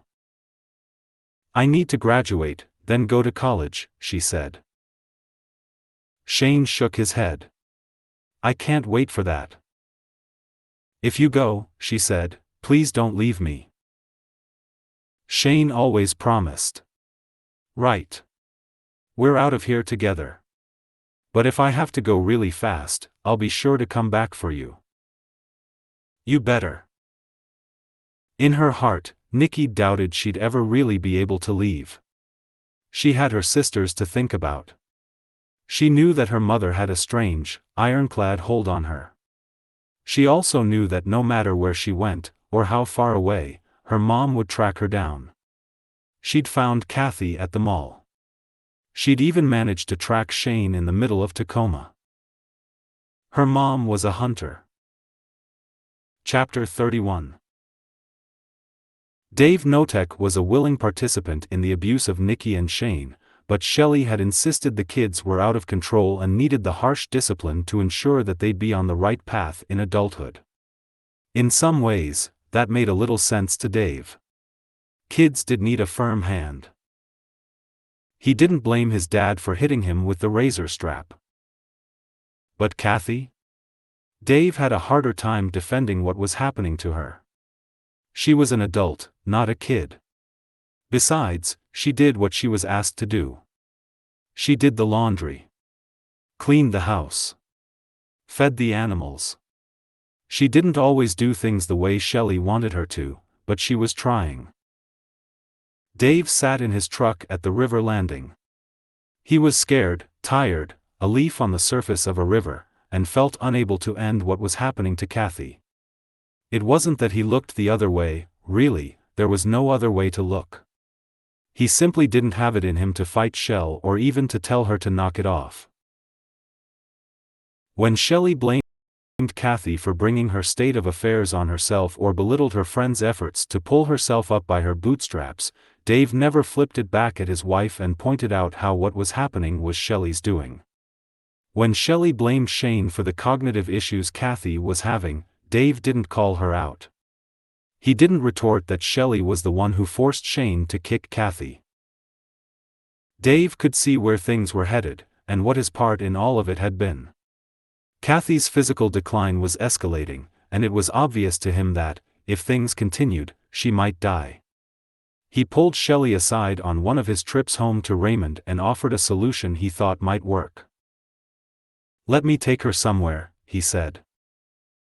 Shelley didn't understand. What? I could take her to Oregon or somewhere and just drop her off. Shelley didn't think that was a good idea. For one, Kathy might tell someone what had been going on. Besides, she was going to recover. Don't worry, Shelley said. She's going to get better. Dave didn't believe it, but as usual, he didn't contradict Shelley. Still, he worried about what was going to happen. Besides following Shelley's orders, worry was all Dave seemed to do. When it came to manifesting anger, Shelley Notek was a kind of jack-in-the-box. She could be in a dead sleep in the middle of the night, then bolt from bed with an angry scream at one of the girls or Shane. She was like the villain in a slasher flick. She went 0 to 60, from calm to rage, in less than 5 seconds. Years later, her daughters would also say that, while there likely was no other person on the planet as lazy as their mom, she'd often lie on the sofa all day with her eyes riveted to a book or the TV. If something spurred her into action, then suddenly she was like a cat seeing a mouse run across the floor. It wasn't a mouse one day. It was Tupperware. Shelley was curled up on the living room sofa when she looked over to the kitchen and saw a Tupperware container of feces on the kitchen floor. Shelley ran to the kitchen and grabbed an appliance cord from the counter. Kathy, who had been let into the house that day to work in the kitchen, cowered and tried to get away. Shelley was immediately on top of her, lashing her with the cord. Kathy started crying and begging Shelley to stop hurting her, but she wouldn't let up. Shelley was Cujo. Freddy Krueger. The freaky clown, Pennywise, from It. God damn you, Kathy. Kathy was the girl in the shower. The woman trapped in the car. She was the victim that begs for one more chance before her attacker finishes her off. I'll never do it again, Kathy said. Shelley kept at it and started to pull Kathy's hair and drag her about the kitchen. Kathy had lost considerable weight, yet she was still a large woman. Shelley moved her about like a rag doll. Rage gave her superhuman strength. Shane and the girls had seen that before. Adrenaline. I don't ever want to see anything like that in my kitchen ever. Ever. Do you understand? You are filthy, Kathy. That's what you are. The fact that Shelley had revoked Kathy's bathroom privileges made no difference. That Shelley had to give her permission to urinate or defecate was beside the point. The fact that Shelley had been asleep, and Kathy didn't dare wake her to ask permission to use the toilet, didn't factor into any of it. It was time to think up something new.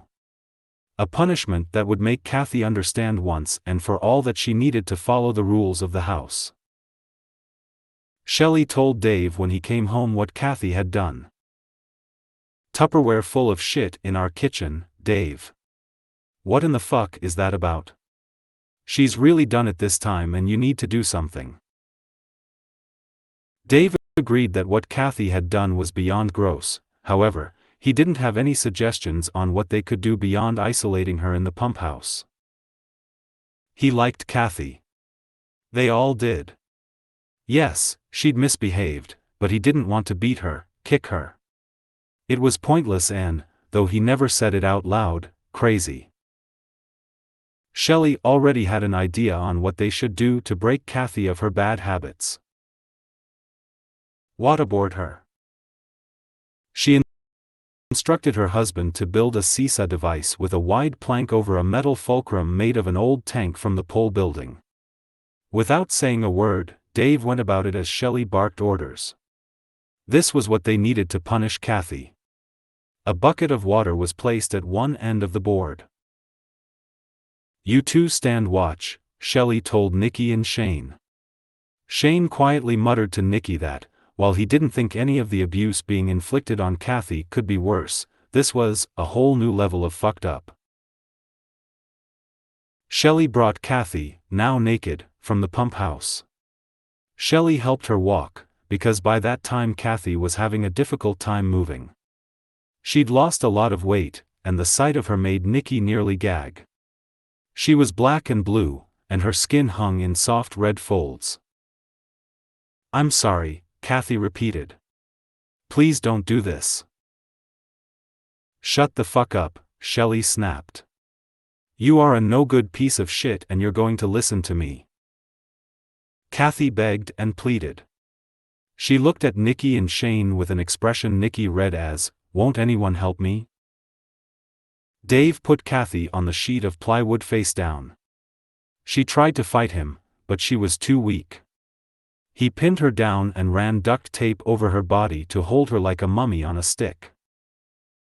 Shelley gave her husband a signal, and he lowered Kathy's face and head into the bucket of water. He continued to hold her down for a moment. It wasn't meant to drown her. Just to get her to follow Shelley's orders. To be a better person. Once it got going, Shelley told Nikki to watch the road from the front deck, and she immediately went there.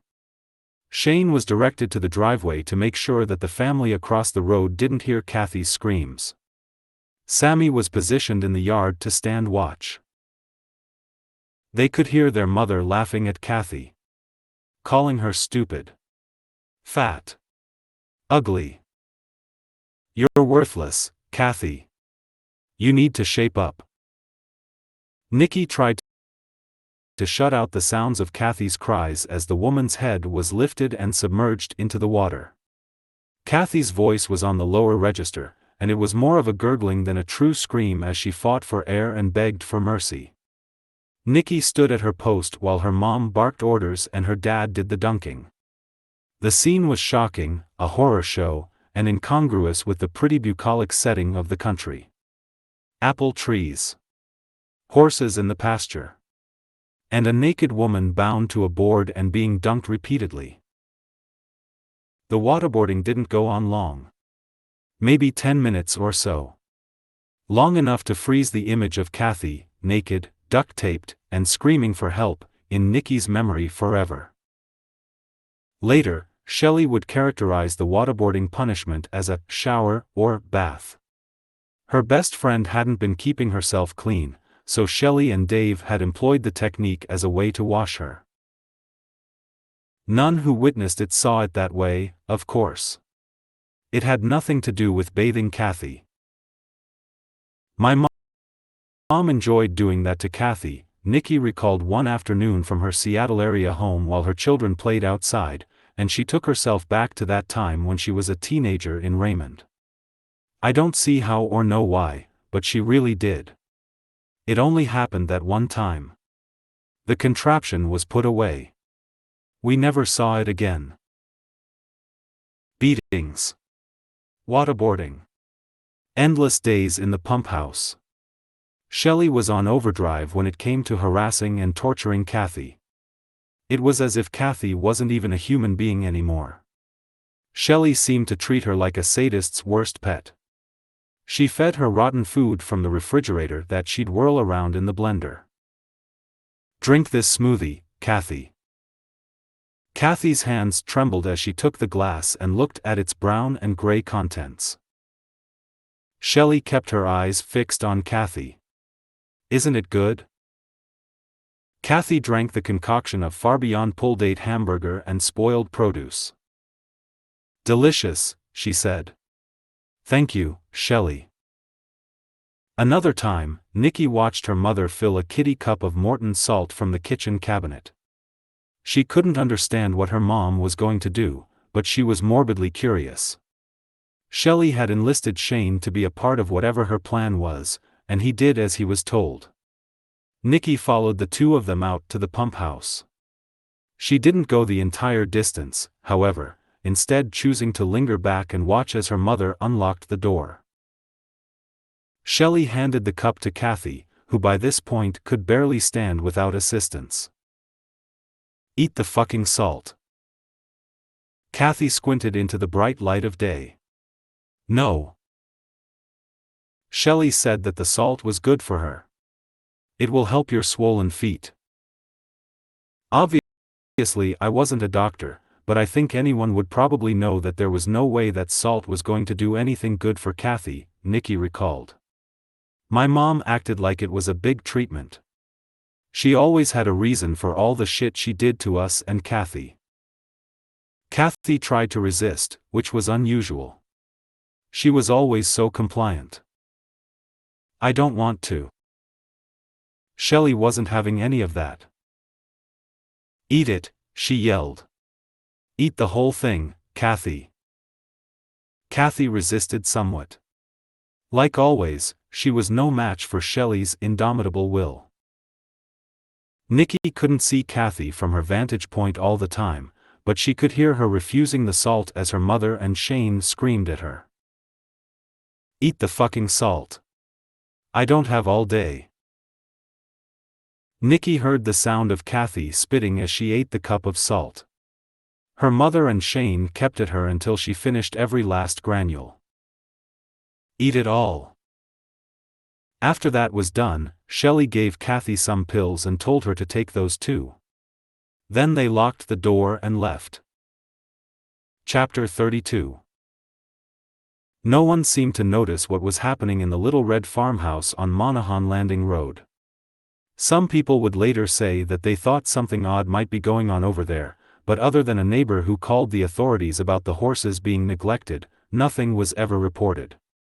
Even after the kids on the bus saw a naked woman running in the yard, Shelley's quick thinking about the hot tub mishap had proved a winning cover story. No one heard Kathy scream as she was kicked or waterboarded in the yard. No one noticed the patches of sodden earth where Shane and Nikki had wallowed. No one. And yet inside the house was an overwhelming feeling of foreboding. It was heavy, like one of those lead aprons dentists use when taking X-rays. Teenagers Nikki and Shane talked about it when they shared a smoke out in the woods behind the house. They were allies more than ever, bonded over what Shelley had done to them. And even more over what they'd witnessed Shelley doing to Kathy. It was bad. "She needs to go," Shane said of Kathy. "She can't go," Nikki said. And she was right. Kathy's breathing was labored now even when she sat. Forget standing. She could barely do that under her own power.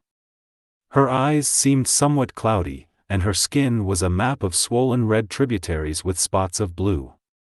Every mark told a story of how Kathy had made Shelley angry. Shelley told Sammy that they were going to bring Kathy inside from the pump house for a bath or a shower. "It will do her good," Shelley insisted. Sammy was glad Kathy was coming inside. The wood stove was always going. Its radiant heat would help her, she was sure. Kathy had been suffering in isolation in the pump house for weeks. Maybe months. It was hard for the girl to keep an exact time frame on the things her mother did. The abuse was erratic, a moving target that kept everyone on edge. "Okay, Mom." Kathy moaned with each step as they helped her across the lawn, then into the house, through the living room to the bathroom, adjacent to the master bedroom. Hideous bruising marked her body, and her skin hung in folds from extreme weight loss. She'd lost more than 100 pounds since she'd moved in with the Notex. Gone were the comments from Shelley about how terrific Kathy looked now that she was slimmer. Shelley acted as if the shower was a big treat, which it was. Kathy hadn't been allowed to use indoor plumbing in months. Her baths had been bleached straight from the bottle and water from the hose. "This is going to be nice, Kathy," Shelley told her friend. "Warm water will make you feel better." Kathy made some unintelligible responses. In a strange way, it seemed to Sammy that she was grateful for the shower. When it became obvious that she wasn't going to be able to stand, Shelley switched tactics and changed plans for a bath. She started the water. As they tried to get Kathy into the tub, she slipped, and the glass shower door came unhinged and fell from the track, crashing to the floor. Glittery pieces of tempered glass scattered. Kathy was crying, and Sammy tried to keep her from getting hurt, but she'd rolled around into the glass and cut her abdomen and legs. Long after, the memory of what she saw that day brought tears to Sammy's eyes. "It's hard," she said, going back in time. "I just try not to picture her, but I see her.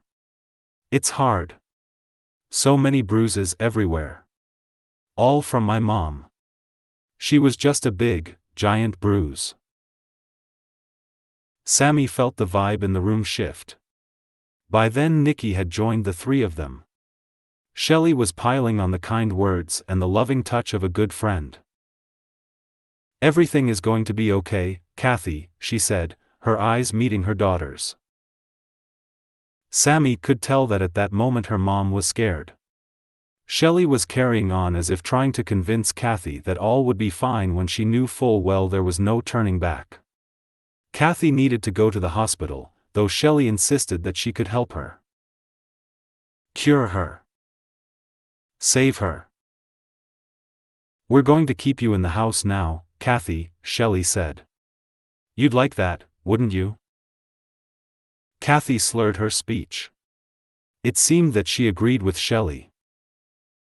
The three of them helped Kathy to the toilet, where they tried to stop the bleeding with towels and toilet tissue. Nikki left in tears, shaken to her bones.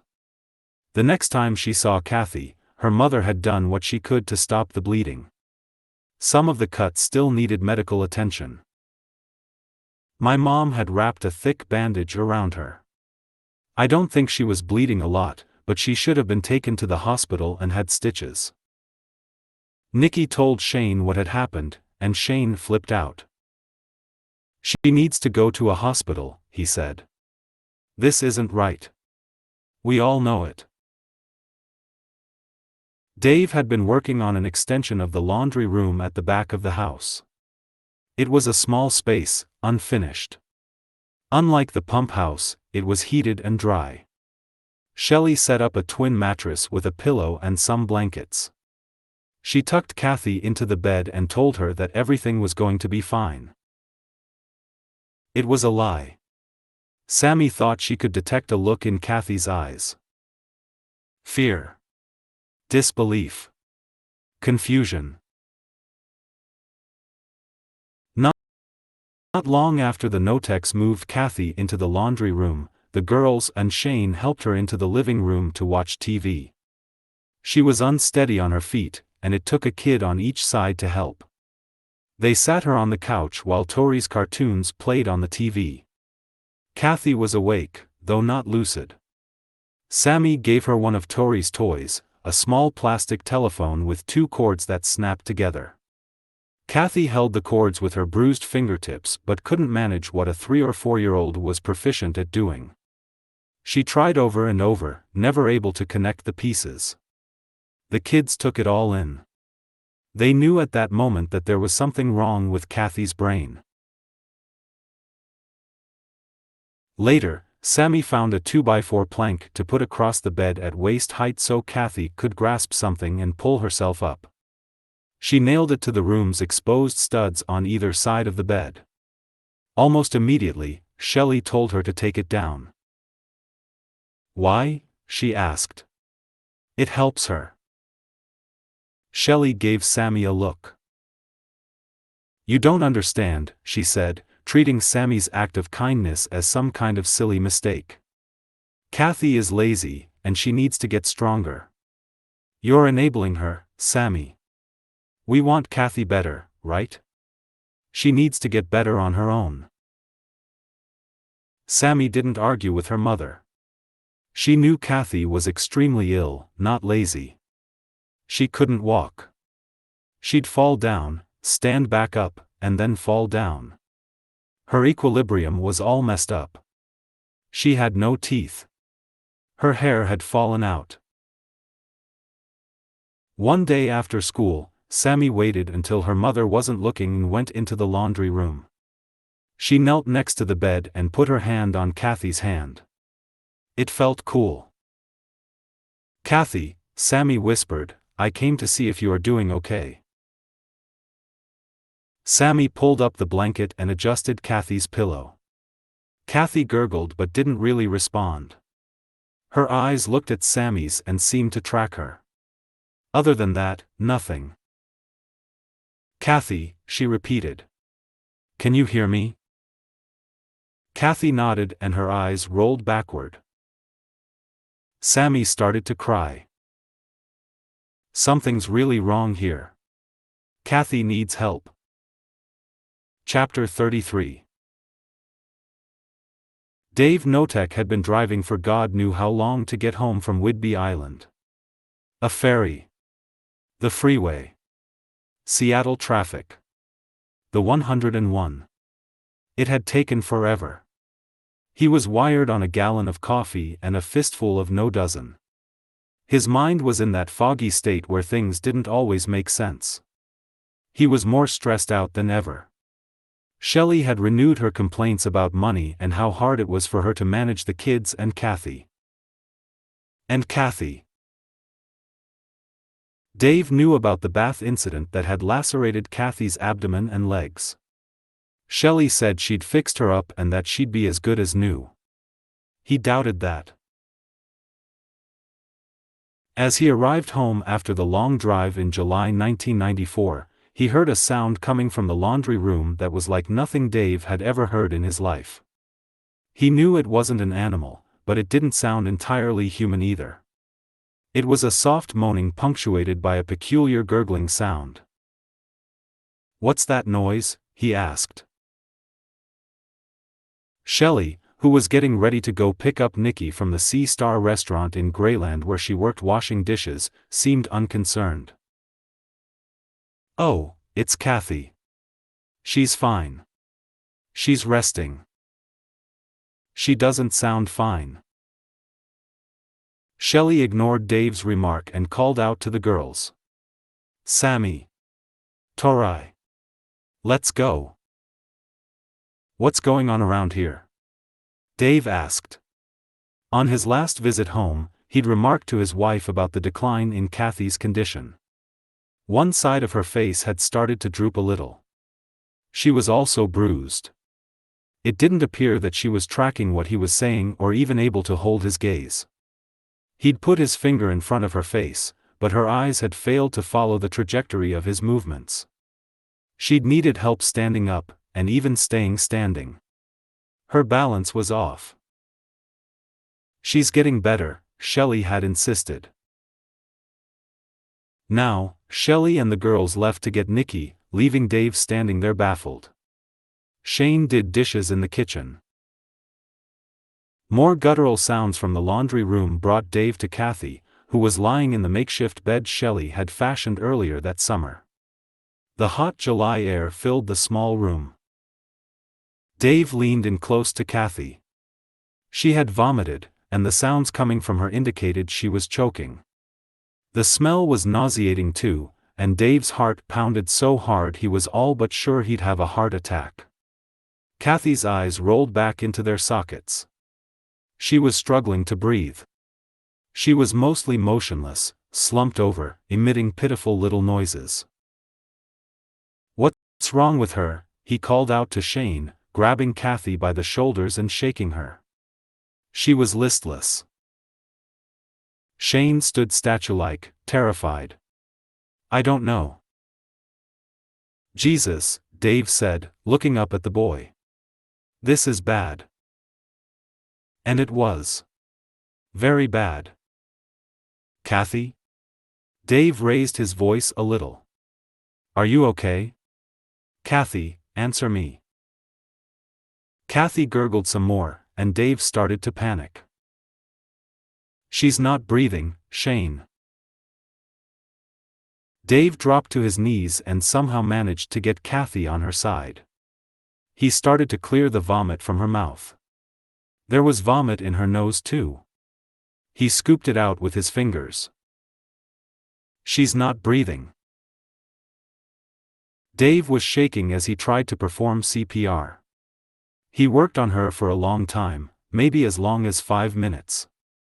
He did chest compressions too. But nothing helped. Later, he'd recall what he was thinking at the time.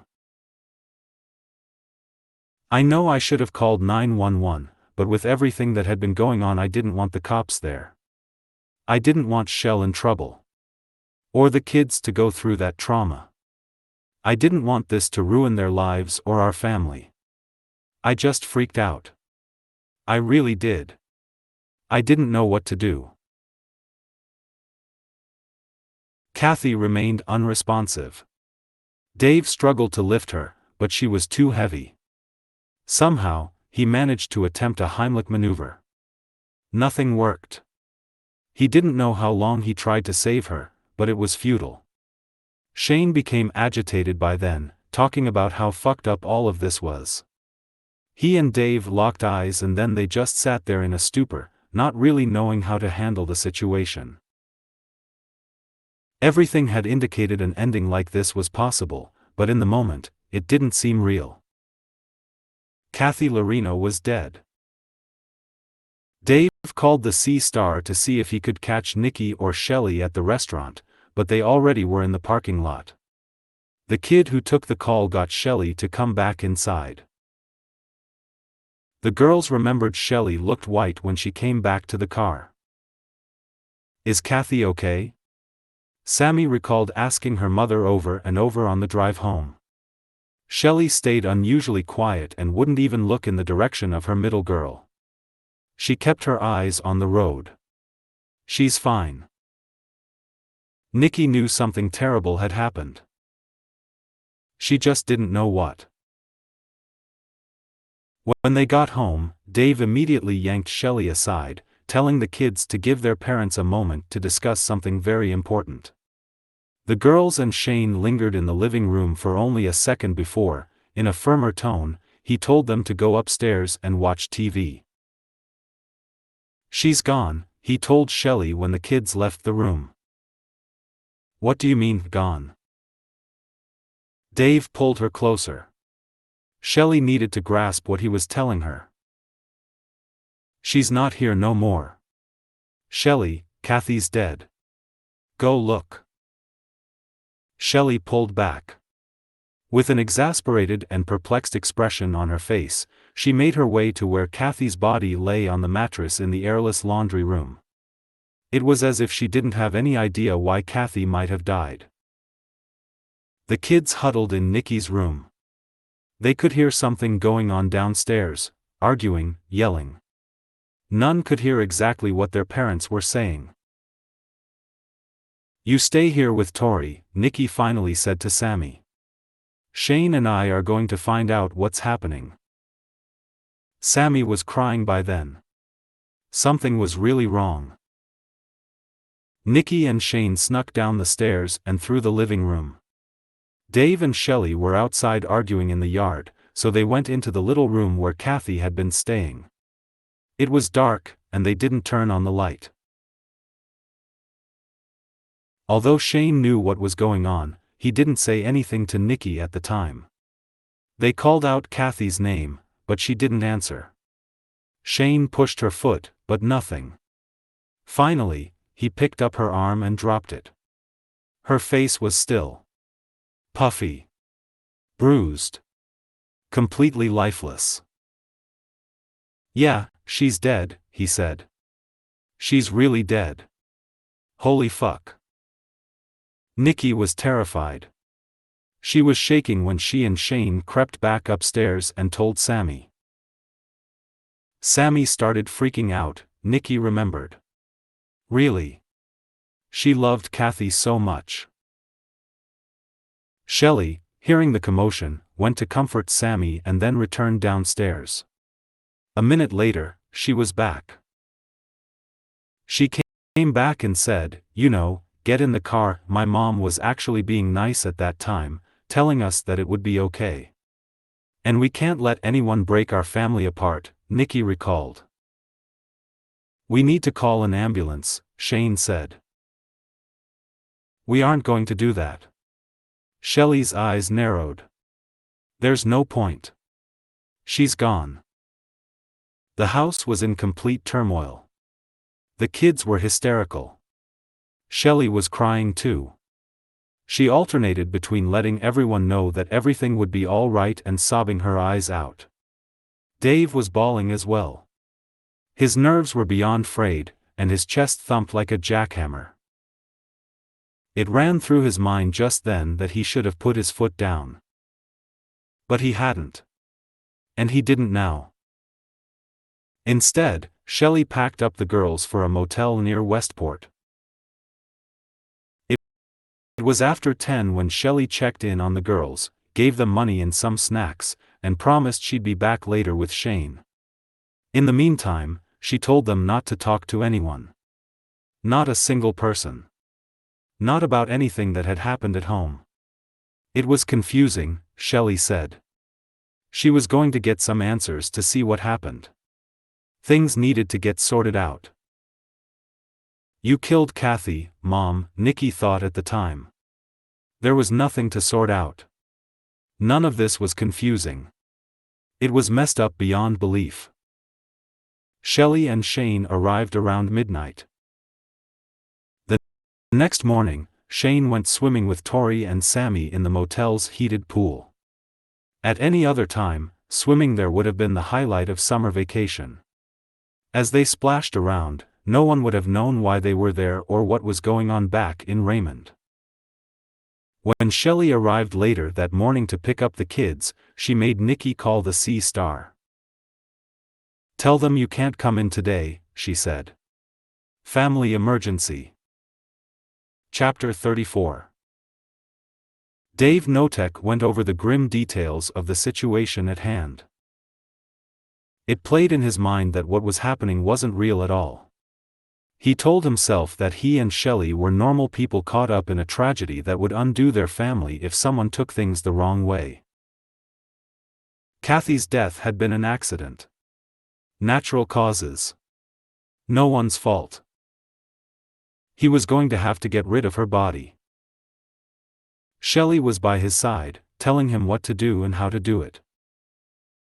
Dave would later recall that he burned Kathy Lorino's body during graveyard hours, without seeming to grasp the irony of his own statement. The house on Monaghan Landing sat close to the road, and the fire pit was only a few steps from the back of the pole building. Burning there wasn't unusual. It's where they burned the trash. Dave retrofitted the fire pit with sheets of heavy-gauge tin and steel to hold the heat in as it started to blaze. The air was a little damp that night, and it was completely dark outside. Planks from the old barn provided the wood. Though he'd never done it before, Dave knew he needed a very hot fire for cremation. Dave and Shane carried Kathy's body to the fire, set her down, and then piled more wood on top of her. He topped the pyre with old tires and diesel fuel. Dave would later recall that he felt what he was doing had been for humanitarian reasons, which might have been the only thing that kept him on task. It was a ghoulish and horrific process. It took more than 5 hours to make Kathy vanish by the faint light of daybreak. When morning light came, Dave looked down on the ash and bone. When it all cooled, he loaded up some Home Depot buckets and drove out to Washaway Beach, where he carried Kathy's remains to the ocean. Knowledge he'd gleaned surfing came in handy. He knew the tides and knew that her ashes would be carried out to sea. Gone forever. He didn't say a prayer for her, he couldn't think of what to say. He returned to Washaway 3 more times. He also took some of the ashes and dirt from the fire pit to Long Beach and disposed of them there. Shelley, for her part, loaded up Kathy's clothes and had Dave burn those too. She retrieved other things she'd taken from Kathy, personal papers and jewelry, and tossed those in the fire pit. Very little of Kathy had been left for anyone to find.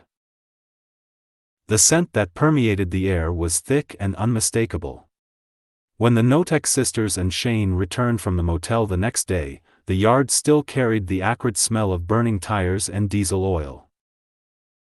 And the odor of something else that had burned with it. Nikki only glanced in the direction of where her dad had set the fire. "I didn't go back there behind the pole building," Nikki said later. "Shane told me what happened. We had a bunch of tires, but they were all gone now too." The kids went inside. Sammy was still in tears over Kathy. Tori was too young to really know what happened, and the older kids focused on her. Shelley paced around the house and Dave sat slumped in a chair at the kitchen table.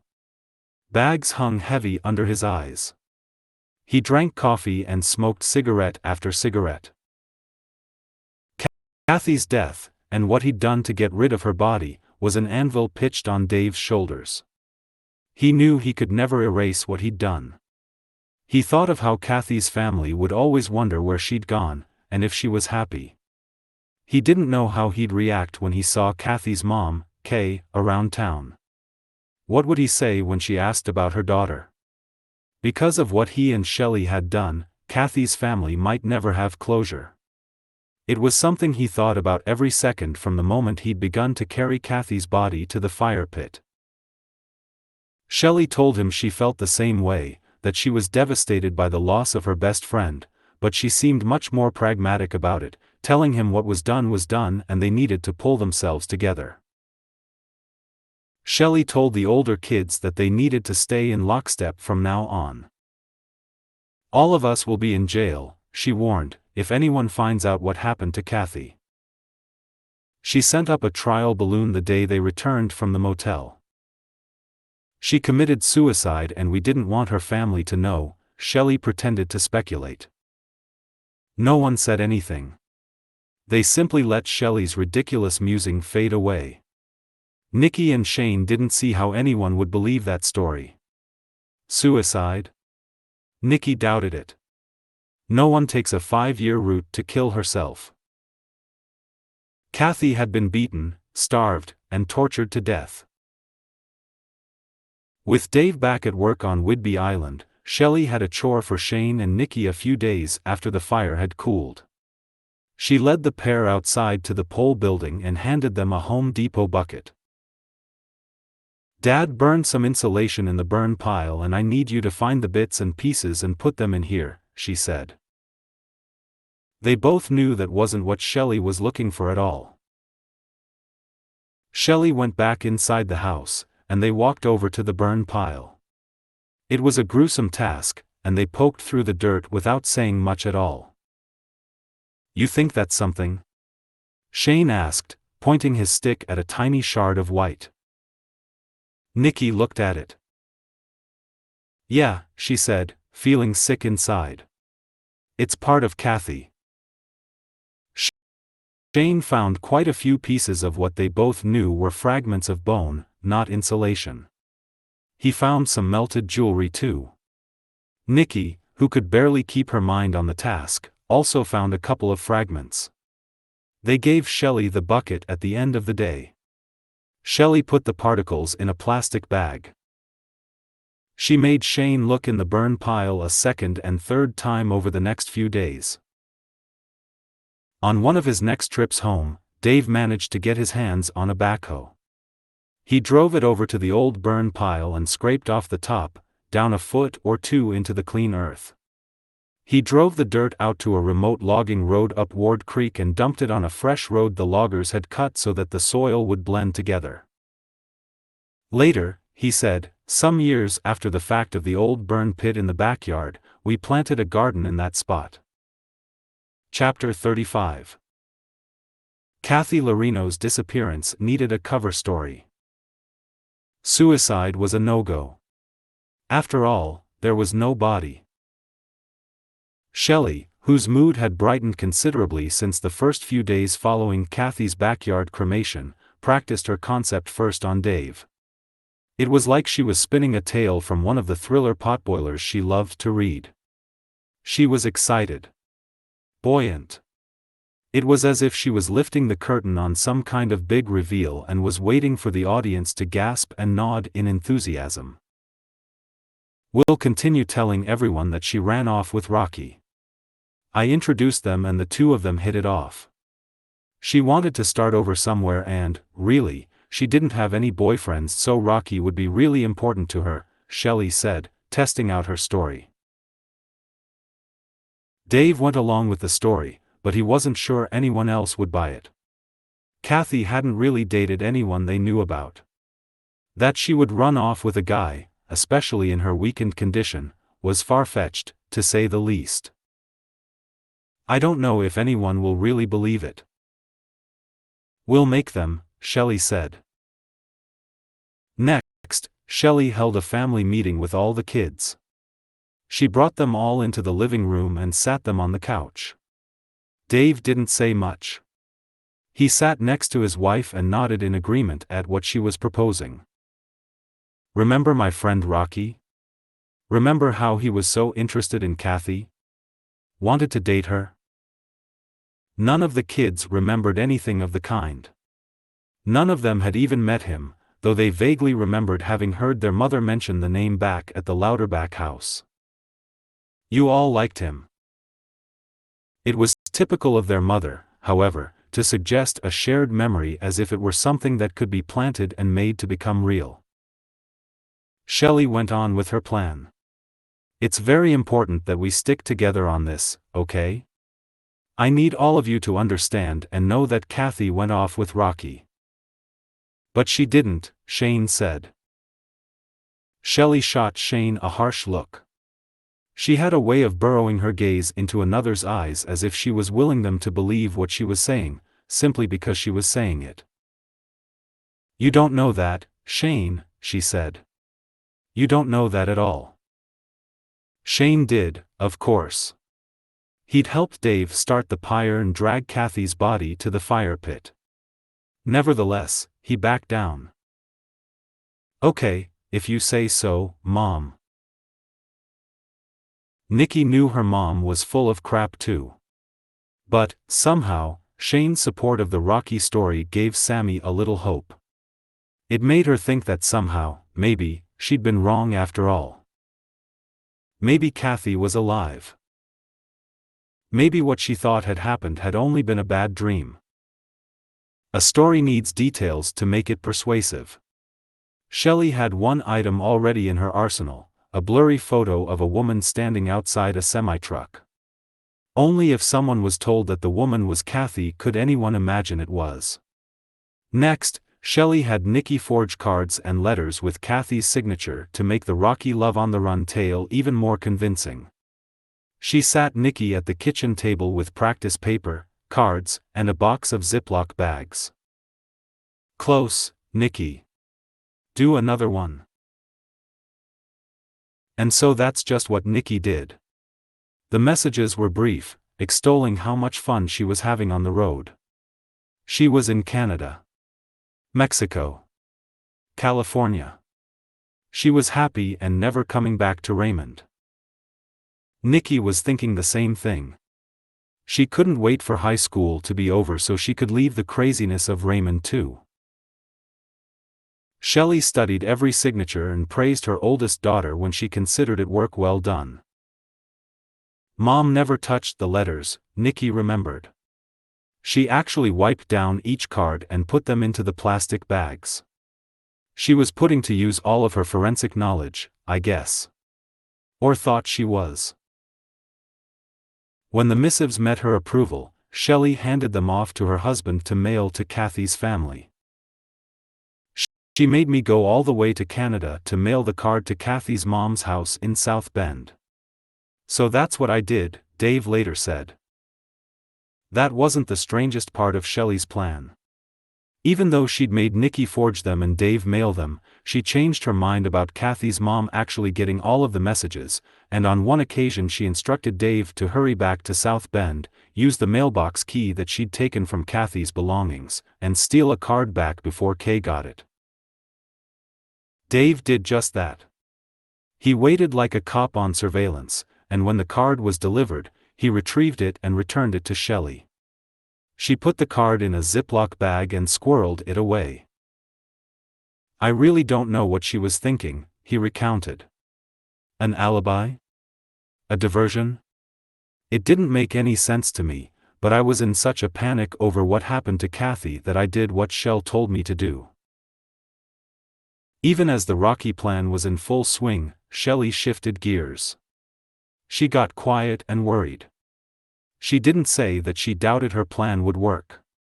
She simply thought she needed a backup plan too. She mulled it over for a couple of weeks. The older kids and Dave could see that Shelley, who lived to be in control, was sputtering a bit. Maybe she'd seen something on television in which a perpetrator was caught through the skills of an FBI forgery expert. Or maybe an episode with a cadaver dog. Her plan needed adjusting. Shelley's eyes landed on Shane during one of their family meetings. "If you tell anyone," she said, "we'll pin it all on you, Shane." The kids looked at each other, mouths open. Shane stood up. "That's bullshit," he said. "I didn't do anything." Shelley stayed on the teenager.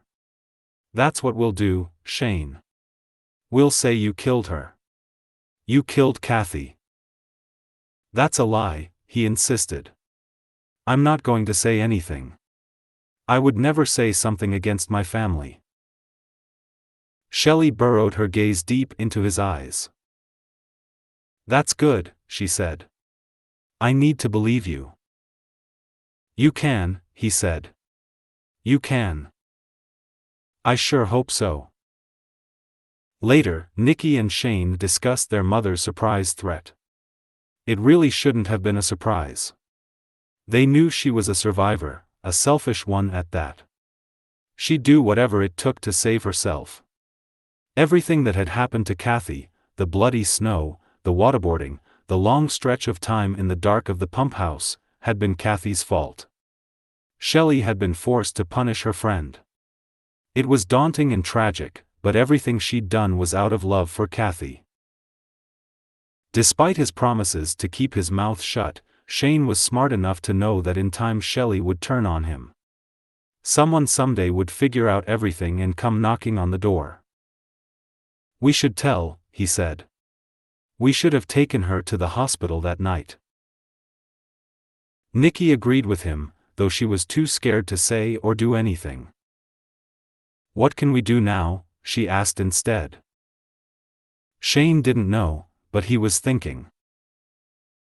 Shelley wasn't exactly discreet when it came to her doubts about her nephew either. She brought it up all the time to Dave, and within earshot of Nikki and Sammy. "Shane's going to tell," Shelley said whenever her nephew wasn't around. "He's going to bring us all down." Shane knew it was only a matter of time. He had two choices: tell someone or run away. Both options were on the table. Chapter 36. Shelley continued to juggle her lies and conspiracy theories about what had happened to Kathy, and how blaming Shane might be the answer. In the weeks following Kathy's death, Shelley told Dave that she thought it would be a good idea to gauge whether Kathy's family would even look for her. After all, they'd barely registered any interest in Kathy throughout the nearly 5 years she had lived with the Noteks.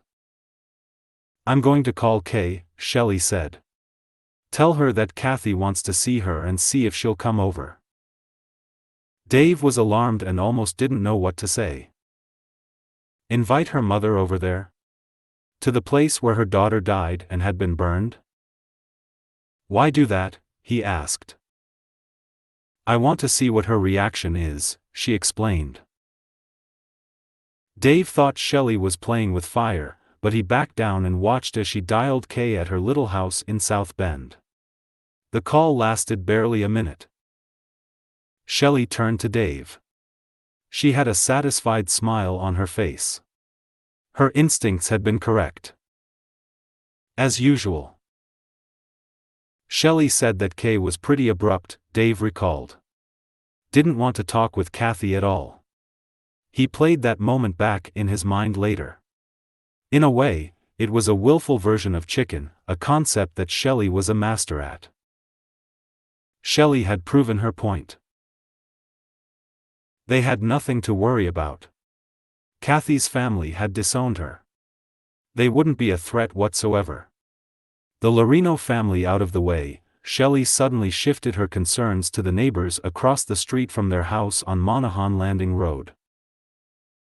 "I wonder if they know anything," she told the oldest kids. "They might have heard or smelled something." Nikki doubted it. She thought that if anyone had heard or seen anything that night, they would have called the sheriff. "We need to find out for sure," Shelley said. "They could tear this family apart, you know." Nikki understood what her mother was getting at. There was always the threat that if the sheriff figured out what happened to Kathy, her parents would likely get arrested and sent to jail. She and Shane would be homeless. Sammy and Tori would end up in foster care. Their family would be gone forever. The neighbors in question had 3 little boys and were in a financial world of hurt. They were on public assistance and trying as hard as they could to try to keep afloat.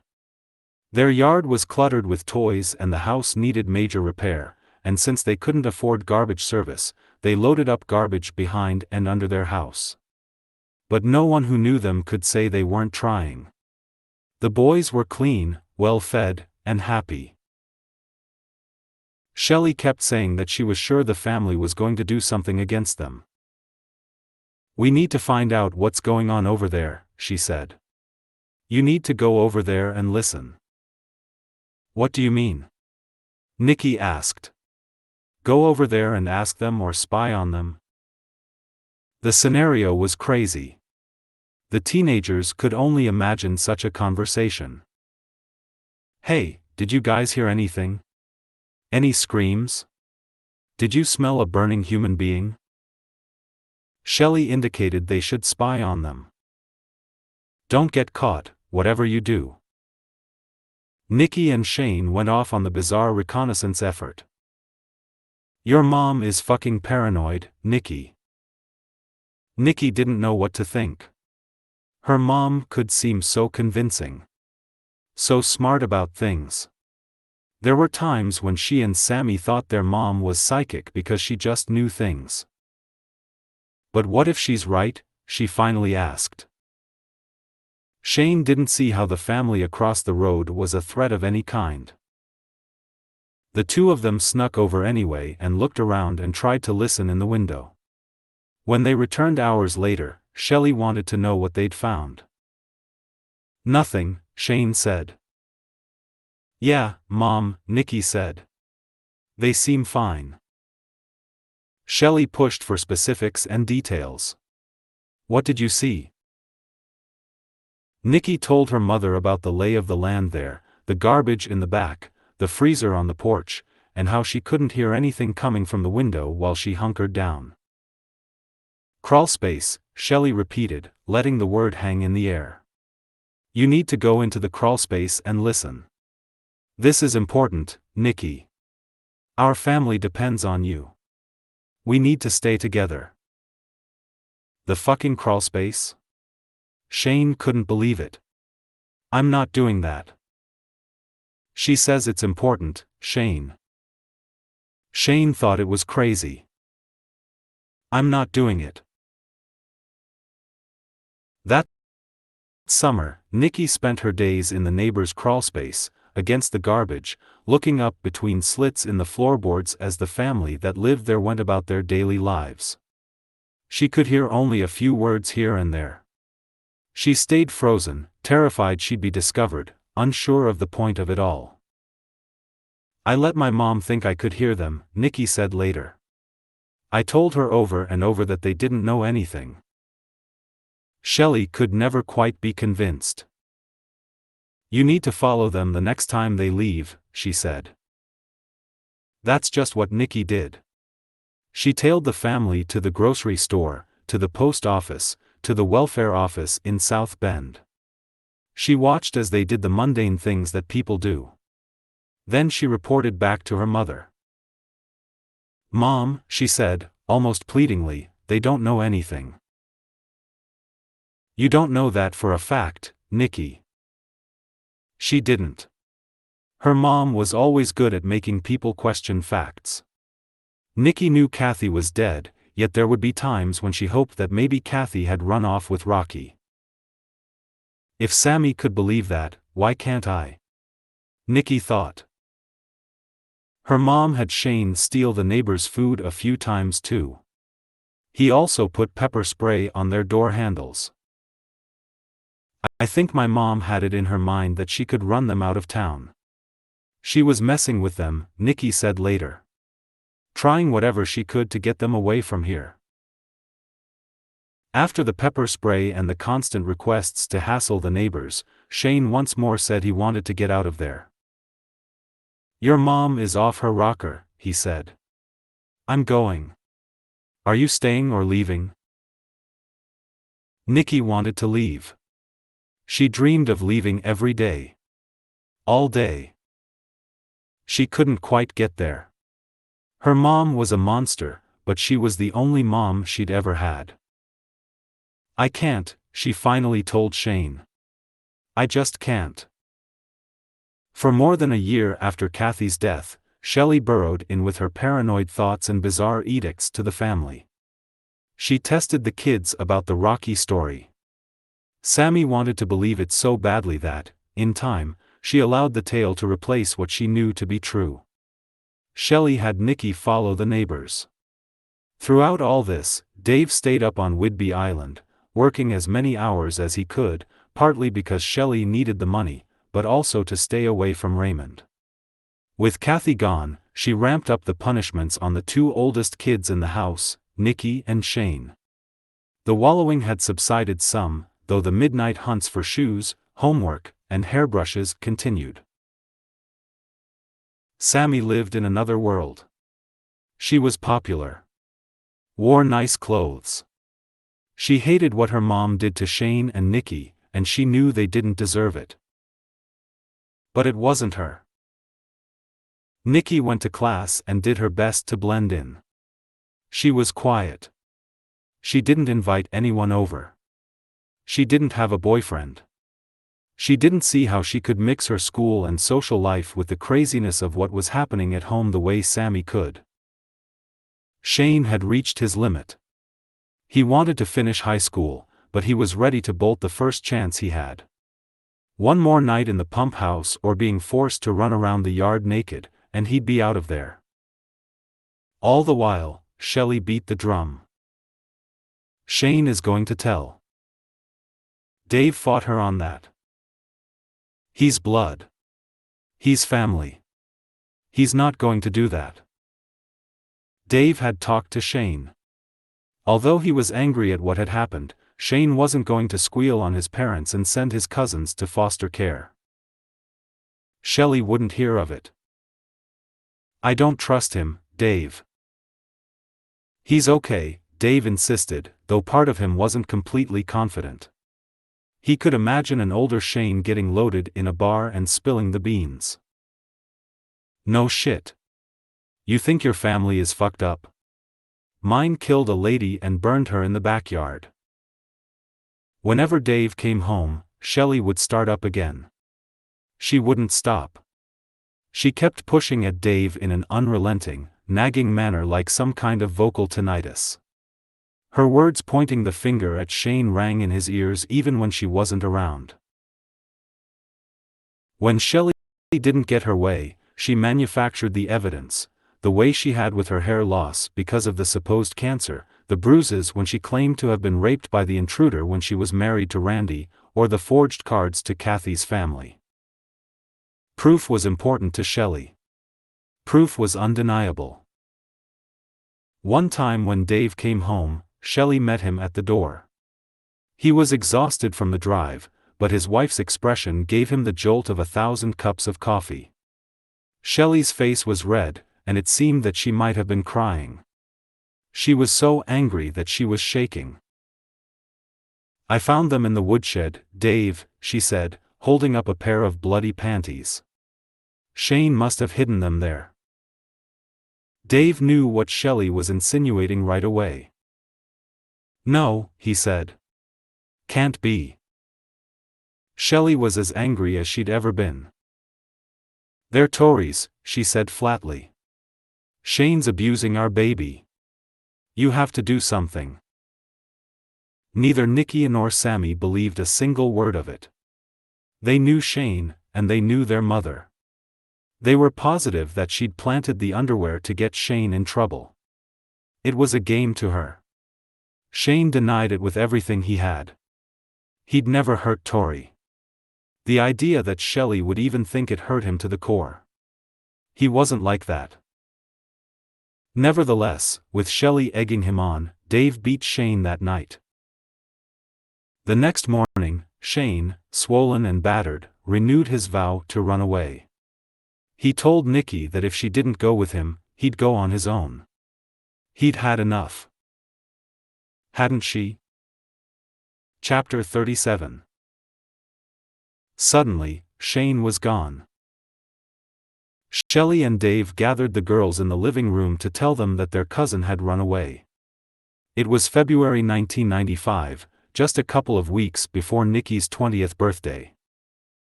"He'll turn up," Dave said. "He always does," Shelley added. "We'll look for him." "You kids hear anything last night?" Dave asked. None had. "Any noises at all?" Shelley asked.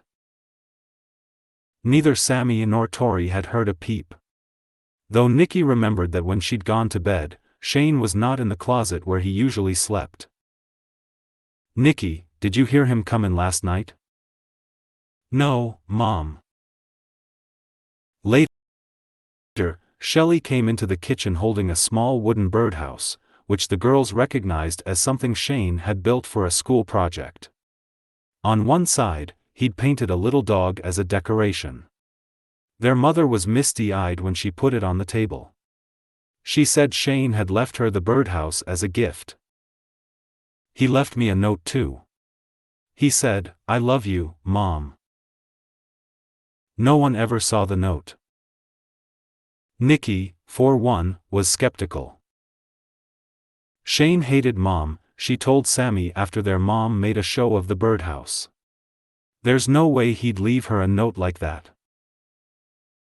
Sammy didn't buy a cozy relationship between Shane and their mom either, but she didn't want to think that the whole story was some big lie. "Shane's always running away," she reminded Nikki. Nikki didn't answer. Something about the birdhouse bothered her. She knew he would never have left Shelley a gift, or a loving note. Yet Nikki didn't want to think that anything had happened to the boy she considered her brother. Shelley and the older girls got into the car later that day and went looking for Shane, though the excursion was brief. Oddly so. Usually Mom made us look for hours and hours. This time I doubt we drove around more than an hour, Nikki said later. "I don't think we looked for Shane more than a couple of times." A few days later, Nikki was out feeding the horses and for a fleeting moment she thought she heard Shane's voice. She spun around, but he wasn't there. She went to her mother later and told her. "Mom, Shane's still around. I think I heard him." Shelley looked concerned. "What are you talking about?" Nikki loved Shane. She wanted him to come back, like he always did.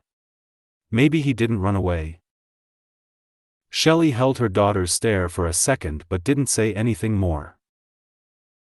About a week later, Shelley packed up the girls for a getaway weekend at a motel in Aberdeen. It was a spur-of-the-moment vacation. They swam in the pool and ate at the nearby Denny's. The older girls talked about Shane and hoped that he was doing all right. Wherever he'd gone, it had to be better than home. Finally, they got some answers. Their mother told them that their cousin was fishing on Kodiak Island.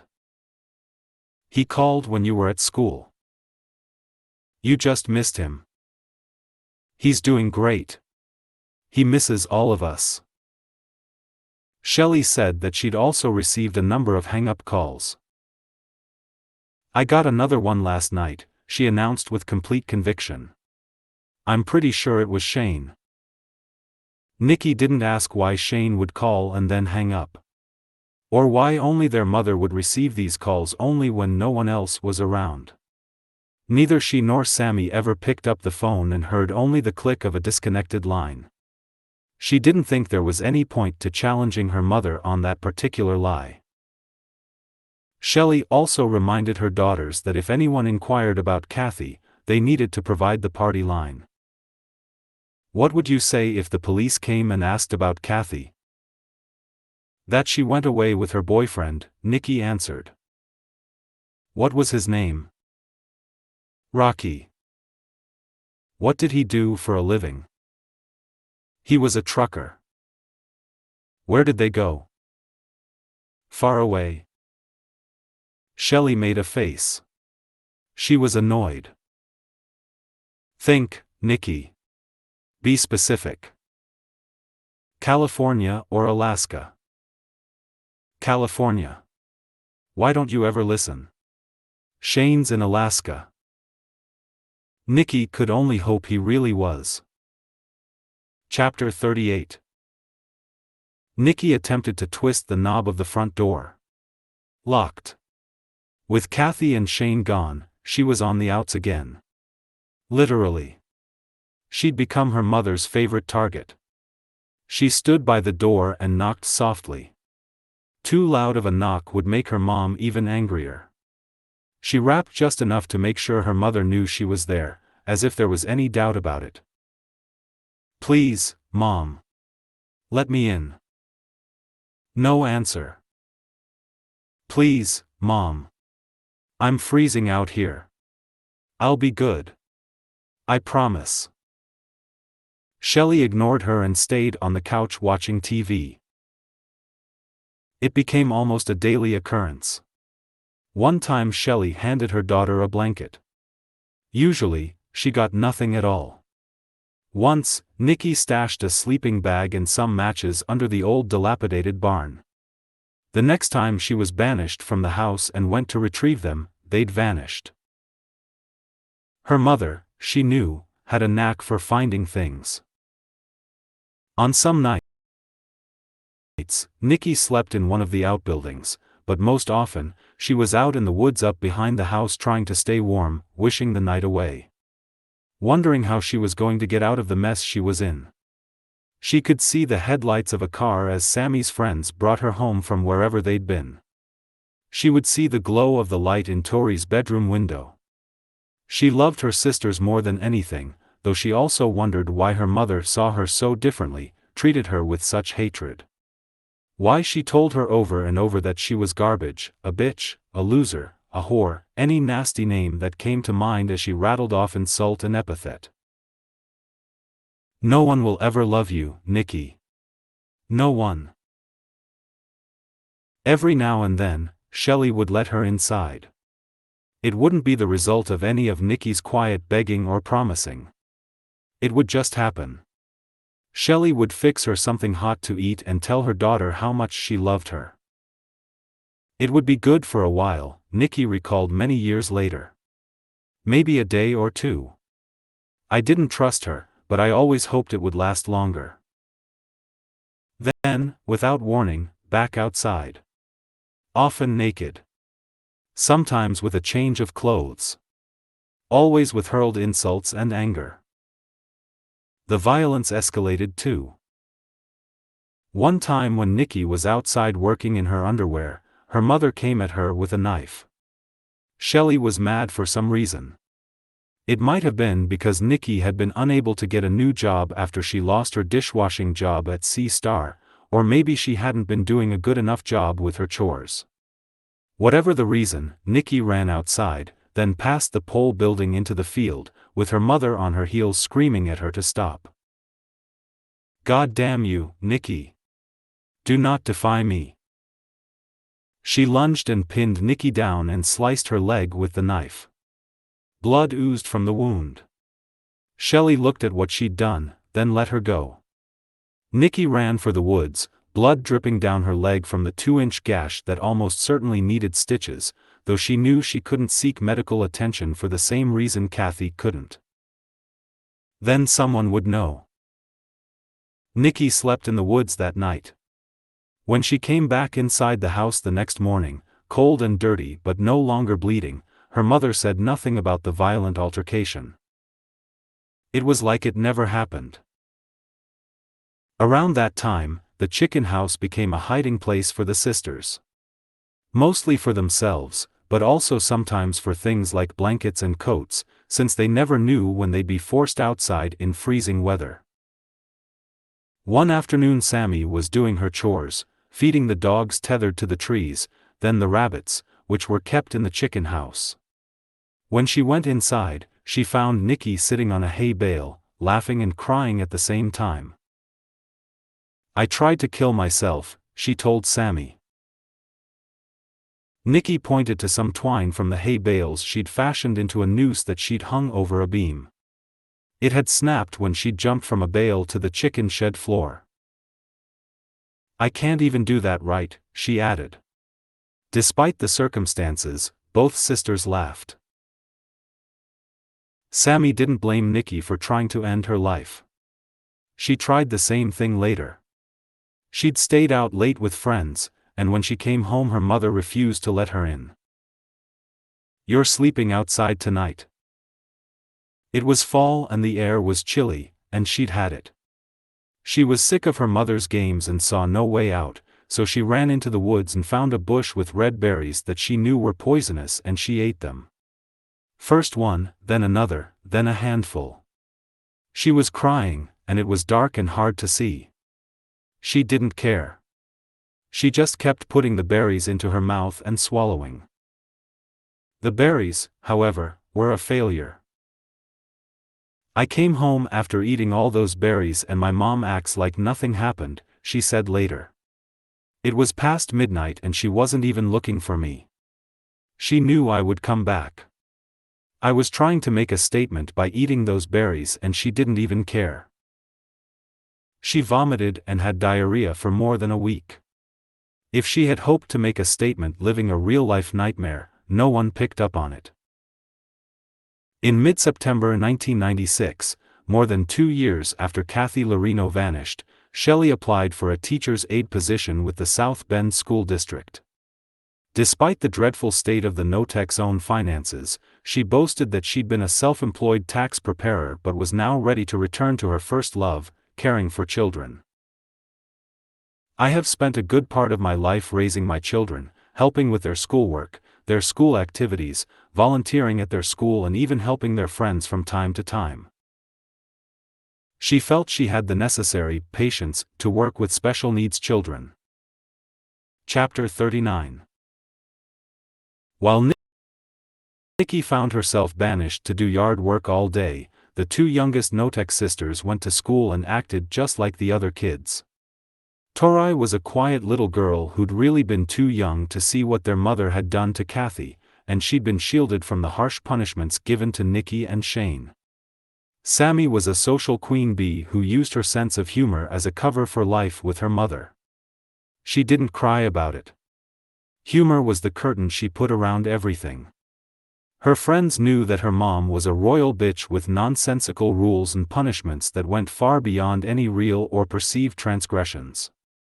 Because of that, they were also persistent. When Sammy's friends came to pick her up and there was no answer, they'd just wait. Nicky's friends weren't like that. If they came for Nicky and she wasn't there, they figured she'd changed her mind or was off somewhere else. Sammy's friends knew that her mother was a weirdo who was holding Sammy captive. So they'd knock. They'd wait.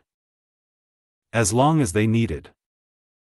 Sometimes they'd go to McDonald's in Raymond, then come back and wait some more. The teenagers could outlast and annoy Shelley, so that's just what they did. "Go.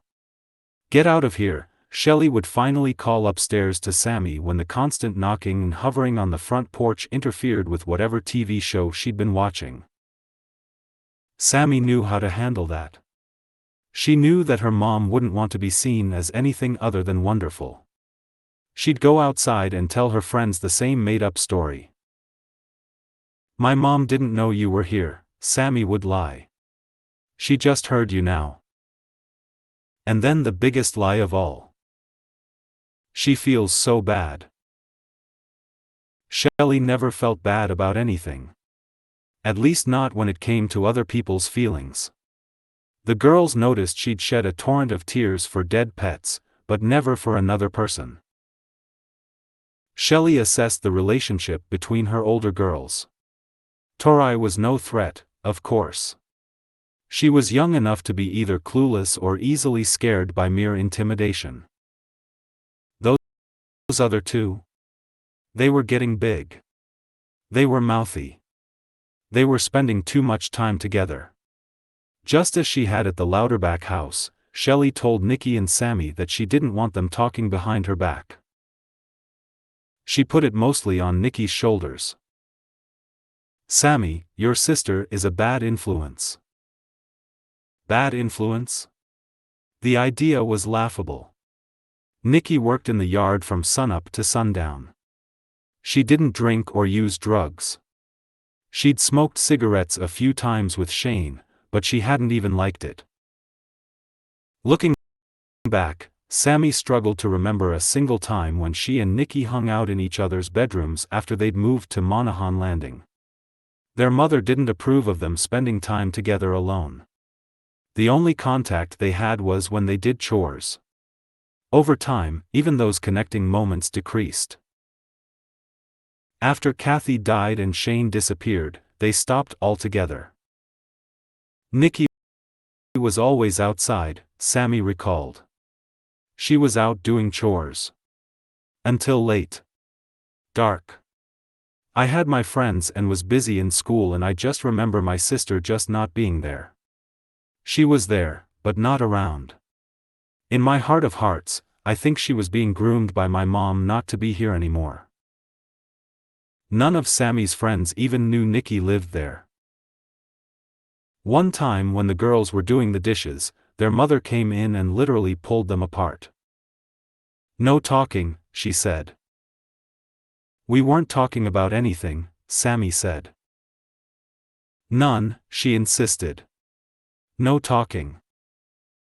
Sammy left her sister to finish the dishes alone. "Most of the time we were talking shit about her," Sammy recalled.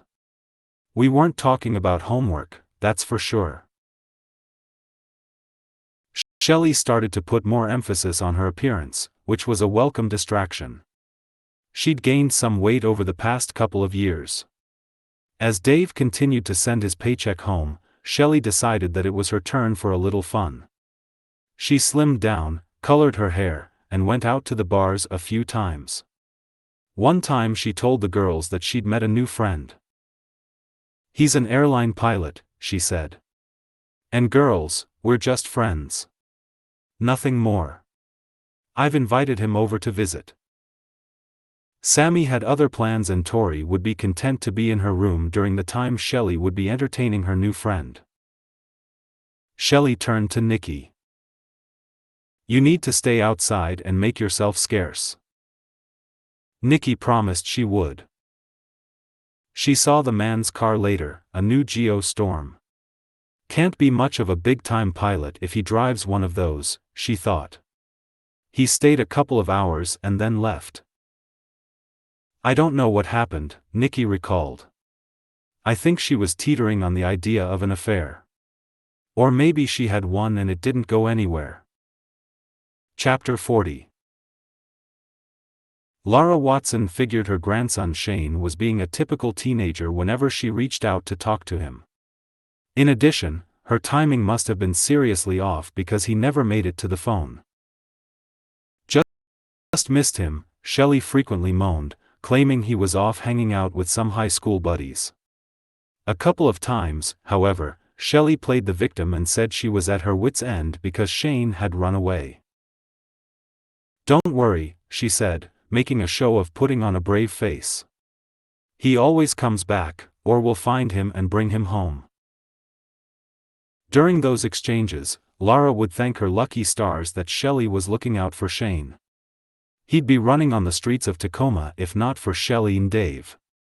Though she had initially been skeptical about the rough-around-the-edges boy's potential impact on the girls, she was happy that he had a life that included school, chores, and family time like trips to the coast. Shane had never let on to Laura what was really going on at the Notek place, with Kathy, or the things that Shelley made him do. Not even a whiff of it. He didn't tell her how he slept on a concrete floor in a cold basement, or in Nikki's closet, or, at times, in an outbuilding at Monaghan Landing. When the teenager with the big smile and eager sense of humor vanished, Shelley didn't tell her stepmother about it for the longest time. In fact, whenever Laura sent a check for Christmas or his birthday, it got cashed immediately, endorsed by Shane. "Can I talk to him?" Laura asked Shelley, who adeptly pushed the request aside with an excuse. Shelley sighed as if she understood the disappointment. He's not home. He's never home, Lara grumbled. Teenagers, Shelley shot back with a short laugh. What can you do? Every time that happened, Shane's grandmother would hang up, somehow placated by her stepdaughter's insistence that Shane was doing fine, doing just what kids do. Later, it would eat at her as to why she put up with it. She should have pushed Shelley a lot harder. But she'd allowed herself to accept what Shelley was saying. Teenagers. I have no doubts that Shane would have been happy to call me back, Lara said, many years later.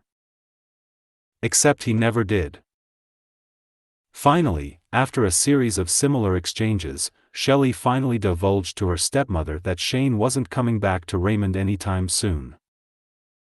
He's up in Alaska, she said with a sigh. He's working on a fishing boat up there. You know that he's been wanting to do that for a long time. Shelley's story was plausible yet still not quite right. He would have told his grandmother his plans. I just talked to him, Shelley went on. He's doing great. He loves it up there. It's his dream come true. I'll tell him to call you the next time we talk. He never said that to me, Lara said, pushing back a little. Shelley seemed miffed. What? Lara pushed a little harder. That fishing was his dream. You aren't close to him like we are. I've known him since he was born, Lara countered. He said he wanted to finish school, Shelley. You know that. He changed his mind. I don't understand. Look, Shelley said, Shane was all about making money. That's why he left. He'll be back. I know it. But, just like before, Shane never called his grandmother. He never called anyone except Shelley.